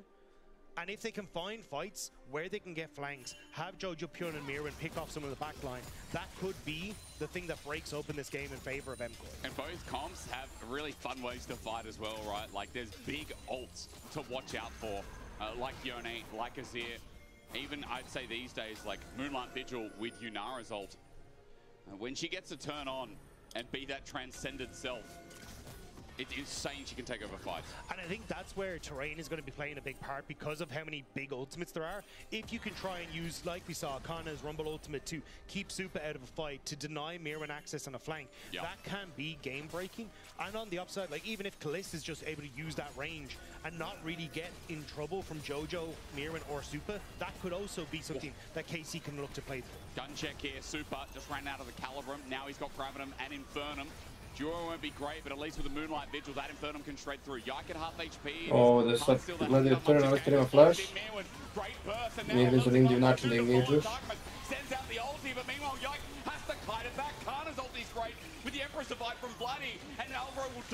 Što nema skok. Jojo je mrtav isto. Kana full health, živi život. Lepo igra, baš lepo igra. Baš je specifično je koliko Kana odskače. Finish off some of these low health members, but got caught by this Garner and couldn't finish it off. We'll catch it in the replay in just a moment, but that could have been everything off the back of this play. You see, good positioning here for Mkoi. Mirren hiding out of sight, knowing that no vision is put down, comes in invisible, multi-man slow, and then you get the follow from Albro. But watch as Jojo goes for the ultimate here, ends up getting caught by Yike, which means they can't actually go for the finish on the ultimate. Vladdy's able to buy space, and with Kana now in a flank position, he catches Jojo on the far side. Mirren just did so much burst, and the follow-up looked brilliant. Just can't believe KC didn't die from that. Again, shows you the skill. Yike has one moment. As by the way, I thought that Heartsteel got a couple more stacks. It's 25 minutes. There are 0 stacks on that Heartsteel. So that's not a successful game, as he's now got his second item with Randu and Zoman. That'll help from the crit from a Felios and a Yone eventually, but worth mentioning that that item so far has done not much. It may also just be on screen, like, we don't know. Well, observers did say at 10 minutes that Heartsteel has 0 stacks. Oh, wow, okay. So I'm assuming that's continued to the 25-minute mark. Thank you very much to our production team. Yeah, rough one as Baron now spawns, and I've got the in here from my producer to say that is correct. So at 25, as we tick over Baron, as I said, it sits there waiting. Remember as well, 2 dragons to 2 dragons. That next one moves to soul point, so it's a consideration if the Baron lingering goes on long enough. Gliz getting a nice poke onto Albro. Mkoi moving towards this top side. You have Kana pushing on bot though, completely isolated. So they're kind of fishing for some sort of play. KC just aren't giving it to them though. It's kind been like that all game, although it's been some close plays that have come off the back. Zašto je ko odigrao 1 na KC3? Mislim, nisam 100% siguran, imao sam teoriju juče da je Riot namjerno pustio KC i G2, to jest ne KC, izvini, Koi i G2 da igraju kasnije nedelju, da bi se još malo iskulirali od internacionalnih eventova. Jer G2 nije igrao prvu nedelju uopšte, Koi nije igrao prvu nedelju uopšte. That's exactly what they wanted. Now they have TP advantage on Kana can continue to push in the bottom side. I wouldn't be tako bilo, jedino je Fnatic igrao, a Fnatic je dobio novog midlanera, pa kao ajde, malo je hype oko toga. Mislim da je to neki ugao, bar ja kako sam razmišljao o tome. And in this region, sometimes the overcommit comes, they'll start Baron anyway, we don't peel off. Like, really nice from KC. Just makes such a simple but well-coordinated play that Kana, you mentioning, is going to draw Jojo down, who can match with that TP, but remember that Vladdy has an advantage here. He'll go top for now, so it won't matter too much, but that Dragon timer is getting closer and closer. 1 minute 30, and Vladdy can make the roam if he has to. Garmin Corp still have a lot of control on the top half of the map, and I think that's where Mkoi are just going to have their biggest struggle. Mene sad ovdje sve oči su po mom mišljenju uprete u Milija. So it makes it difficult for Super to really contest the wave state, which is giving access to river, which is why Mkoi have to be so cautious around what is happening on this Baron. And again, we're seeing it started up. Yone bot side, KC fishing for another TP or just taking the Baron. Let's see which one it is this time. Ward over the back of the pit. The TP options aren't great until that control ward gets dropped down. Alvaro drops a fresh one as equalizer into Super, and Elyoya Alvaro is deep here as well. Flip, nije flip, jeste flip, ali dobije flip. One out with a beautiful impale. Elyoya bites the dust. Infernum does big damage, but look at Kana. Onto Mirwin, he makes him his son as KC make it a 1-for-1. And that's all good. When KC pick up the Nisam siguran koliko je to bilo potrebno, ali dobro. Mislio sam na he makes him his son, deo. They were hoping to fish for Jojo Kyun's TP, but he never commits it. He just walks up from bottom side, which gives KC the opportunity to take the Baron. Kana looking to zone with that ultimate, does some damage, but Elyoya, even when he gets into the pit, ends up getting locked down here by Yai because he tries to escape over the, well, can't even get back over the wall. But the damage, absolutely insane. The Infernum into so many people, just bouncing onto Targamas every single time. I got 100-0. Reminds me of a fellow Saval. Dobro, bar se zabavlja. To je okej, bar se zabavlja. That play, because Targamas had smite, but he didn't actually use it. So now as we get to Dragon, there's an advantage for KC where they will have double smite. Alvaro, remember, phase rush here on the cow, so doesn't have that same opportunity. Targamas should just burn it here. Does it in the end anyway, okay, whatever. But regardless, third Dragon for KC. And with that Baron now, it's time to see how close they get towards the enemy base. And to really build that gap as Jojo base checking is almost going to get caught. Kaliss steps up, there's Flash Impaled, and Jojo burns the same. Means that Jojo will be way less threatening for his backline, or for KC's backline, should a fight try and break out. Mkoi trying to rally all members onto this bottom side. Mirren going to match the mid push from Kana as the Baron push on the bottom side. Poke is good, from Yike albeit, who still doesn't have a heart steel back stack, by the way. There's got to be a record for that. There's KC in a turret. That's going to go down quite quickly. Easy to step up again, and the sustain makes it really annoying for Mkoi. Their poke really works too much, and there's no caliber available. They're getting zoned off. Kana's now thinking about how he can move in with Equalizer again. The engage from Jojo onto Yike won't mean too much as Vladdy and Targamas step back, and Mkoi keep getting chunked out. Every time they're going to lose more and more as yet another turret falls. Again, the range discrepancy. Iako sam provalio na polgame, su mi slušalice obrnute, sve je cool. Eto, znaš kako se bude to meni dešavalo nama u programu. Pogotovo što znaš kakve su naše slušalice, ne možeš nužno da provališ, nego po strani mikrofona provališ. Da. Mislim, ovdje čak i teško provaliti, osim ako baš ne obratiš pažnju in-game sound. Aha! Jer kao nemam levo desno, nužno mi nije toliko bitno. Vladi! Prelepo!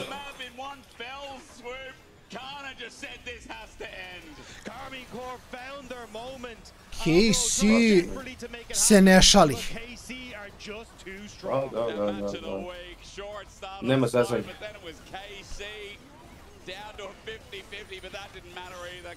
Izgleda je stvarno KC ljud, zato što nisu došli u situaciju da igraju internationale, a njihovi protivnici konkretno u ovom gemu jesu.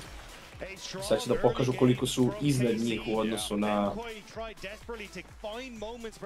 ono što se dešavalo na MSI-u.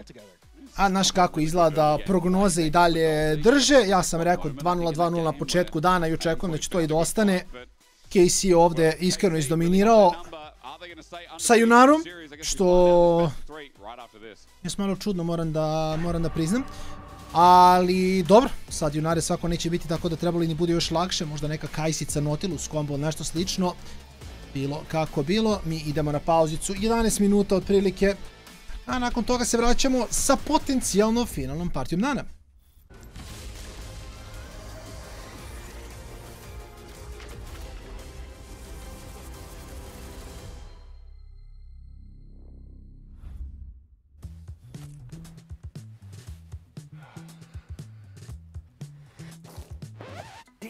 Hey Dragos, are you ready for the... Oh, that doesn't look good. Wait, I have a solution, but you have a break.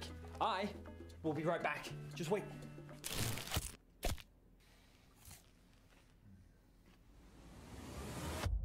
Have a break. Have a Kit Kat. See? I told you we'd figure it out. I don't think this counts. Come on, let's go.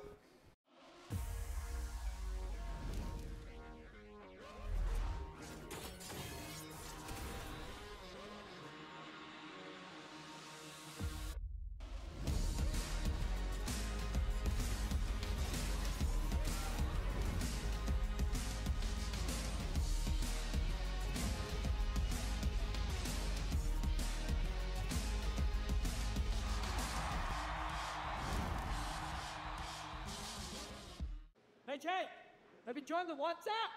What? Oh, join the WhatsApp? Jake, I need you to join the WhatsApp. I already joined the WhatsApp. Like, ask me, I joined the WhatsApp.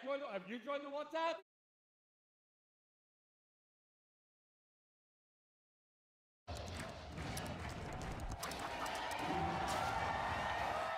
Red Bull gives you wings. We're now approaching the final pick, and what a ride it's been. A moment of hesitation, but we're getting closer to the game changer, and what a legendary journey we've been on. I mean, there's so many excellent options, but one of them has to be a perfect fit. Oh, they're about to lock in. Oh, what a pick! What a way to close things out. Book your next hotel stay in Madrid with Marriott Bonvoy. A check-in at every checkpoint. Want to level up beyond the Rift? Express like a legend and find your fastest server in one tap. Express in game without ISP throttling. Express and shield yourself from DDoS attacks. Express and choose the VPN trusted by gamers everywhere. Express VPN. Experience gaming the Express way. Fast, stable, competitive. It's time to Express. Scan to start your 14-day free trial. Subscribe to unlock free Hextech chests and keys.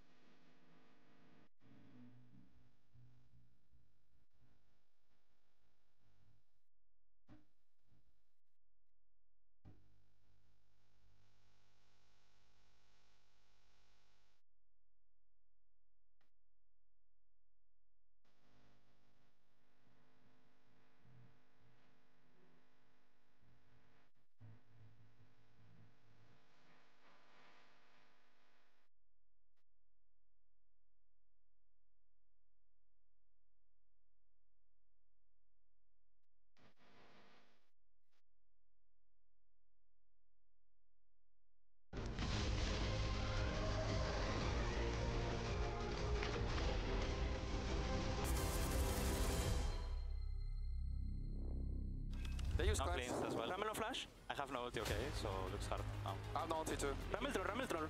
I can TP back, guys. We can play slow. Get out. I will play Stalno. No. TP bot. They go on me. I don't know flash. She might ult.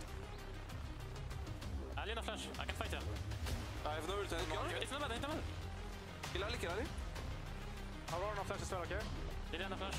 I will go top, by the way. He's fighting. Nice. Alvarez so deep, and look, Canon just flashes in under a turret. He goes golden, so he won't die. That was insane play as Mkoi get wiped. Insane play, insane game, super clean game on the side of Karminkov here in our first game of Match of the Week. They take the first game, and guys, just stating straight facts, Kana, Rumble does not speak English. Absolute cinema. Absolutely not a single word, but it's one of those things where we were talking about the mid lane, but you cannot forget on KC. They have the undisputed best top laner in the league, and this is one of the game that showcases it. There's been talks about a champion pool. We're still in the best of 3 fearless. You can't ban him out. This guy is so good, and his Rumble performance this game was absolutely 1v9 in the early game. Kana has been so impressive since he stepped into this league, and it is just really incredible to me that he can keep carrying small leads and blow games out with them. It's a barbecue deer! What are we doing here? You're just getting solo kill. He's not expecting the damage. Kana was just on the so one fed hand, this game. funny joke. On the second hand, sorry to people who don't eat meat. They gave us this. I don't think they should have. We're going to have a lot of fun with it. But focusing a bit more on the game, I applaud the discipline from KC, especially on the very first stages of the game. This early game was clean. I can't take any of you serious with this.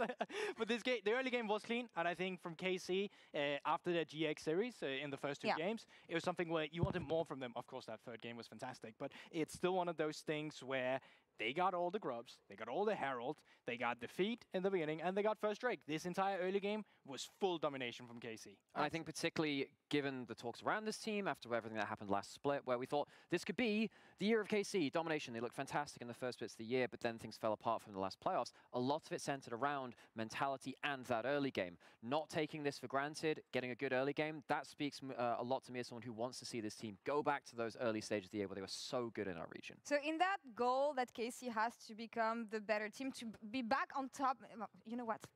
Get rid of them. To be on top of the LEC once again, the head coach actually said, we want to be the best team in the LEC, but before that, we have to be the best team in mid-game, especially when it comes to macro and team fight, because this is what wins you titles. Guys, do you feel like they're on the good path to get there? Ask Alex, not me, I'm not ready. Look, in a sense, yes, I think they are. And I think there were a couple of moments during this game where I thought that their objective play was a lot better as well. It's a crucial part of mid-game. And in fact, actually, I'd like to talk about one of those objectives. Professor Nymira. It's a little bit of... I have another hand. It's not the other one. But I'd like to talk about the Atakan setup, because I think that twins out really, really well into something which we just talked about, those mid-games and the objective. We're going to go to the Atakan and how KC took the strengths of their composition and I think made a pretty good job of things too. Because this objective is where games go to die.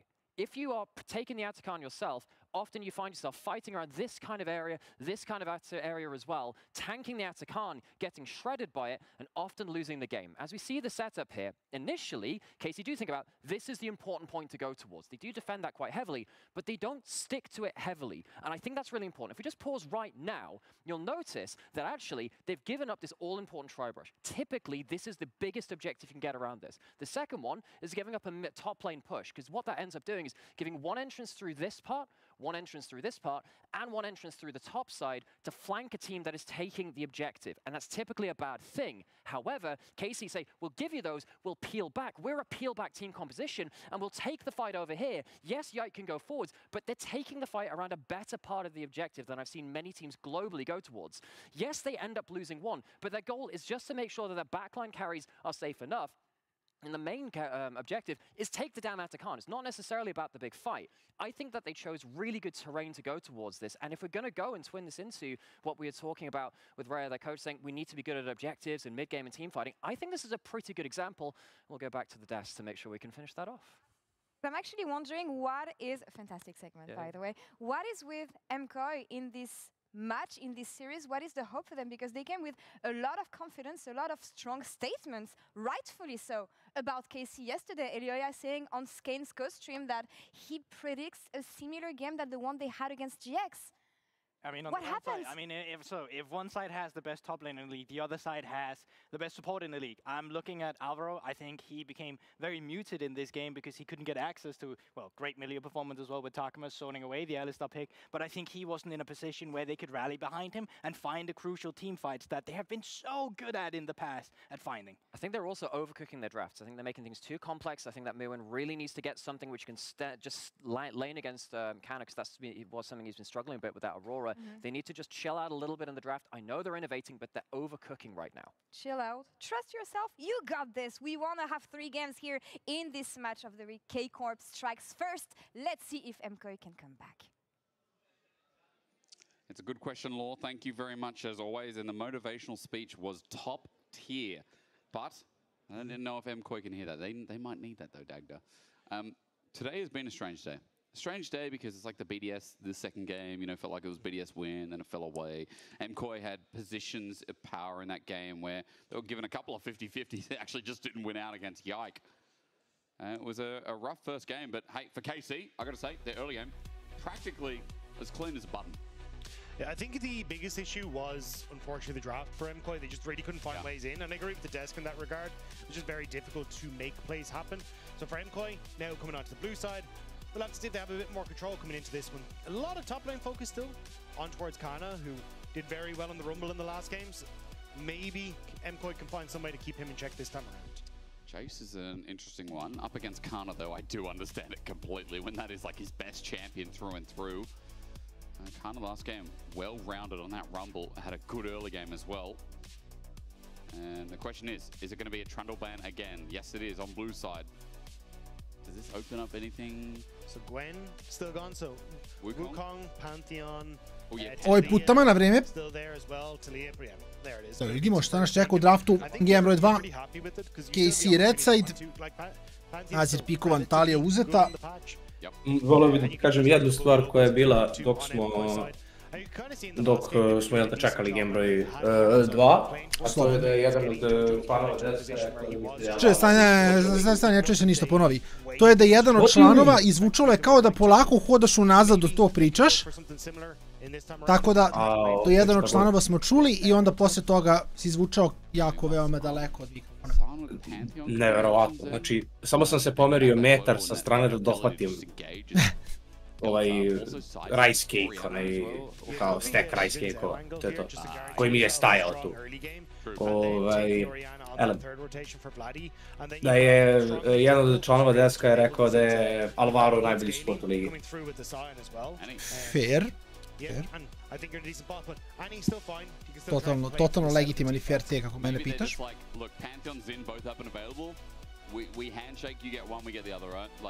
What does LUA feel more comfortable in these insane games? He's going to go for the Poppy instead. Realno, Poppy je dobrio Pantheon i Oxina, tako da legitiman pick. Skirmishing is not that bad, is it? No, she's strong in the early stages. She's a lot of base damage that does a lot. And Bessa, decent. We'll get a chance to scale against Zion and ovo Jinx za KC. Again, I think you've kind of got options here. As KC, Wukong, Zin's out. I still Ali zašto prioritizujemo Jinx? Zašto? Zašto prioritizujemo Jinx? Šta smo opet u Jinxa Felio smeti, samo randomno? Pa da. Samo tako, eto. Desilo se. Ne znam, vidim 3 stvari koje, kada Eni otvori Jinx Sultan klepo je dobije reset i wina game sama. Plus ne želiš dash AD carry-a u Taliju, ni u Poppy, tako da većina dash AD carry-a otpadaju. Ezreal je fine, ali ako ode u Hyperlate, ne znam kako će Ezreal ubijati išta. Tako da osim ako mu se Draven ne igra i Zaya koja je banovana, mislim da je Jinx legit najbolji pick. It's not often, like, we don't really see Poppy support that much here. Ajde, sad ćemo vidjeti. Da li će bude banovan, to me zanima. That good that you just kind of like, well, that's probably going jungle 99%. I think it also is just good. Znači kao neki heroji su toliko samo shade-offovali iz meta, meni ne vrlo. And Zinzao doesn't do so hard, Wukong struggles, even Jarvan, if you really want to go for it, Sejuani, like everything has a bad time, so it makes a lot of sense. Nico going to be the final ban for Mkoi. Ako hoće da budu bully Caitlyn, Karma, Caitlyn Lux je alternativa, ali... What Casey are thinking here? Because I thought mislim da je Jinx samo lock-in. Best ovdje, da. Get some heal for myself, but they've decided, hey, look, šta ti kažem, danas sam čitao skriptu. CC coming through from our mid lane as well. Let's just set up for this Jinx to be our constant DPS. Do Mkoi think, hey, we might need to go Blitzcrank here instead of something like the Rakan because they could get a Lulu Jinx? I mean, no, I know it's rare, Dagda. I just sort of float that idea because as Mkoi are hovering right now.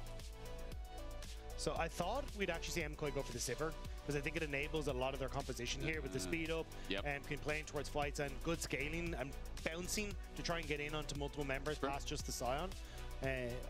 Maybe we see it here. Otherwise, I'm a little bit unsure. Even though Sivir, though, still going to struggle against the Jinx push. Aphelios has kind of been that traditional answer, but he was using the last one. Yeah. We have to see what the plan is. Like the Sivir mentioned, very popular now, and especially shredding that comes through. The scaling is nuts against, you know, a bruiser and a tank front line. KC don't have any big engage options that can hit and bot.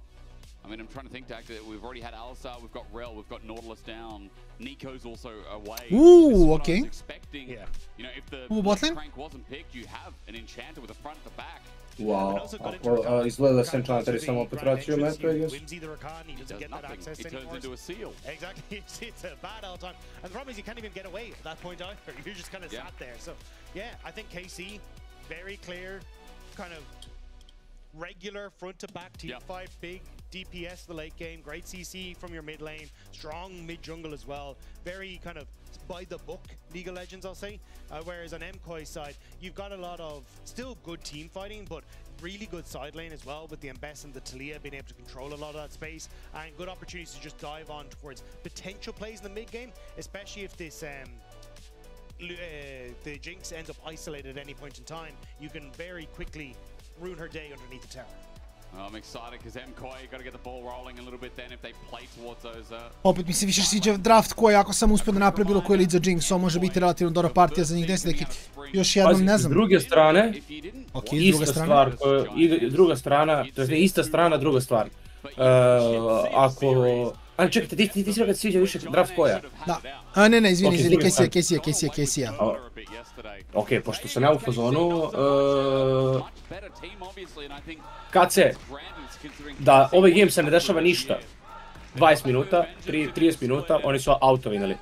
Autovinali su. A ne mogu da izgube midgame, zašto? Zato što ultimativan midgame combo su vam Xin Lulu. Sad ne smo milion puta pričali o tome. Xin je ultimativni frontline ukoliko ima Lulu pored sebe. Jer u kasnim fazama meča Lulu će da amplify damage na Jinx, ali u midgameu, kada Xin ima defanzivne boots i Thunder Sky i Lulu ima jedan item, on ulta, ne prima range damage, Lulu ga pila za front damage, ima da polymorfa neki njegov disruption. Dakle, mi možemo ovdje da pričamo o Jajku koji sam nosi midgame i Kalist samo randomly preuzima, jer Kana postaje ultimativni frontline posle 30 minuta. Hvala. To je istina. Što jeste. Sve si lepo rekao. Sad, opet Casey je igrao dosta agresivno, tako da ne vidim baš Casey koji će da igraju onako turbo sporo. Nekako sve mislim da će biti ti koji su malkice agresivni i tražit će pleve, mada opet sa Eni koja može da otvori Jinx jako lako dobija resete, to potencijalno može biti jako dobra stvar za francusku švajcarsku organizaciju. Francusku organizaciju. BDS drži švajcarac, my bad. Tako da, mislim da su fine šta god radili. Ako nađu Snowball early to midu fine, ako ne čekaju hyper late fine su. Koliko supa na Sivir možda nosi, ne znam, ali ja kao AD carry uvijek bi rađe imao Jinx nego Sivir svakako.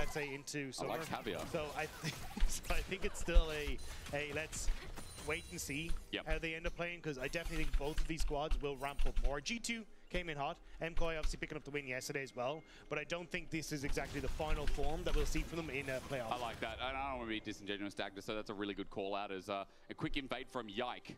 Rather, Elyoya. Yike's the one who wants his own jungle, but Elyoya went in, sprinted to blue fast. He started at Raptors and immediately at blue buff as Barskone's taken over at the smite battle. Won by Yikes, so now Elyoya his time. Okej, ovo može biti GG.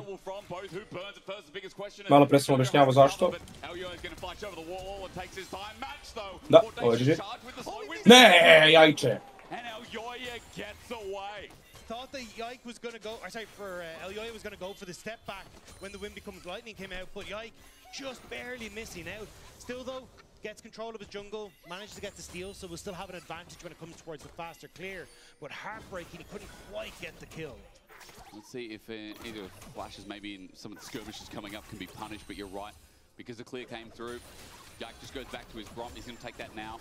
See Wolves being taken, also Elyoya moving to the Gromp now too. Our eyes are on bot lane quickly as the Enchanter tries to play the range in lane, but Targamas so far getting bullied out a little bit by Super and Alvaro. Yeah, nothing too much apart from the early flashes burn to write home about.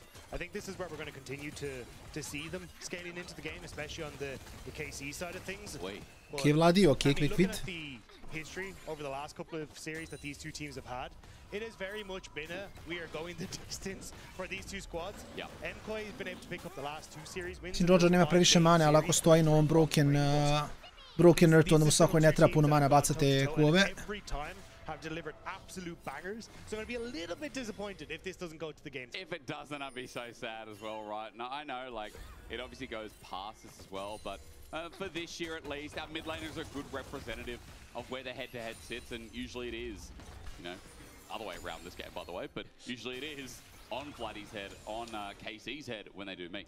But it's also the fact that the kind of rivalry has changed. At the start it was very KC focused, whereas now it is Mkoi who's been leading the charge when it comes to this head-to-head, especially in those pivotal playoff series. So trying to see now if KC can get a little bit of revenge for the last few times. Da ima tempo u odnosu na Elyoya, to je bitno. Firmly on that throne in the rivalry once again. It must be a curse of being first in a regular season. A quick side note. Vidimo da brže kliruje džunglu s dva kampa. First in winter, KC come back and a little bit shaky, right? Coming from an international, didn't manage to get into the finals, and then Mkoi take out Spring. Then coming back from Spring, Mkoi come back and they've had a shaky start to the split. And I like again your context of, yeah, you know, they've just come from double back-to-back international and now into a summer split. With a group format of best of 3. So it's just going to be a question if history... U ovom laneu bi Jinx i Lulu trebalo da pobeđuju, ukoliko ne uđeš u Rakanovo double-ove, ukoliko uđeš, bude malo nezgodno. Jinx može da outrangeuje, može Jinx čak i da istenka po nešto jer ima Lulu, Rakan teško da baš može da engageuje, ako promaši engage bude malo panišovan. Slow od Lulu je dosta opresivan i tako. I tako vam kažem ja. I tako nam kažeš ti, to je istina, to je istina. Mislim, chillaju, kažem, oni su dosta lagani ovdje, ekipa KC-a, pogotovo što su dobili prvi game i sviđa mi se pristup drafta. Dobio si prvi game i sad si u fazonu, gle, mi radimo nešto što nama daje free win kasnije, a nije kao da smo giga slabi rano. Mislim da nemaju nijedan deo partije da je kao, sad ne možemo kontestamo jer nemamo ništa, uvijek imaju nešto, a opet je poenta da čekaš dovoljno.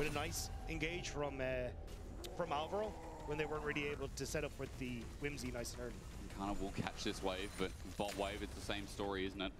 Kind of even misses one as bot. There should be a couple of minions denied from Kaliss, so further to your point, 80 carries. Might actually start edging out a little bit towards Super. Kaliss misses the majority of the way, bar these two. And alright, Dragon's still sitting up. It's 6 minutes into the game. We're not getting action yet, but remember again, we have scaling 80 carries. We're waiting for mid lane. Da, ali još traje, ako Xin sa Lulu ne takeoveruje baš dugo. Mada s druge strane, Xin, Lulu, Eni imaju dobar mid game. Uopšte nije tako, uopšte nije toliko scaling game za KC kao što je, koliko je scaling game za njihove protivnike. We'll just end up spotting them out. If in this position, Mkoi should just have the advantage to try and push through as another engage is there. Wraps it down. Super can't really step up, but good trade again. And an ignite from Alvaro, but he'll just move to heal. Watch the mid-jungle of Mkoi starting to move down on this bottom side. And they do though. Alvaro thinking about another engage. Boomerang blade out. There we go. Flash from Alvaro. He goes deep. He gets zapped as well. Alvaro, what the hell was that? Lethal tempo now for Kaliss and with an enchanter. Super knows in trouble. Ovo je sad katastrofa. Pulled up as Jojo tries to get the 80 carry, but flash from Kaliss forward. Evo ga. Targamas used the glitter lance Ništa ljudi, sajna je danas vidoviti Šomi. Znači ne, Šomi Tarot.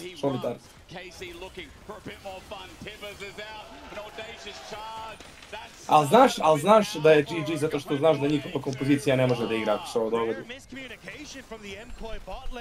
Alvaro went in, Super had already started to walk back, there was no follow-up on the play, and it means that Mkoi scrambled to try and save it, but only end up saving it in favor of KC. Interesting, maybe they just said, yeah, Jojo's coming down, let's go. Timing not on board, Dagda. Yeah. But I think that's exactly it. Like, you watch the play here, as they end up going in, that's Super stepping back, you get the engage coming through, they believe that they're going to have help coming from Jojo in the mid lane, but it's not enough. Now you end up with just this, the excited Jinx who can chase them down, good flash here as well, to make sure that you're in a position to get away from the Talia. I flash W forward, okay. I thought you were coming. Can you help us, bot? I'm dead, bot, guys.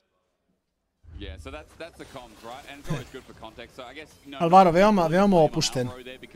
Yike was the one who took half his health to stop Jojo from getting the ult in. Pa mislim, opušten za nekog ko je napravio pakao da je ligio. Unfortunately, if it doesn't all time up, it looks bad, and it is a bad play in the end because for KC, a kill onto the Jinx now. 1.2k gold up with Herald starting, or rather the grubs that of as Yike running in, maybe. Mkoi can get some gold back, but a Scion to charge in. Zone off Alvaro and Super. Bopped away though. Nice from Elyoya. There's one, but Kalista has to walk it back into the river. Mkoi is still not done. Jojo still pushing on this bottom side. Mkoi happy to disengage, give two grubs over, and they will get some nice damage onto the bottom side turret instead. KC managing to hold on and get the objective. Mkoi are done with the top play, but you're right. Jojo's going to find himself a little bit in bot. TP burn from Kana to defend, and a bit of individual gold here for the mid laner again in the sides as KC find themselves something nice. Two grubs here, and this comp is still no easy feat. Dragon is still up and available. Alvaro I opet oni čekaju, nema šta. Chillaju fine su Jinxima kill, interesantno mi je dosta, pričao sam o tome i na EBL-u, Kraken opet na Jinx kad imaš iole lead. Makoliko sam ja Juntal enjoyer, mislim da ako ti je poenta i želiš samo da malo brzaš partiju i da daš sebi malo više snage, mislim da je Kraken skroz legitiman buy. Makoliko nema sinergiju u late game-u sa dosta stvari, omogućava ti samo da lead koji si našao snowballaš malo jače. I kao ja i dalje ne volim Kraken, ali ga razumem. To je nice pointa. Jako si zapravo dobra rečenica, ne volim, može da razumem.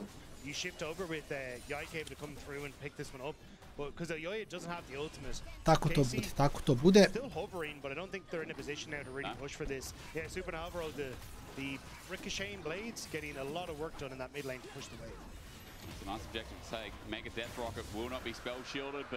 Dragon goes down all the same, so good for Mkoi. Decimating Smash is going to come through to clear the way from Kana. He gets threaded, volleyed it a little bit. Jojo having a good time against the Scion on this side wave. They're already setting up for replacement in this bottom side. Laddie moving down. He's going to be able to pick up the next wave. Kana, his ult is almost off cooldown, but he can just walk up into position on towards his top half. So for Mkoi, like, nice pickup on the Dragon, using the fact that they had the pushing bot and mid. And now, I think it's just a case of trying to find ways to use this pushing mid to set up for some deeper vision and look for picks. You've got Jojo with this ultimate available. You've got really strong and quick engages thanks to the speed up from Super to fish for some players that are out of position. He can turn into a snap engage. Remember the combo with Mirwin as well. He does have some kind of setup with Seismic Shove, with Poppy finding a wall target as well. So Mkoi just need to bring it together. They need to bring this comp together in this game too. Otherwise, it's just a Scion chilling in a side lane with a Jinx who's already nicely ahead at this point in the game. Lepo kaže kolega Caster. Chillaju, čekaju, trebalo bude dosta spora partija. U stvari mislim ne bi trebala. Koji bi trebao da radi nešto na mapi? Da otvore mapu pa da probaju sa Talijom, eventualno kroz neke rotacije da nađu lead. Talija, Ambessa, Poppy, Pikov možda bude jako solidan sa Sivir i Rakanom takođe. Tako da to vidim kao neku opciju gde... A okej, možda možda igraš mapu. Jer mislim da Turbo Late svako ne vidim šta će raditi.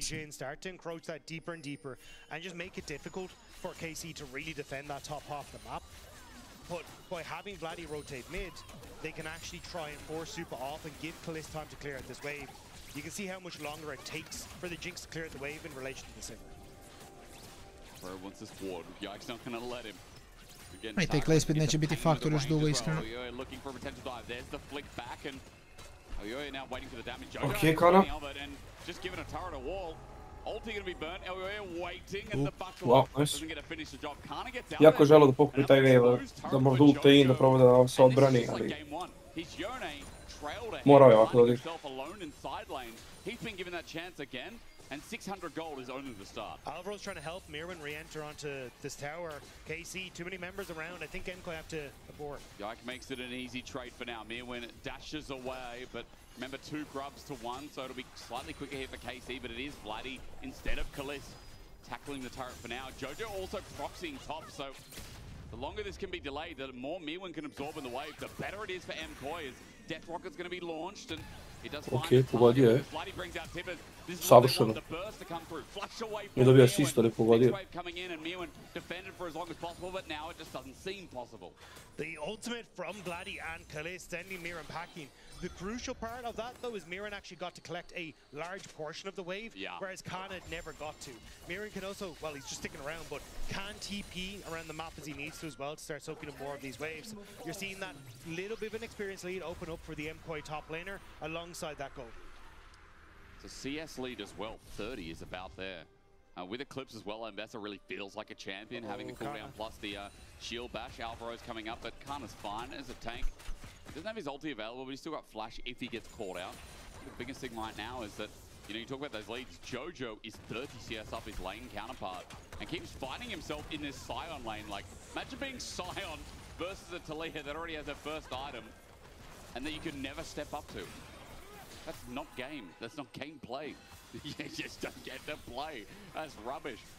Especially because it's the focus from Mkoi. Koliko spora partija, ne mogu da verujem. Mislim... možda? Ništa. Jajk je možda u problemu, sad splitovan je od Lulu, mora se flash outa. Sad. I šta ćemo sad? Call the ambulance but not for me? Ne, a? Okej. Ne znam li mogu da otvore na njega. Ne znam baš. Uuuu, dobar Kana. Wow. Da.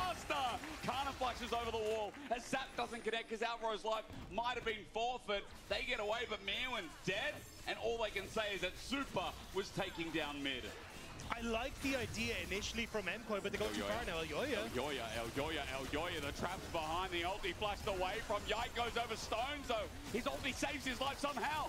It's a circle of happiness, the flash! Jojo almost will look bloody behind enemy line. He's between Jojo's been hurt, Elyoya, Alvaro as well. Meanwhile, Super's flashing into Targamas, and he'll get that kill. He's gonna die as well. Sa malo više grifuju, bez razloga ikakvog. Super gets a double. What the bloody hell, League of Legends are we watching here? I ja se pitam, dragi moj kolega Kasteru, strani Kasteru, strani kolega Kasteru, šta? Mkoi overextend on the initial play, and then Mkoi think, oh, well, we can just bully our way through here, but end up so separated. That KC then end up so separated that Mkoi have to find the picks, they get top tower, they get the Rift Herald, and Super flashing in is able to get a ton of gold off the back of it as well. Mkoi up 2,000 gold. Let's watch again from which point, I wonder. So I like this initial play. This is what I was talking about. Play 4 picks off of the fact you have push mid and push top. It ends up going that bit too far though because of where Mirren TPs. Mkoi need to escape. They can't reconnect. And it's this decimating smash that really causes issues. Not once but twice. Mislim, krenuli su giga dobro, samo nije bilo razloga da nastave dalje. Ok, našao si lead, našao si neki opener, to je skroz fajn, samo nema razloga da juriš dalje, jer ono što smo pričali KC-u je da njima ne treba im lead. Ne moraju nužno da preteraju ni sa čim, samo trebaju da čekaju da prođe dovoljno vremena. Jinx sa pola itama i dalje neće moći da radi previše. Ja sam i dalje ubeđen da može koji da razvije još 5k gol leada za 20 minuta, će i KC sformovati skroz. Ako Kalist odigra properly. Doduše ja da sam Kalist, ja mislim da on treba da ide cleanse.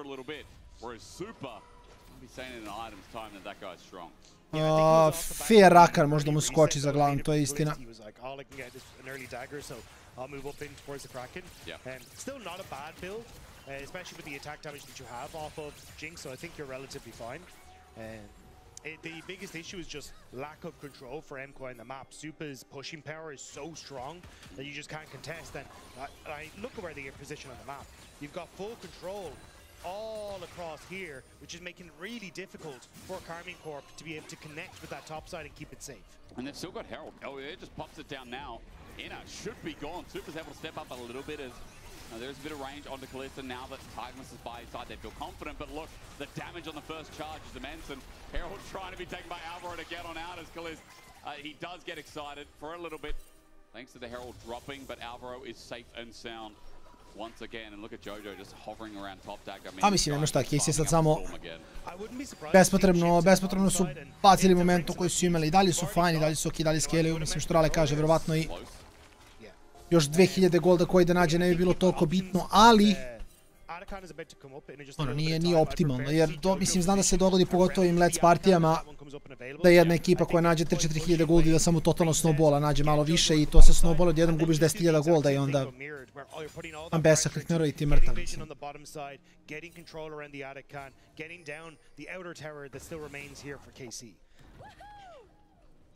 this game was really swinging in their lead this early game. You know, that anti-steal was big. Yike now though, the flash engage from Bloody. Evo ga.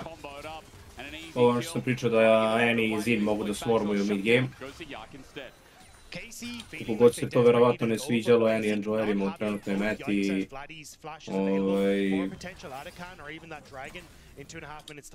Hero nije toliko jak, ali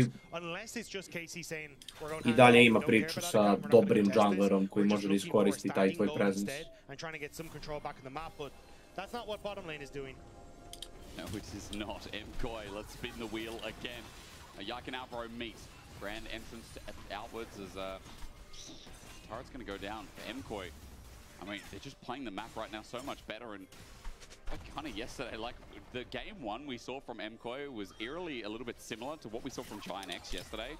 And then game two, Mkoi just managed to switch it on. And some of the team fighting has just kind of been a rendition of, again, what we saw yesterday when in games 2 and 3, they really started coordinating a lot better. Rećemo, mislim, 2800 golda, 19-20 minuti je strašno sve dok ne dobiju Sol, što neće dobiti skoro, ili Barona koji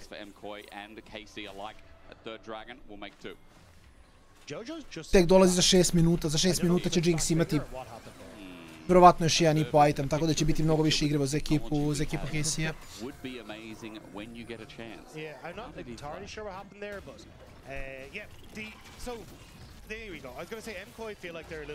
hesitant to start this off. Maybe the hoćeš da pričao si o Krakenu, tako više puta. O tome kako Jinx igra Kraken kada dobije neki kao malo veći momentum. A po mišljenju u ovakvim okolnostima baš Kraken je potencijalno game losing. Ne, znači game losing. Ja ne bi otišao toliko u ekstremu. Mislim da je fora što... Razumeš na što cilja? Ne, kapiram, možda kažem samo ne bi išao toliko u ekstrem. Mislim da nije baš... Mislim da nije optimalan. Mislim da nije game losing, a mislim da nije optimalan. Jer ti kada dođeš do full builda... Ne, kad dođeš do full builda... Šta nećeš imati? Nećeš imati... Ili ćeš imati 75% krita s BT ili nećeš imati BT. Ne znam šta je uzeo, ne znam da li ima Bloodline ili šta god. Ako partija ode u Turbolate nije ni bitno jer ti možda prodaš Kraken, kupiš proper item. Dobro, ajde da to radi diskusije, to moramo da ekskludujemo kao opciju. Znači to nije opcija. Da kažemo da debatujemo do 5-6 itema. Znači nema opcije prodavanja da kupiš novo. U ovoj specifičnoj partiji mislim da je ok jer nema pure tanka s druge strane jer Poppy builda malo, svega pomalo i mislim da i dalje sa Hurricane Infinitijem će raditi dovoljno u partiji. I to što će mu LDR te kasniti mislim da nije toliko strašno. Mislim da nije užasno i dalje. Jer, mislim, njima i dalje sve se svodi nisto. Jinx mora dobiti get excited. Ako Jinx ne dobije Get Excited i s Juntalom iz bilo čim neće biti bitna, a ako dobije Get Excited, ne želim da kažem da je svejedno, nije svejedno, ali... Ali kao, sa Get Excitedom i s Krakenom će dalje prolazi kroz tebe, tako da mislim da je loše, da. Mislim da je taj Kraken vjerovatno rekao da je Casey teo da traži neke pleve pa samo nisu našli, da, okej. Ali mislim da nije ono... To što nisu uspjeli da nađu play, mislim da ne nulificira njihov komp. Znaš, nije kao, imaju Jinx, Lulu... Plus, mislim, kad pogledaš realno Lulu... Value Krakena drastično se povećava kad imaš Lulu kod sebe, jer Lulu ti zgrabi neki Arden, dati još neki attack speed, imaš više hitova, što više hitova, to više prokova Krakena, tako da čak i u toj situaciji mislim da postoji neki relativno ok value. Hvala. Bilo mi je želja da porazgovaramo o tome, jer u mojoj glavi je tu bilo mnogo nekih ali i da li i možda i zašto.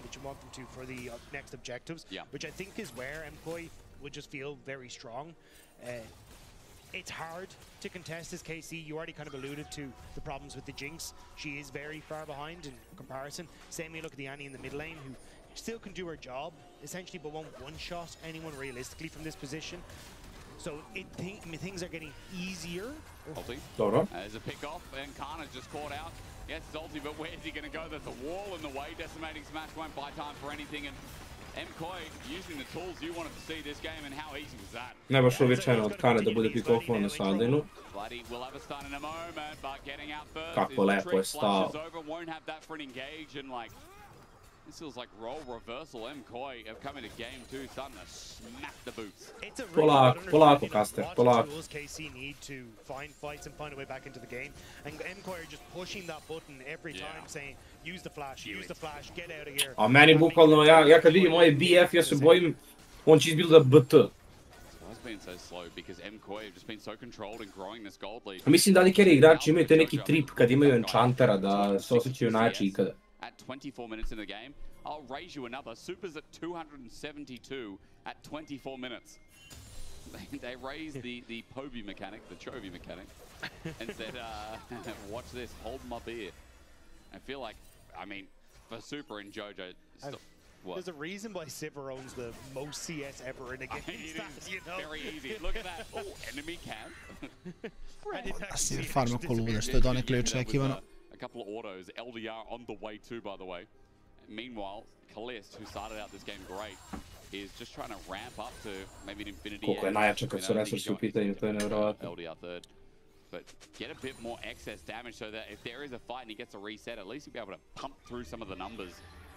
Because for now, it definitely feels like it'd be super favored with those expensive items that he had so early on. But Dagda, Baron is now spawned. Dragon in a minute 30. Let's get the party started. I see two team fighting 80 carries. I don't want to see some blood. Dobro, vidimo koji će bolje da se fajta. Funnel a ton of gold into Super as Alvaro in an awkward position. He's birds of a feather though. He'll be fine. He baits it out, sits in a brush. Yike is chasing. Vladdy's there as well. He has no flash though. AORUS is going to escape. And look, Jojo's like, don't worry, I have a wall. There we go. Turret's going to drop down with one grub, and there's it in a turret. I was questioning how it falls down. Just like that, as Baron's now spawning with top wave and not having as much reliability with that turret gone. Makes things a little bit harder to control Baron's side of the map. Mkoi try to finish the push-ins of each of the waves, and then they'll be looking for the resets. Dobro, koji lepo map-wise ih razvlači. Što i dalje ne znači ništa u ovom gemu. Ja mislim 5 soma je... Eto, tačno taj lit koji si ti rekao, tako da vidit ćemo. Vidit ćemo šta će im...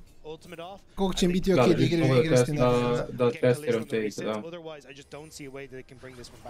Mortal Reminder just picked up other way, and that makes it even harder to have that conversation about KC finding a fight. Because that pickaxe is not an infinity edge for Kalist. Mortal Reminder, the healing cut that's going to come through. Things like Redemption as well, lacking a little bit of value, I guess. Ja se slažem, pickaxe nije infinity edge. Depending on what that fourth item is for Kalist. I'm going to ignore for now, Kana. Go to take. A little bit good seismic shot, the burst hurt. Even into that tank. Kana, molim te, brate, pažnje. KC is a unit, all 5 of them get over. With a 4-man blast cone, and Super meanwhile is just la la la. He's playing Despacito on Spotify, and he is just chilling. Okay. And the Jojo's about to do the same in the bottom. Actually, not going to do it in the bottom wave. Maybe looking for the wall here. Super. Not a wave. Not my problem. Boomerang blade in. Yike goes in. Flash is burnt. Yike doesn't get anything with the ulti. Polako, ajde. Ulti gets into the backline. He starts shredding out. Ajde, pokažite da sam u pravu. Mkoi. It's a complete wipe. Super just walked up. Press W. Change next song. Okay. Game Dobro. 3. I didn't even know. Game 3. Hugo. Wants to try and look for the end here. Kana gonna have to desperately try and clear out these minions, but I don't know how much work he can do. What can he do with a flick back? Ne znam hoće moći da gubimo, da može da uzme wave, da proba da uzme deo wave-a bar. Ne može ni to. Nope. Naravno neće završiti bar. Ali sad već se Goldin malo spalio kontroli. To ono što sam rekao. Što često dogodi da koliko recimo 5000 Goldin možda nije dovoljan da se dobije, često se u lecu dogodi da sama ekipa koja vodi 5k nađe mnogo više od toga.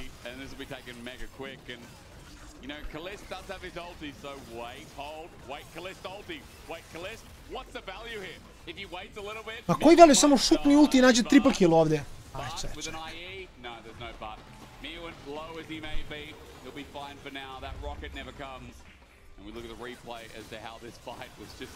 Dobro, da ima još jedan cijel fight, šta se izdogađalo, mislim. Sve na Kalista, Kalist nema dovoljno damage-a, flashuje se u Mirvina. Samo umire, mislim, nema. I Kana nije bio tu, mislim, loše su.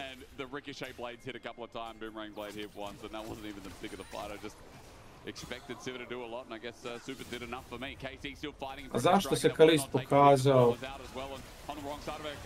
O, Alara izgrifuje, jel znaš? Kana is the trade-off though. Both AD carries now free firing as Kalist with an IE feeling a little bit more confident. But top laner for support. He prefer. I'll take the support down. I'll take the support down. Da, ovo je dum, previše grešaka, iskreno. At 10,000 gold lead and soul point. Ali znaš šta, dugo nismo vidjeli comeback neki, jel znaš? To je fair. To je fair. Ode i Vladi. Let's find out what he can do with the sledgehammer down. He's going to be engaged on, but even with the passive, there's 3 people to commit. Miwan's taking a while to Koji ste pobediti ovaj fight? Now thinks about going back in. Miwan takes one, takes another. Šta god. Sad, Kraken sve, on nema LDR. Unlucky. Jedan radi carry ima LDR, drugi radi carry nema LDR i to je to. Za mene je simple as that, sorry guys. Ova ima 3 damage itema i attack speed od Juntala i Buca i on ima 50% krita i tačka, to je to. Ma 25% krita manje i ima armor per manje. Game losing Kraken Slayer. Game losing Kraken Slayer. Mislim da je malo game losing što su radili kao ekipa, ali ajde fair. Svakako, previše grešaka od KC-a, iako ništa koje nam govori da neće ova sezona biti toliko jednostavna, da neće biti KC vs G2 i to je sve realno i Fnatic nam je to pokazao malo ranije danas, tako da i to je goated.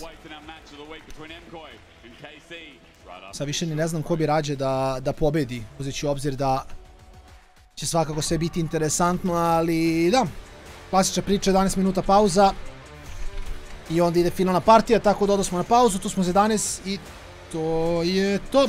Drbe.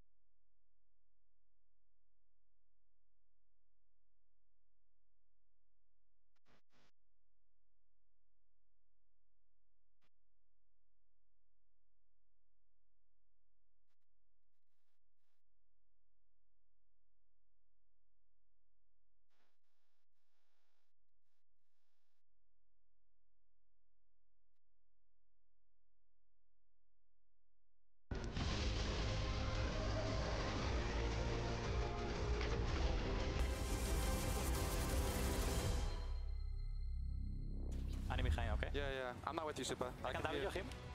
Has flash? No idea. We're about to find out. No flash. Yeah, he's silently moving. No, he's not. Can we push mid? Yeah, stop it. I'm starting to get a... What the f***? That is close. Someone yings. They have a reset, okay? Wait. Can you end mid, guys? I think so. I don't know, but I want to keep playing. It's kind of fun. A very floral language here on the side of Mkoi, but rightfully so. Honestly, they come back, but they just don't come back. They smashed KC in this game. Absolute dominance right off the bat. And this is something that we've kind of started to note about this team, is that they do have a lot of mental resilience. They can bounce back from series like that. They've had a lot of things go the distance. Now, they've needed to at points, but the fact that they can is definitely a very strong string to have on their bow. I mean, absolutely, especially after what happened once again in an early game from Alvaro Super that just doesn't go their way. I think this is the third time in a row where we've seen them have issues in the early game. This time around, Alvaro flashed in, dies, 3 kills goes over to KC. What happens? Super doesn't care. Like, he's still in a position where he's so good at finding resources, becoming such a big threat in the late game, and still being so, well, threatening to the enemy team. Absolutely. Naimira, you were saying that you expect a bit some adjustments on this side of Mkoi when it comes to draft and making things more simple. Did it come off of that? I think part of it did. Okay. I don't want to oversimplify because there's a lot which went differently there, but I think particularly Mirwin being a better matchup and then also getting ahead of that matchup was really, really crucial.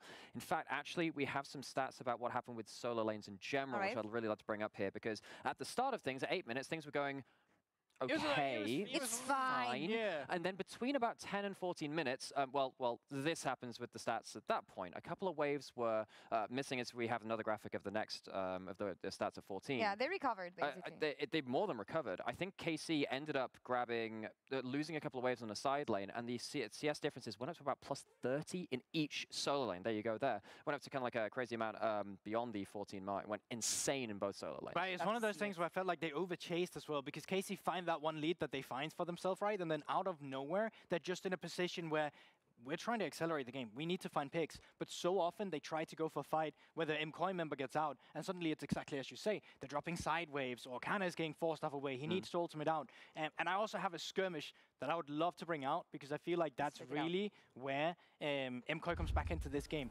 KC is in a position where they're once again going for these things where we can find a fight in our own jungle. But really what's been happening here while you're seeing this rollout is that top wave is pushing in, mid wave has been pushed in by Super as well. So Mkoi is still in a position while a team fight is happening, they're still actually getting things for themselves. And as the clip roll out and as KC again gets over Celis, this is still once again where it gets super spicy, right? We find a pick on the Yoya, but it's actually a 3 versus 4. Super has pushed in again. The fight becomes way too frustrating to watch because Vladdy is coming in to flank, and at this point in time, everyone's out. But it's not just a fight.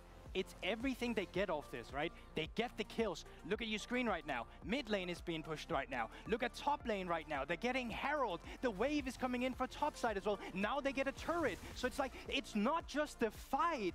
It's everything that they get on the map after as well. And that is what KC couldn't find for themselves in this matchup. Frustrating to watch. Imagine frustrating to play this as well. Because I felt like after that, Naimira, you said it. No vision at all on the side of KC. They try to make things happen on the map, but it's just not possible anymore to catch up with that comp. Yeah, there was a point, I don't know, a couple of minutes after that, where I was thinking, well, they don't have a single ward even into their own jungle. They have a couple just over the walls, just into the very, very shallow into their own jungle. If the game has got to that point when you're against an Ambassador, which can ult you out of Fog of War, Talia that can ult into any kind of lane as well. We even saw the Sivir Rakan engaging from 2 full screens away onto the poor Annie in mid lane. Became an unplayable game. Really impressed by Mkoi's ability to shut out the game once they got a hold of that lead. What's next now? Because I wanted to see a game 3. I'm just curious to see what it's going to be about, because game 1, domination on the side of KC. I'm going to call in the domination in game 2 as well for Mkoi, even if it didn't begin the way they wanted to. They stopped KC completely, stopped their way of coming back in the game. What do we want to see here in game 3, and what have we learned so far from both of these teams in this specific matchup? I mean, I think those solo lane stats from the 8 minutes to 14 minutes where the gold lead went from, well, whatever, to massive lead in both cannot happen again. I need to see better side laning and better side laning matchups for the side of KC. We know that Can is fantastic at playing through them. I think he's more than enough to put down Mirwin if he's ahead like that. And on the other side, we saw what Mkoi get when they get ahead of that. You cannot allow side lanes to get ahead on either side, really. I mean, for me as well, so much is actually about Super in general. When you look back at spring playoffs, this was the guy that was making sure that his team got over the finish line in some of the dire team fights against KC. I think if you can shut down Super, then the game is so much easier. But that's such a hard task to accomplish because this is an AD carry who does so well with limited resources, even when playing from behind. And I think if you're looking for a star member on Mkoi right now to get them over this hurdle that's KC, he's the guy you're looking at. I want to ask about mid lane though, because we entered this week talking about the super mid lane clash. We've talked about this before this series as well, seeing where these two mid laners rank in the top of the LEC. Are they on top of their form in this series, at least? I mean, I think Jojo's playing pretty well. Absolutely. I think Vladdy is struggling a little bit in some of these matchups right now. I need to see a little more from him. We know he has an incredible ceiling. I don't think he's showing us that right now. No, I mean, I agree with Nymera. I still think Jojo is the better between the two of these mid laners right now, but I also think on the champion like Annie, right, it looked good in the early game, became harder after. It might be time to go back to what he really has as a comfort. We saw a lot of melee mid laners in spring. That's not what I see as comfort from Vladdy. I want the control mages. I want him to take lane priority. I want him to play around with his team, but it's been a while since I've seen him have that priority. Who takes next game? Mkoi. Wow, no hesitation. No, please elaborate on that. Why? Well, I generally just think that this is a team that's now coming in with momentum. I think that KC really struggled to find their main win conditions in the mid game, and early game can often go either way, but at the end of the day, I think the best team that wins is often the one that plays the best mid to late game, and I think Mkoi can be that team. I'm sold, Nymera.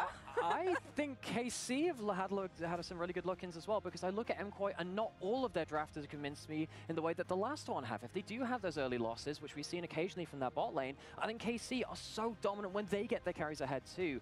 I think Mkoi, their drafts are not quite dialed in enough for me just yet, and I think KC can use that small advantage and take the win. We'll see who's right at the end of this, but before that, before we head into this game 3 in our match of the week, we have Shox standing by with Skane, Mkoi supporter here, so let's see what he thinks about this series so far. Yeah, the flying reporter is flying for sure. What? I can hear you already. ¿Cómo estás? ¿Qué tal? Oh, ¿qué tal? Well, pretty nervous because it's third game and because you are here, so pretty nervous. I understand it. But listen, our analysts said that they think that Mkoi is going to take it, that they think that their mid to late game is better. What is your analysis? I mean, I think that we only win because of instincts sometimes, no? They say that, so I think that we have like good instincts for third game and we can make the whole thing. It's true. When we looked at this week and about what Mkoi could do for the rest of this year, we talked a lot about Supa. Do you feel he is the key element that is getting better and better, and also in this matchup? I think that Supa has been like the most consistent player. Like actually the team fight on the jungle on the top side was really good with the Ghost, and he got the actually 2K lead. It was really insane. And yeah, I think that he's like the best performer of the team right now, 100%. Okay. Thank you very much. Muchas gracias a ti, and back to you. Boy, sometimes just a team that has feeling, Dag. Sometimes it's a team that they just got to feel it out. I like that from Skate. I like rearrange words from yourself, from myself rather. Dag, Hysterics, we're going to run you through and drop my toothpick. It's a rough You actually day. just threw it at me. I didn't mean to pierce you. You missed that one. The games have been slow in some regard. Like there's been some nice fights, but like mid-game last game was quite slow. It took a while to ramp up until Super decided 1v2. And then we got these big fights and it was like, okay, Mkoi are ahead and they just naturally won it out. So I'm hoping we ramp a little bit earlier in this game. Like, you know, get a couple more land drops than we're used to, because the first 15 minutes, I want some blood. I want some more skirmish every comp. Yeah, I think the problem was, well, not the problem. It was just that Mkoi were just playing their comp exactly how they wanted to play it, right? That's also true, Get push mid, set up vision, fish for picks, and play around Jojo in the side lane. It worked out fantastically for them for a large portion of that game. And that is really why we didn't get a huge amount of input from KC, because it was Mkoi very much dictating the way that this game was going to be played out. For KC, in game 1, we saw them take control nice and early and then be able to run that into a very strong mid to late game. They kind of need to find that early game success again, so they're not just getting outplayed by Mkoi on the side. And because it's a game 3, we get the funk house music for Pick Ban, our best Pick Ban song that we have in the LEC. Enjoy it. Dag just thrown away my toothpick, so I'm not getting that off the ground. Not that I probably would. Anyway, hygiene's important. Ladies and gentlemen, Jace has gone again from Kana. A priority ban that he must not have, says Mkoi. Trundle as well has been permanent ban on blue side this series, and for good reason. does mean things like Sejuani could be thought about, as we've already had a couple of tank junglers in the midst. Yeah, I think moving back towards Mkoi and Sejuani is going to be the call. I evo nas nazad. But I think it's just a Posljednji draft ovog dana. Kad se je dropao prošli game i vrlo lepo snowballovao ko je kroz to, imali su dva scaling botlina. Kad se nije pazio i nije respektovao dovoljno sve protivnike, te je sjajno odigrao koji da to kazni. Vidite šta je bilo pikovano u seriji do sada, većina hardskillinga i carrya je out. Ako nastave tim koracima, recimo da je sljedeći po redu što je trebalo pikovano neki smolder, a izgleda da za KC2 ima taj priority. Ovo bi trebalo da bude Zaya lock-in instant za Mkoi, verujem da ne žele da dođe do tog take-away. With the Mkoi coming through afterwards, but we'll have to see what the game plan is, because a lot of those early damage dealers, early junglers that can contest with Vi have been taken off the board. Pantheon is going to say is the last one that really remains, and it looks like that'll be the call. Vi for Yike after 35 games, 54% win rate, and that people might say, oh, yeah, that's fine, but like, considering how many games he's played, the rest of champions like Mkoi, Viego, Zinzao, they're all 60, 70 plus win rate with high game density. Činjenicu da je ok, je real, wow. Nevjerovatno mi je da Zaya nije prije ovdje. Nevjerovatno mi je. Možda neki Ziggs, onda ima priču dole. Pa da Ziggs nije bio ni pikovan. Geo broj 1. Kada su imali Ademida, nego su odlični s Aurorom na to. Backline. Also, Senna does start to rise up in priority in these sort of situations because you've got an AD damage dealer. I was going to say you could take something that's a bit more of a carry in the top lane for Kana, but of course Nico still available. Yeah, I mean that's a big one to bypass as well. I'm surprised we get it in game 3, but it has been banned away a few times. Precisely 2, I believe, because that's what counts for 3. Now that we're in this final game, what 80 carry do we get? Zaya, self-pill you talked about before, and so good against Vi. Jin also has a lot of range, so it feels like there's good options here for Super. Za koji i oni će definitivno biti pikovana. Nisam siguran zašto nije uzeta, možda kao take-away od strane KC-a, ali okej. Da žele da forsiraju Super na Zaju. Možda i to deo plana. Evo mene nazad, polako. Dobro došlo nazad. On both sides, they're pretty happy what you got. Vidim šta sam promašio. Fantastic engage on the Nico last weekend, which end up winning that series, are helping them to win that series against Pa, ništa specijalno. Bivanovano je Vi.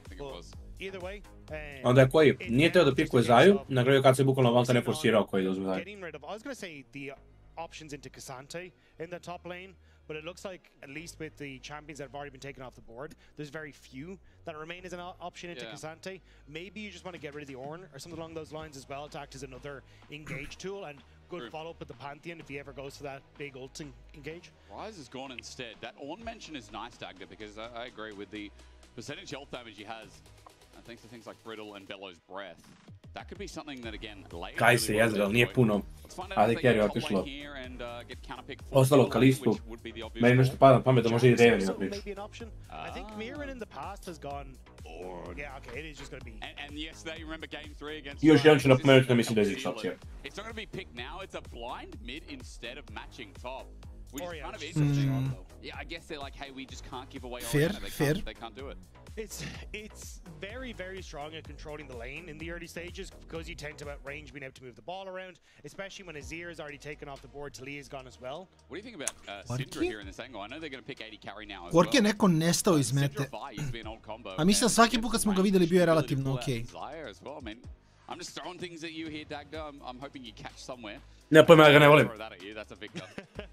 Yeah, I think it's more playing for strong AoE in team fights and control in team fights is what they're looking for, because you've already got that Nico. If you compare it alongside a Victor stun afterwards as well, it can really wreak havoc. Mkoi though, again, you got very strong mid jungle to try and play through. I think it is a little lacking on KC's side. And yeah, there's the Ornn that we were talking about. Ovo mi se čini kao jako dugačka partija, gdje obe ekipa hoće scaling. Both decent scaling across the board. It's more going to come down to who finds these early advantages in those team fights and who can get the setup at the objective that really are going to blow up in this game. I mean, it is nice again to see at the same point, right? For me, when the final Pa mi svi prošli game to mislili. That long range engage and the insane team. Da li samo za jednu ekipu, zar ne? I think personally that's what won them the fights in a lot of the cases. Sad nekako mislim da su obe ekipe u fazonu, da, pogodit ćemo mi 5-man shockwave. Imamo Orna za pasivnu, ili da, Viktor će da odradi Viktor stvari, ako ode dovoljno kasno možemo tako da dobijemo, tako da to je ono što mene malo brine ovde, da obe ekipe su u fazonu igramo 70. minut. Ja bi rađe bio, što najgore ne znam, Pantheon baš nije nešto u turbo hype, ono, late game-u. Iako Orn jeste i Zaya jeste i Oriana jeste. A lot of the early game plan, because if you look at Elyoya, Jojo, and Alvaro starting to link up, that becomes a pretty terrifying unit. But I have to see if they can try and hold on to that control. Let's see, final game of the night and our match of the week. You got the tickets, you're here. And you deserve to see a banger now. Dagda, I'm not going to go out there and a whim and a lie and be like, oh, these comps want to skirmish heavy. Look how early game focused they are. We have an Oriana and a Victor. We have a Corki, who, yes, is a lane bully, but still has a mad scaling with a Zaya. I see Cassante on. This is about as, let's fight 25, 30 minutes as it gets, you know? Junglers, do something before 60. Yeah, before 6, sorry. 60. Yeah, but I do think that is kind of where my focus is on the jungle. And možda ga je Ubo pozdrav povesnili. Where we can actually get some action. True. Pantheon and Vi quite strong in the early stages. You've good follow-up and good CC to enable them as well. And also, as I say, like Oriana... Mislim, ja da igram Pantheon ovaj game, možda će biti trunku pritisak da nešto napravim. But if you have a jungler that is very strong and wants to chase people down, which Pantheon does... Jer u Hyperlate ja ne znam kako Pantheon igra. Šta bijaš, Viktora sa 7000 healtha koji te šota ili Korkija koji ima cleanse i za njih te šotate? Mene brine druga stvar. Šta Pantheon radi u early game-u, kada niko ne može ništa mu setapa. Mislim, može, ali to je to, setapa mu. Mnogo bih više volao da je Pantheon Viego ovdje, recimo. Da, može, slažem se. And then you get it done anyway, so Phasor feels like the easiest rune to proc on her. Also, the opportunity in the early stages to chase people down is a bit underrated. Because the Clockwork Wind-Up, her auto-attack passive, she gets increased auto-attack, so if you can extend the trade in these early stages, especially with long cooldown mages like Victor and Oriana, you just end up winning out because of that passive damage. Long cooldown mages like Victor Oriana, on troluje 100%. Oriana command move 3,5 sekunde cooldown. Viktorovo Q 5-6 na levelu 1. Small success story is I also see a deep ward on red jungle for Mkoi, but nothing's actually been taken, so ali sve je to za ljude. That'll expire. Sve je cool. We know that Elyoya is bot side for now, as Kliss and Targamas push in regardless. The question it opens up is what does Elyoya do now? Koliko Niko lepo kontroliše. Clears his wolves and then moves back into bottom side, put pressure onto Kliss and Targamas. Because Yike is down at camp on this bottom side, you either just kind of have to sit here and waste time, or move back up to the top side where he has both of his blue and his Grom still to spawn. You can see he's going to reset, but it looks like Elyoya just going to continue his clear up onto his top side and look to protect his own camps rather than trying to help out this bottom lane. Well, mid laners are just passive-aggressive to one another. Jojo going to go back so we can get some mana up in this, and feels like could just be a tier start. Let's see what it is for the Victor on the other side. For Vladdy, Mirwin doesn't have to back as he gets a cloth armor nice and early here up against a Cassante. Dark Seal, and instead of something like a tier, it's actually a Ruby Crystal, so Jojo might be going for a more aggressive build here on the Oriana, or he could just pick up Rod of Ages. For now, we'll wait. Probably Rod of Ages. It's probably Rod of Ages. Yeah. I think of Ruby Crystal. I'm like, hang on a minute, maybe it's like Neanders or something? Then again, that's also passive, so... Regardless, Dark Seal, I like the start on Bloody, hey. Being a Victor with Dark Seal, yeah, that's confidence. Also, in theory, he shouldn't be under a ton of pressure in the early stages, so if they can find some early success, can start to stack that one up. Yike, picking up this. Now, I think Elyoya should start to move back down towards his bottom side to get the last Gutter Crop, but I'm curious if Yike, after finishing his blue, then moves in to seal away the Krugs on the top side. So it looks like instead Elyoya might just move in to protect his Krugs on top, reset, and then maybe look for the crab on the bottom half of the map. But he misses a couple of minions here. That's kind of decent when Jojo is the one leading this lane for now. Even getting forward to the gravity field doesn't matter as Buddy the one getting pushed in. He was spotted out and his topside camp now being done. Has the ability to come in here and just one-shot Vladdy. Or get a flash in the process. Mid quite volatile. What I'm trying to tell you is Yike is just down here on Raptors at full HP getting his clear done as well.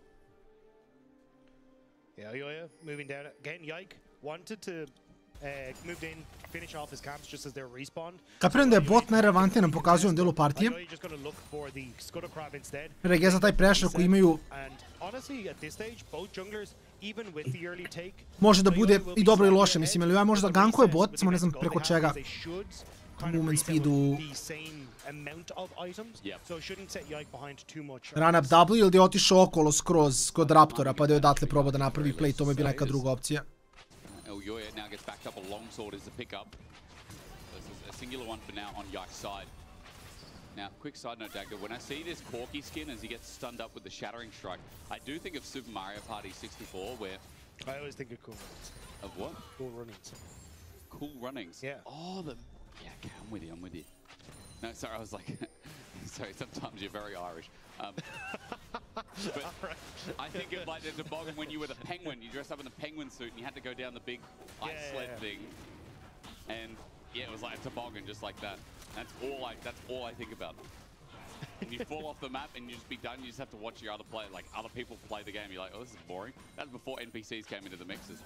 Oh no, it wasn't, but you know what I mean. Dragon's going to be started, taken, KC, okay, early game, off to a flying start, as Shockwave's going to miss there against Bloody, he just walks it out. Jojo's going to get a good trade here, but without the Shockwave damage. Yeah, he got a lot done though, as we were kind of talking about that. So it doesn't go for the reset, clears out his bot camps, immediately goes over towards Dragon, and is only now resetting for the Tunnel pickup. So he kind of ended up spending a lot of time on the map, but knew he'd push on bot. Se desilo nekad da izgubiš track koliko si pojeo taj jedan dan? Ne. Nikada ti se nije desilo. Ne. Yike's been out on the map too long. They want to contest for his respawns. Zato što, mislim, ja sam ono matoran, ne mogu baš da zaboravim šta sam pojeo u jednom danu. Samo vratim film, vidim šta sam pojeo za računom i to je to. Ne mogu se setim. Ja mislim koliko stvari jedeš u jednom danu. A ne mogu se setiti šta sam doručkovao, nema trika toga. Čovječe, bilo je pre 5 sati, kako ne možeš setiš. Nema šanse. Zar ne naručuješ hranu ti stigne na adresu? Ne, da, ali nije to baš tako. Zato što ja nekada... Sad kad više nisam na katu, nekada nešto ostavim, zamenim, razumeš? Kontaš? Dobro, ostaviš, zameniš. Jesi zamenio jutros? A jutros sam, doručak mi se nešto nisam bio, morao sam mnogo brzo u teretanu pa sam pojeo pola. Pa sam onda posle pojeo drugu polovinu, nakon, pošto je bilo nešto slatkasto, nakon užine koju sam pojeo kad smo tek krenuli sa lecom.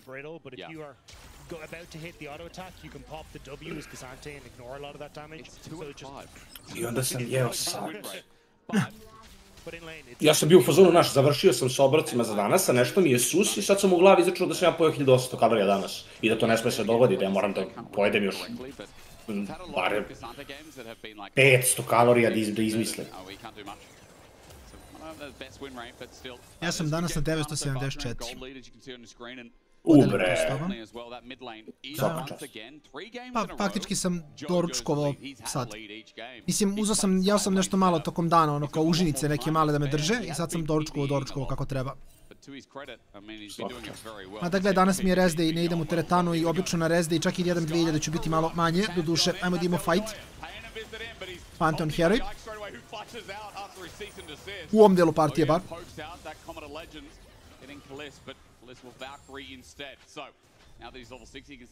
Pa koliko sam pojeo? Ne znam. Eto ljudi, šta vam je mladost, ne sjetite se šta ste doručkovali pre 3 sata. Ma dobro, ja u penziji ne mogu da jedem zbog zuba tvrdu hranu, pa onda znam da mora da su ovsene bile ili tako nešto. Šalim se inače, jesam mata, nisam baš toliko veš. Coming in, remember that ulti, he did a little assault, but he's not going to find any target. And now just starts up the grubs for himself. Mkoi have leashed a little bit here, and One should be granted, but Mkoi are backing away. Two are going to be granted over to KC, and that is a nice interrupt to get quite a bit. Once more, Kana had moved from that bottom side into mid, so Mkoi a little nervous about trying to overextend for the Void Grubs. Will give Miran a little bit of time to get the tower, sorry, this wave underneath the tower, but in the tank v tank matchup, it's not going to mean a huge amount, whereas those early Void Grubs can do some nice things for KC. The goal for Mirwin in the meantime, hitting up that plate. We come back to mid because it's always just on the edge of 400 HP. Jojo and Bloody keep fighting it off, and with Catalyst... Ovo kao što smo najavili, ima da bude jedna giga spora partija, jer jednostavno jedna i druga ekipa misle da su jače kasnije, onda ni jedna ni druga ekipa ne želi da forsira ništa preterano, onda gledamo dve ekipe koje kao ono, opipaće situaciju za fight ako vide neki ugol, ali realno gledano neće da forsiraju ništa mimo onog što je očigledno. Znači ako protivnik napravi misstep, napravi grešku, da, prići će, tući će se, ali mimo toga će samo da chillaju AFK i da budu u fazonu koliko heal Master Forge itema, koliko Viktor ima stakova i tako. Verovatno sljedećih pola sata. Čak možda i ne preteruje, mislim da ovaj game ide u 40 minuta plus. Ja to mogu da vidim potpuno. 10 minuta ništa nismo vidjeli. Ja 10 minuta razmišljam što sam ja. I ne ide. Pojao sam pola doručka. I drugu polovinu posle. To je 500 iš. Recimo. Protein s vodom, jedna merica. Inače, bitna stvar što se tiče preciznog trekovanja da znaš da i BCA ima kalorije. Zavisi koji? Ne, BCA ima, ne postoji BCA bez kalorija. Ja sam mislio da kao nemaju, ali imaju. Ne, moguće, pa sad me praviš ludim. Samo ne piše na deklaraciji, ali ima. Mislim da je prosjek 40 kalorija na 10 grama, tako nešto mislim da je. No, to je fajn, to je malo baš. Jer ti ne uzmeš ni 10 grama. Zavisi. Da, zavisi od koga, ali da. Tako da, ono, safe bet računaš 40 po uzimanju BCA. Da, nisam ti u BCA danas.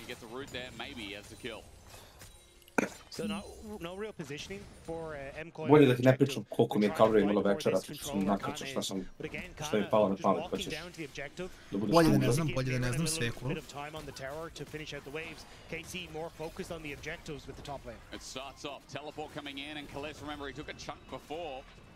Will it matter too much here for Koi? They're thinking about their angle. Alvaro needs an impossible engage, but made possible. Call the forward god. Flashed in. Mirwin does it again. Zone.3 from KC, and Yike is down. Opa. Goes to the backside. Gets super splash out, but now he's isolated. Alone. Left to dry. While KC getting front to back. Mkoi. Dobro. Mkoi mi je pomogao da izračunam. Jedino što nisam siguran nešto drugo, ali to nije ni važno. And Mkoi have Aljoya just deliver himself into the backline and tear apart KC. Reći ćemo njemu još jedan odlog. Has just been better across this series. Kana trying to set up for the front line, but Mirwin, KC essentially just set themselves up perfectly for it. And even with the intro coming through at the backline, Super is completely fine. Aljoya able to separate out the fight. A good shockwave from Jojo hits onto 3 members as well. And you called it.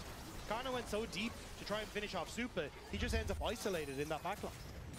First 2 kills over to Mkoi, and it goes to Mirwin. The CC chain, the layering with double brittle coming off his core. Dosta veliko za Koi ovdje. Mislim, očigledno ove ekipe koje skelaju, kogod dobije momentu će samo biti u mnogo boljoj poziciji. And so for Mkoi, a decent sized gold lead here in what has been otherwise a slow early game. The Dragon makes the game slower for KC as well, and Dagger with all the scaling. Mkoi are not going to be forced to a fight any sooner than they'd rather. The problem, though, is what we already kind of alluded to. Mkoi and KC both scale relatively well into the game. So the early resources being given to Mkoi means they will hit those item breakpoints faster and continue to be stronger. And every time you try and contest them, that's where you're going to get more and more issues as this game goes on. So now a lot of this is going to be, again, coming back to Targamas and Yike. How can they find moments to attack side lanes and prevent Mkoi from being able to utilize this lead to continue snowballing the game? An early lead advantage is especially going to go to Jojo, who, again, 30 CS up just about. He's got a Rod of Ages. He's stacking it nice and early, and Vladdy has been bullied in this lane. I'm even seeing half a level advantage between Vladdy and Jojo this game, too. I'm looking elsewhere. I'm seeing the leads all red, all good, and it's good from Mkoi. 30 CS up. These numbers, these mean so Nije panta, on ima dosta veliki farm, to je dobra poenta. On ne bi trebao toliko puno da klira. Da ima toliko CS-a uopšte. It's so difficult for Vladdy to push up. You can see how defensive has to be. Now, obviously, he spotted Mkoi on that top side, but he doesn't really get to play the game from this position, to be honest. And Miran's just happy because, well, he is caught of the Forge God. He is a ton of health. If you try and dive him, it's not going to go well for you. No, it's not. Simply said. Efficient. I started to cough at the end of that. I know. You had the hiccups before. You started to cough. Look, we got rid of the hiccups. You don't need to worry. Ja mislim dobro. Kada gledamo scaling i dalje to ide u ruke koju. Orn je baš mega naporan. I point you towards it and you think, oh, thank you very much, Asterix. That's very nice of you. That's no problem, really. Where was I, Dagda? Okay, yes, Herald. Ergo is going to start it off. And the zone that's coming from Alvaro, it's so easy for Mkoi to just hold this position. Teleport going to be burned, but even though Vladdy's coming in with the Blackfire Torch, he's going to come in just for the wave. Nothing else going to be granted. And Mkoi objectives in this early game are looking real nice. It's the snowball of the early prowess that they had.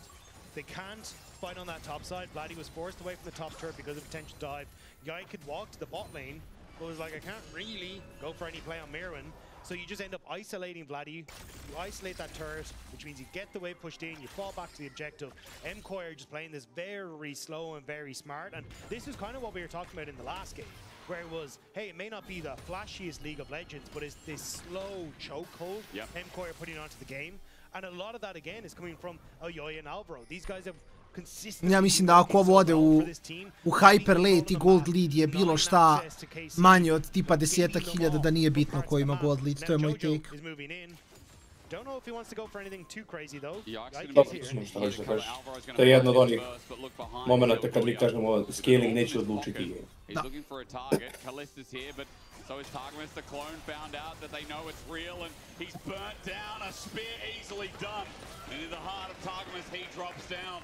That timing ain't good. 35 seconds until the dragon spawns. Super able to keep in check on mid and forcing Targamas to try and move across as Alvaro and Aoyoya. They just scoot him directly into the hands of everyone that's waiting. Again, Mkoi, they're just controlling where KC can walk. Jer mislim, ok, ti računaš da War Masterfall, sve to super. Korki full build, Viktor full build, Xante full build. Čak ajde, mislim, realno je relevantno i da niko skela bolje od Realu u smislu ima više itema koje mogu da naprave Niku nešto što menja partiju, tako da...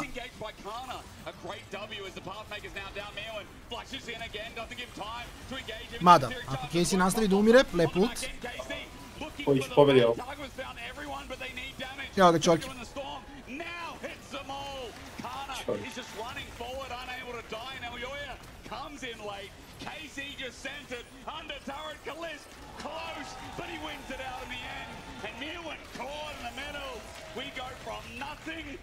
Okej. Biće zanimljivo, nisam očekivao ovake tuče. They had Kalist moving from the mid lane, making his way down to that bottom side, and all they were doing is biding for that moment where Kana could help turn it around, and Mkoi took the bait. A slither of HP. There's a crush down, by the way. Alvaro's looking for Targamas and getting in the way of Dragon. And Super now comes on in at full HP. Alvaro's trying to sacrifice his life as Yite has to walk away from the Dragon. There's a teleport. We devolve as Jojo doesn't have a shockwave. Ej, imamo još veću gužvu. Yike gets to disengage. There's no smite in the pit right now, but Yike can't get nearby.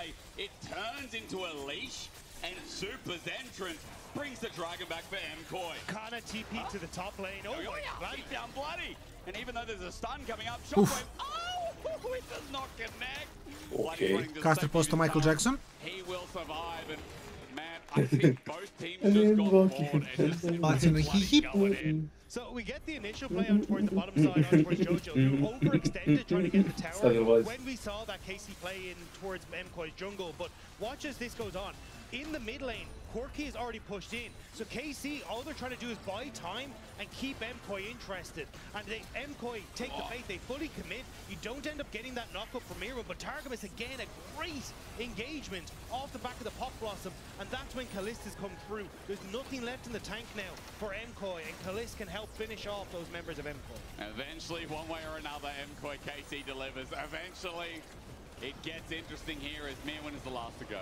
After this, though, is where it gets funky, because Kana TP's to the top lane to get the tier 1, but it does mean, hang on. Mirwin's going to be cancelled. Yike doesn't get his assault in, but he still has his cease and desist, or rather he doesn't even need it. Even after a searing charge, Callista is now on a rampage. 4 kills on the Corki. He picked up one by himself last time in bot fight as Kana's running for life, but he's a Cassante. CC means nothing to him, and so he'll just evacuate this bot turret. Does mean we're essentially back to all square, though, when it comes towards the gold. Yes, there's some differences, obviously, on like the 4-kill Corki, but it's got a lot of gold on towards Jojo, who's been fairly quickly accelerated. The Dragon's in favor of Mkoi, and I think that's where, if you can get to this next fight, Mkoi are going to be trying to Sol možda im bude giga dobar, realno. Sol možda im pomogne da se kajtuju protivnici i svašta nešto, tako da to im je možda još jedan ugao. Jer često u tim partijama gde scaling ne pravi razliku, u stvari je ekipa koja može da zgrabi Sol napravi razliku kroz taj scale, tako da možda... No one can get past at all. Jojo and Mirwin running in from the river here, and even though there's a Hexcade being used, Atakan at 8k, going down fast with Herald, being the option for Mkoi mid. This is a little risky though. I don't know if KC can burst this out. Call the Forge God at 2, and a 1! Taken by Okay.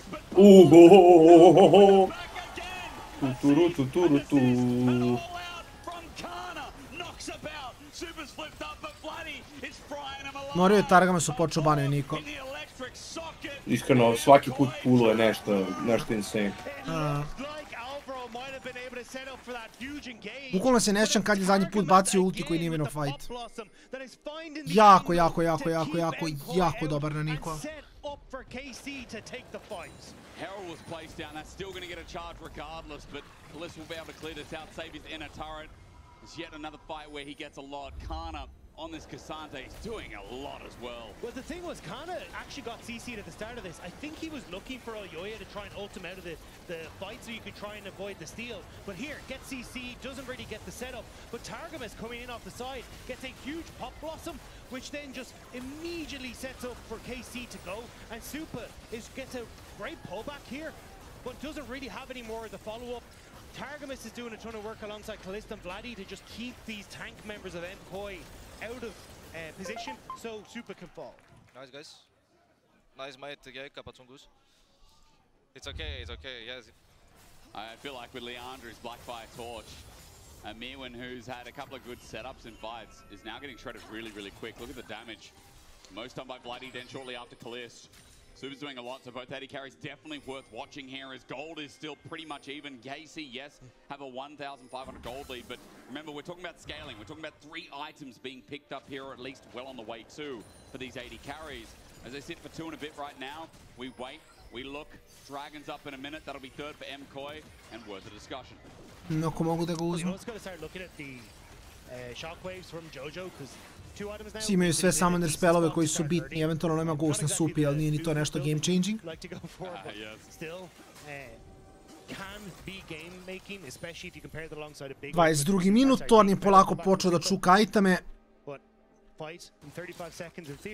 Jojo just going to take Terror and look for the reset. And his side lane play continues no matter what champion he's on. He's still up in CS, by the way. He's still massively up on Bloody, and you know, we need a big shockwave, we need a combo from Movistar Koi. KC keep winning out these fights. Feels easy to execute so far, at least, as Vault Breaker in onto Mirwin, just out of range. Polako. Get some brittle there with the Bellows Breath. Mkoi's trying to call the bluff of KC, say you can go for Dragon, we're going to take your tier 2 in the top lane. So KC now trying to fight for mid control while also moving Vladi into position to protect the top tower. On the side though, with the shockwave available, trying to poke out Vladi. Make sure he doesn't join the fight. It will be a 4v4 as Vault Breaker starts it off into Mirwin again. The shredding is unreal, even from Callista. He's got a big one in the hole with double buffs, and Dragons up again. KC need this, and they make sure that Mkoi don't have a condition to play 4 and 5. I'm pretty sure KC saw Mir and TP to mid, so they know that the Ornn is out of the fight. Happy to go for this. Vladdy backing away, thinking the only option that Mkoi have now is to try and go for that play on towards the tier 2. But even then, they're shy. They're just going to take the camps instead. Yak takes this with ease. Okay, 2 apiece. Game gets interesting. Gold even more even than before. Baron's up in 45 seconds. This final game to decide. Holding us by an inch. Quick reminder, KC 2-0. Movistar Koi, yes, they got their first win yesterday. If they win this, they move alongside KC. Well, actually, they'd be above. Onda su above KC, su zbog međusobnog skora. It'd be such a statement. After coming back a little bit shaky yesterday, after game 1 was such a wipe, Koi, we just have to call them resilient after that point, because it'd be 2 days in a row where they somehow just knuckled down and trudged through the mud. Yeah, I still think, I mean, even looking at the goal, this game is relatively close. Yeah. Like, KC definitely have a lead off of tempo and being able to set up. Like, even gold that isn't being displayed, like the Atakan or 9 Dark Seal stack for Vladdy, is going to make a difference. It's just that the scaling on both sides is incredibly good, so one team fight could make the difference. Like we saw Targamas make the difference with that Pop Blossom in the last fight. If Alvaro can get something similar, you could change the outcome of this game. It's just that Mkoi, for the moment, are on the back burner because KC are out on the map and pushing waves faster. Yeah, that conversation about Movistar Koi moving to first if they can win this is right now maybe more of a dream than KC remaining undefeated, because that feels like it could be reality with the feeling of this game at the very least, right? Baron's still up as well, by the way, as we move. Sad sam pokušao skapiram šta pokušava da kaže, ali mi baš i nije išlo. Isto. Jer pokušava da kaže da KC ima dosta već šansu dobije. Ja guess da je to fair, iako opet, mislim, 400 golda različuju 2 late game scaling ekipe, ovaj game je egal full. Mislim da je baš teško da se kaže. Pogotovo kada gledaš da jedan tim ima Orna i... To, mislim da je baš heavy claim da kažeš kao 4 kila više GG, mislim, da baš nije tako. Where the play is going to come from KC, we have missed our timing window, so it's just trying to defend Jojo, because the Orianna is your most vulnerable point on the map, especially when she's in a side lane. She just doesn't escape well from a lot of what KC have, and now that she has Snow Flash, it only doubles that as well. And you know she needs time, she needs that third item. I mean, now just picked up Crypto Bloom, so... Massive storms. Yeah, Crypto Bloom. It's an ETF, actually. Well, 3 items regardless. So the investment is there. And Jojo simply finds the shockwave and finds them all. It's just about if he can get Bloody, if he can get Callist, keep track of Targamas in the same vein. There's a lot of what-ifs. I feel like that's for both teams, though, as well. Who hits those big multi-ultis? That's what we want to see as Dragon. Rather, Baron is sitting there waiting with limited vision from both. To je fair. Who hits the multi-ultis? Jer u suštini... Ovdje je samo bitno ko odigra bolje. Nema to šta drugo. Mislim da okej, Orti supporter čuka iteme, 1000 golda tamo vamo, ali... I was not going to say start Baron. I thought it was going to be get deeper vision. But maybe looking to get Mirren's TP up the bottom lane. There it is. They get mid lane TP immediately, you're right. So Mirren's going to join in, but this ain't just a start. This is looking to be a finish, and KC have got it down to 5. It's going down mega quick, and Mkoi have to get in. Elioy needs to steal at 4, at 3. They hold on to the turn. Pop Blossom, a one-man as Jojo gets Kako su se lepo krenuli svi. Jo, Jajki flashovo nije ultovo, a super ultovo.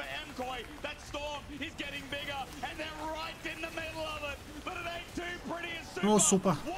Oni će game da završe kroz mid wave, leti ovo.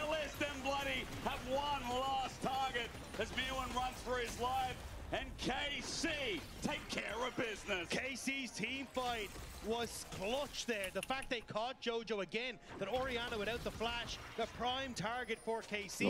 And Mirren not being able to get the second half of the Call of the Forge God as well means that KC will pick up the bar. We'll get to see it on this one. So Targamas immediately goes on to Jojo, who's separated. But as this Call of the Forge guard comes through, doesn't end up connecting with this, which means that there's no big engagement tool.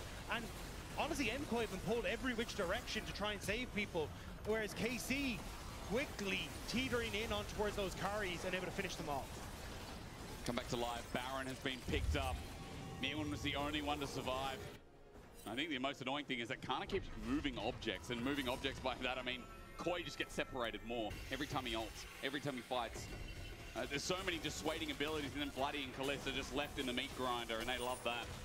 There's almost four items for Kalista, by the way, is after that fight, after the damage he's done in this game, he's about to get an IE. Bloody also able to finish off his Zhonya's means that he's just no longer a target really for Mkoi. You're heavily reliant on trying to get on towards Kalista, but opet bukvalno i dalje samo ista priča ko bolje odigra, nema šta. It feels like Mkoi's windows for taking fights. KC 3000 ahead i dalje mislim da nije odlučena partija, ako bi KC trebao da bude trunko jači, jer kažem Korki je životinja sad.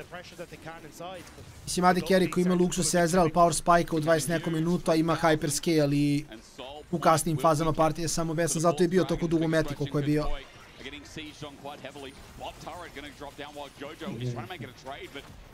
Da je veliki problem koliko ja lako mogu da siđuju. Nisi siguran zašto, mislim, možda misli da ne mogu da pobede fight. Pa su poslali Jojo na top. I zapravo jeste fajn ako im ne uzmu boti hip. Mirvin nije smeo. Šta? A tako gubite HP, imaju dva Canona.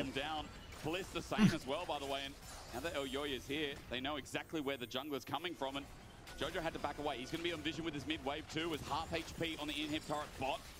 He's going to keep bottling. Canon iz Baron buffom malo prejaki. This is what I mean, this little Mkoi can do. Da. Mislim da su baš... A gotivim što je to isto tako radi već godinama. Napravit ćemo da Creep ima veći range od Ule, da je u stvari giga tanky, znači ne možeš ono lako da ga šotaš i da plus radi ozbiljan damage. A dobro, ali na 3 minuta. Sjeća se kad je Baron još speed upovo minione, šta je sve radio stari Baron. Sjeća se Banner of Commanda. Da, koliko je to bilo jako. Onda napraviš Creepa.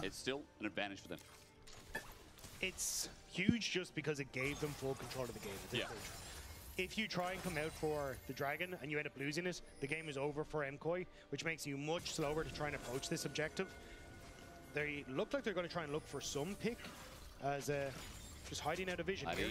Walking in, gets stunned up. He walked right into that one with the Magna Storm. Ovdje mogu game da izgube ako... Sad 31 minut, sad više ne možemo da se...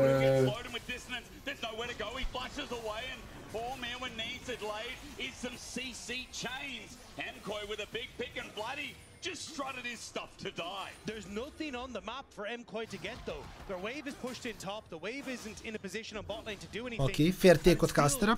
Ovo mi se sviđa. Minimum until that next objective. So, yes, it is a nice pick. Kill, super, ali ne dajte ništa. For Mkoi, but it doesn't change the outcome just yet. Maybe that's why Bloody's lucky for that misstep. Lucky for that misplay. Alvaro has unsealed spellbook, so he's going to use a barrier, move back to heal. Misplay ovo pravo vreme. You're right.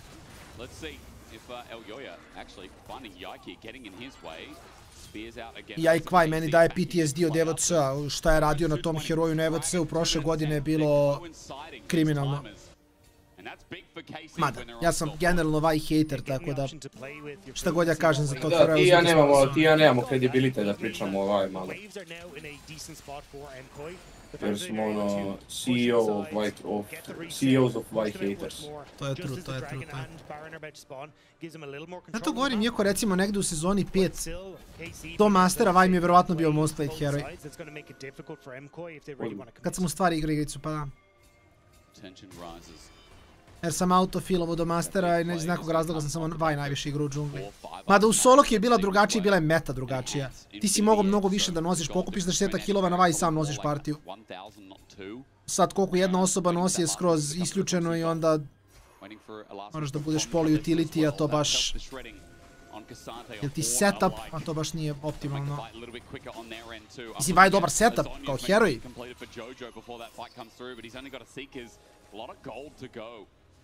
Might not have that for the fight, so that's a one tick. But to be fair, at this point in the game, I feel like it might be all you need, you're right. Might not matter. Kana with a random one's just picked up 4th item for the Cassante.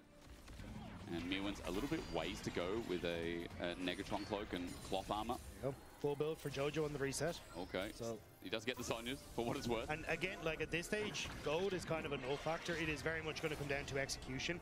And at the moment, Mkoi getting that shove out and getting vision control gives them more information to play with. Even just some nice poker to Kalist right now. Mirwin with that poke as well wants to find an engage. Kana gets out of there. Kalist igra baš full agro. I ovo je sad moment na midu, ako neko umre pri wave crashu, to je to. Ali već je mnogo napravio toga Orn. Vaj mi je nekako mnogo behind ovaj game, ne znam. Korki je cool, ali Korki je sve mi boje lepo stoje build uvek. Ovo je dobar početak fajta za koji, jer vide da je ceo FKC. Pogledajte ovaj tribal shard.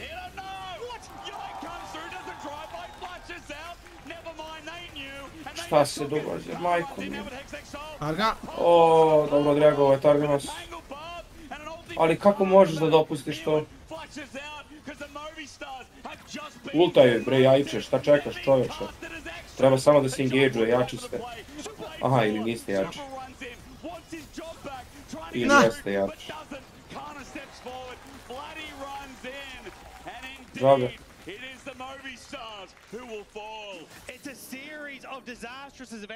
Koji je call, ljudi, Baron? Ne možete Barona da radite, ostavili ste mid lane wave.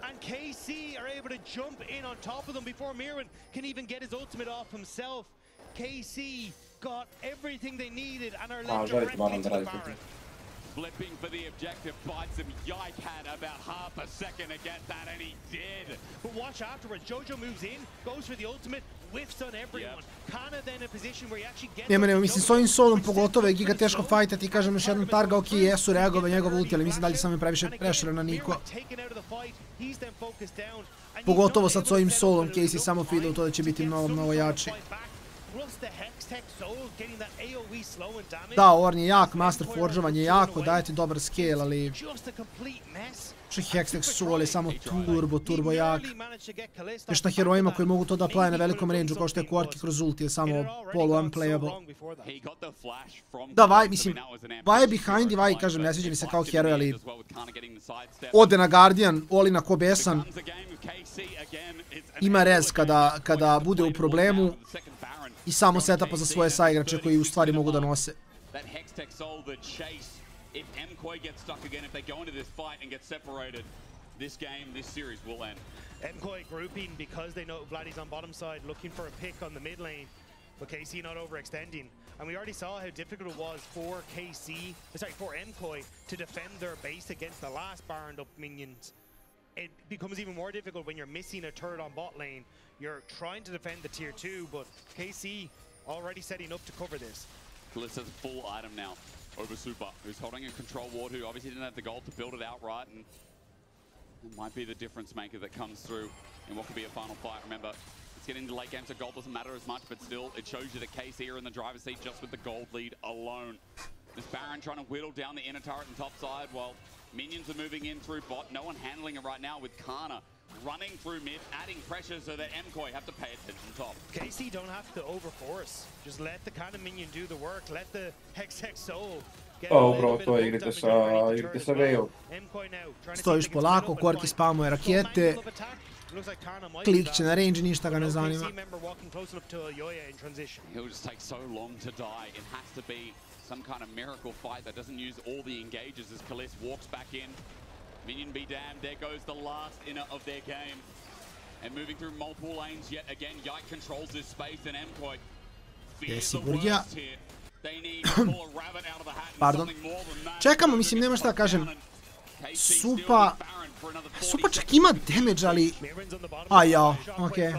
Ne, samo mogu hard da commituje, mislim. Ja mislim da dok je šokve na cooldownu, sad imaju 34 sekundi, mogu da hard commituju.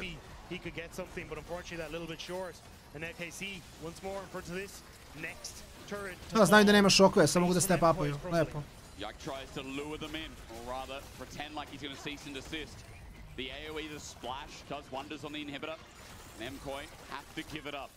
Samo da im neko tajmira da znaju kad je to, kad je up i to je to.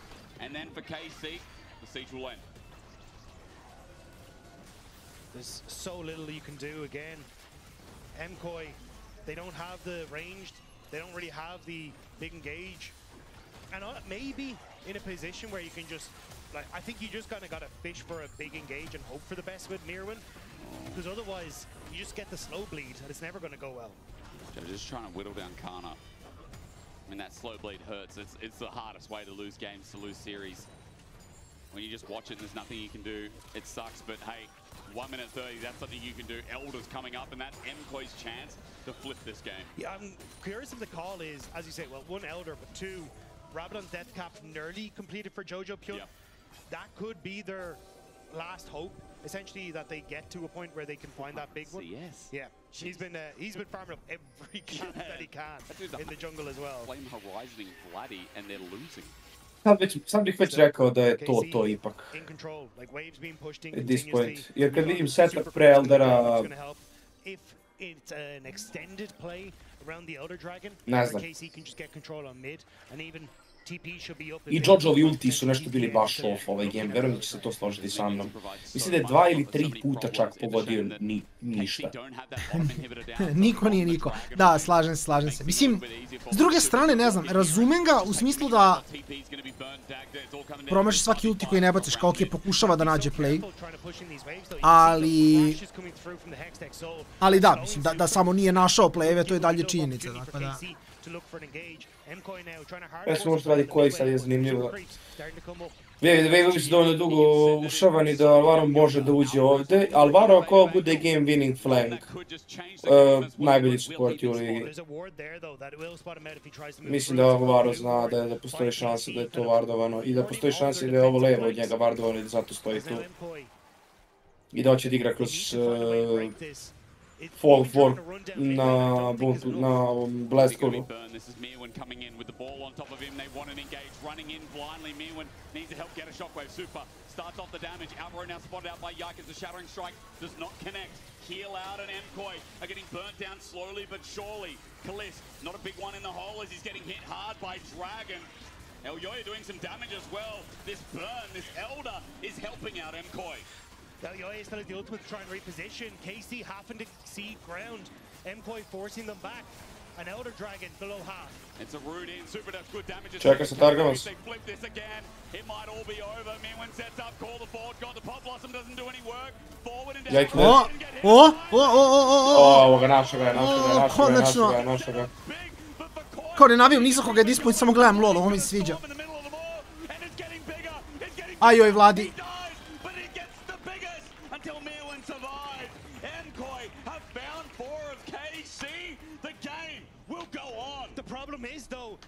Nema damage za Elderovi, ne mogu završiti game.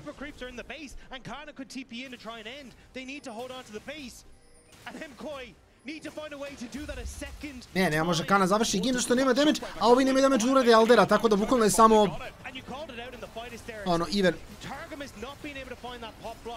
Then that massive shockwave on the 3 members with the follow-up on the Orin Ultimates, but Super gets ripped out of this fight thanks to Kana, which meant that they actually maybe could have finished off Vladdy quicker and then turned on towards Kana on the Dragon.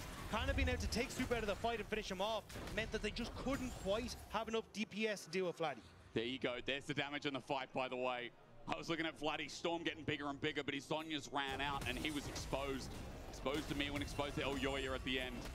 And that is why he could not kill them. That is why he could not finish the job.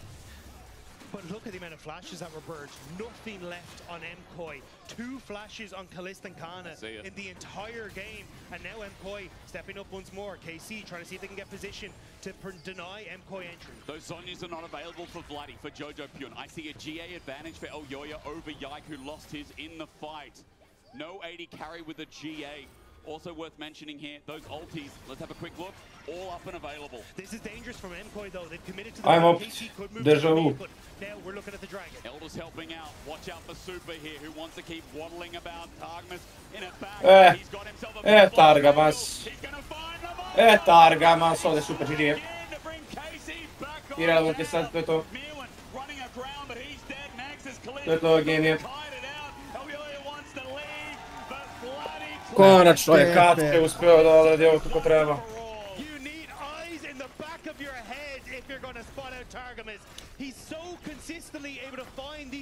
Pako, kakav, koliko je ovaj game bio koliko su bili uplašeni, koliko je bilo onako, jedino što mi se dopalo su Fog of War playevi i to kako su, pogotovo Targamas se baš insane odigrao ovaj game.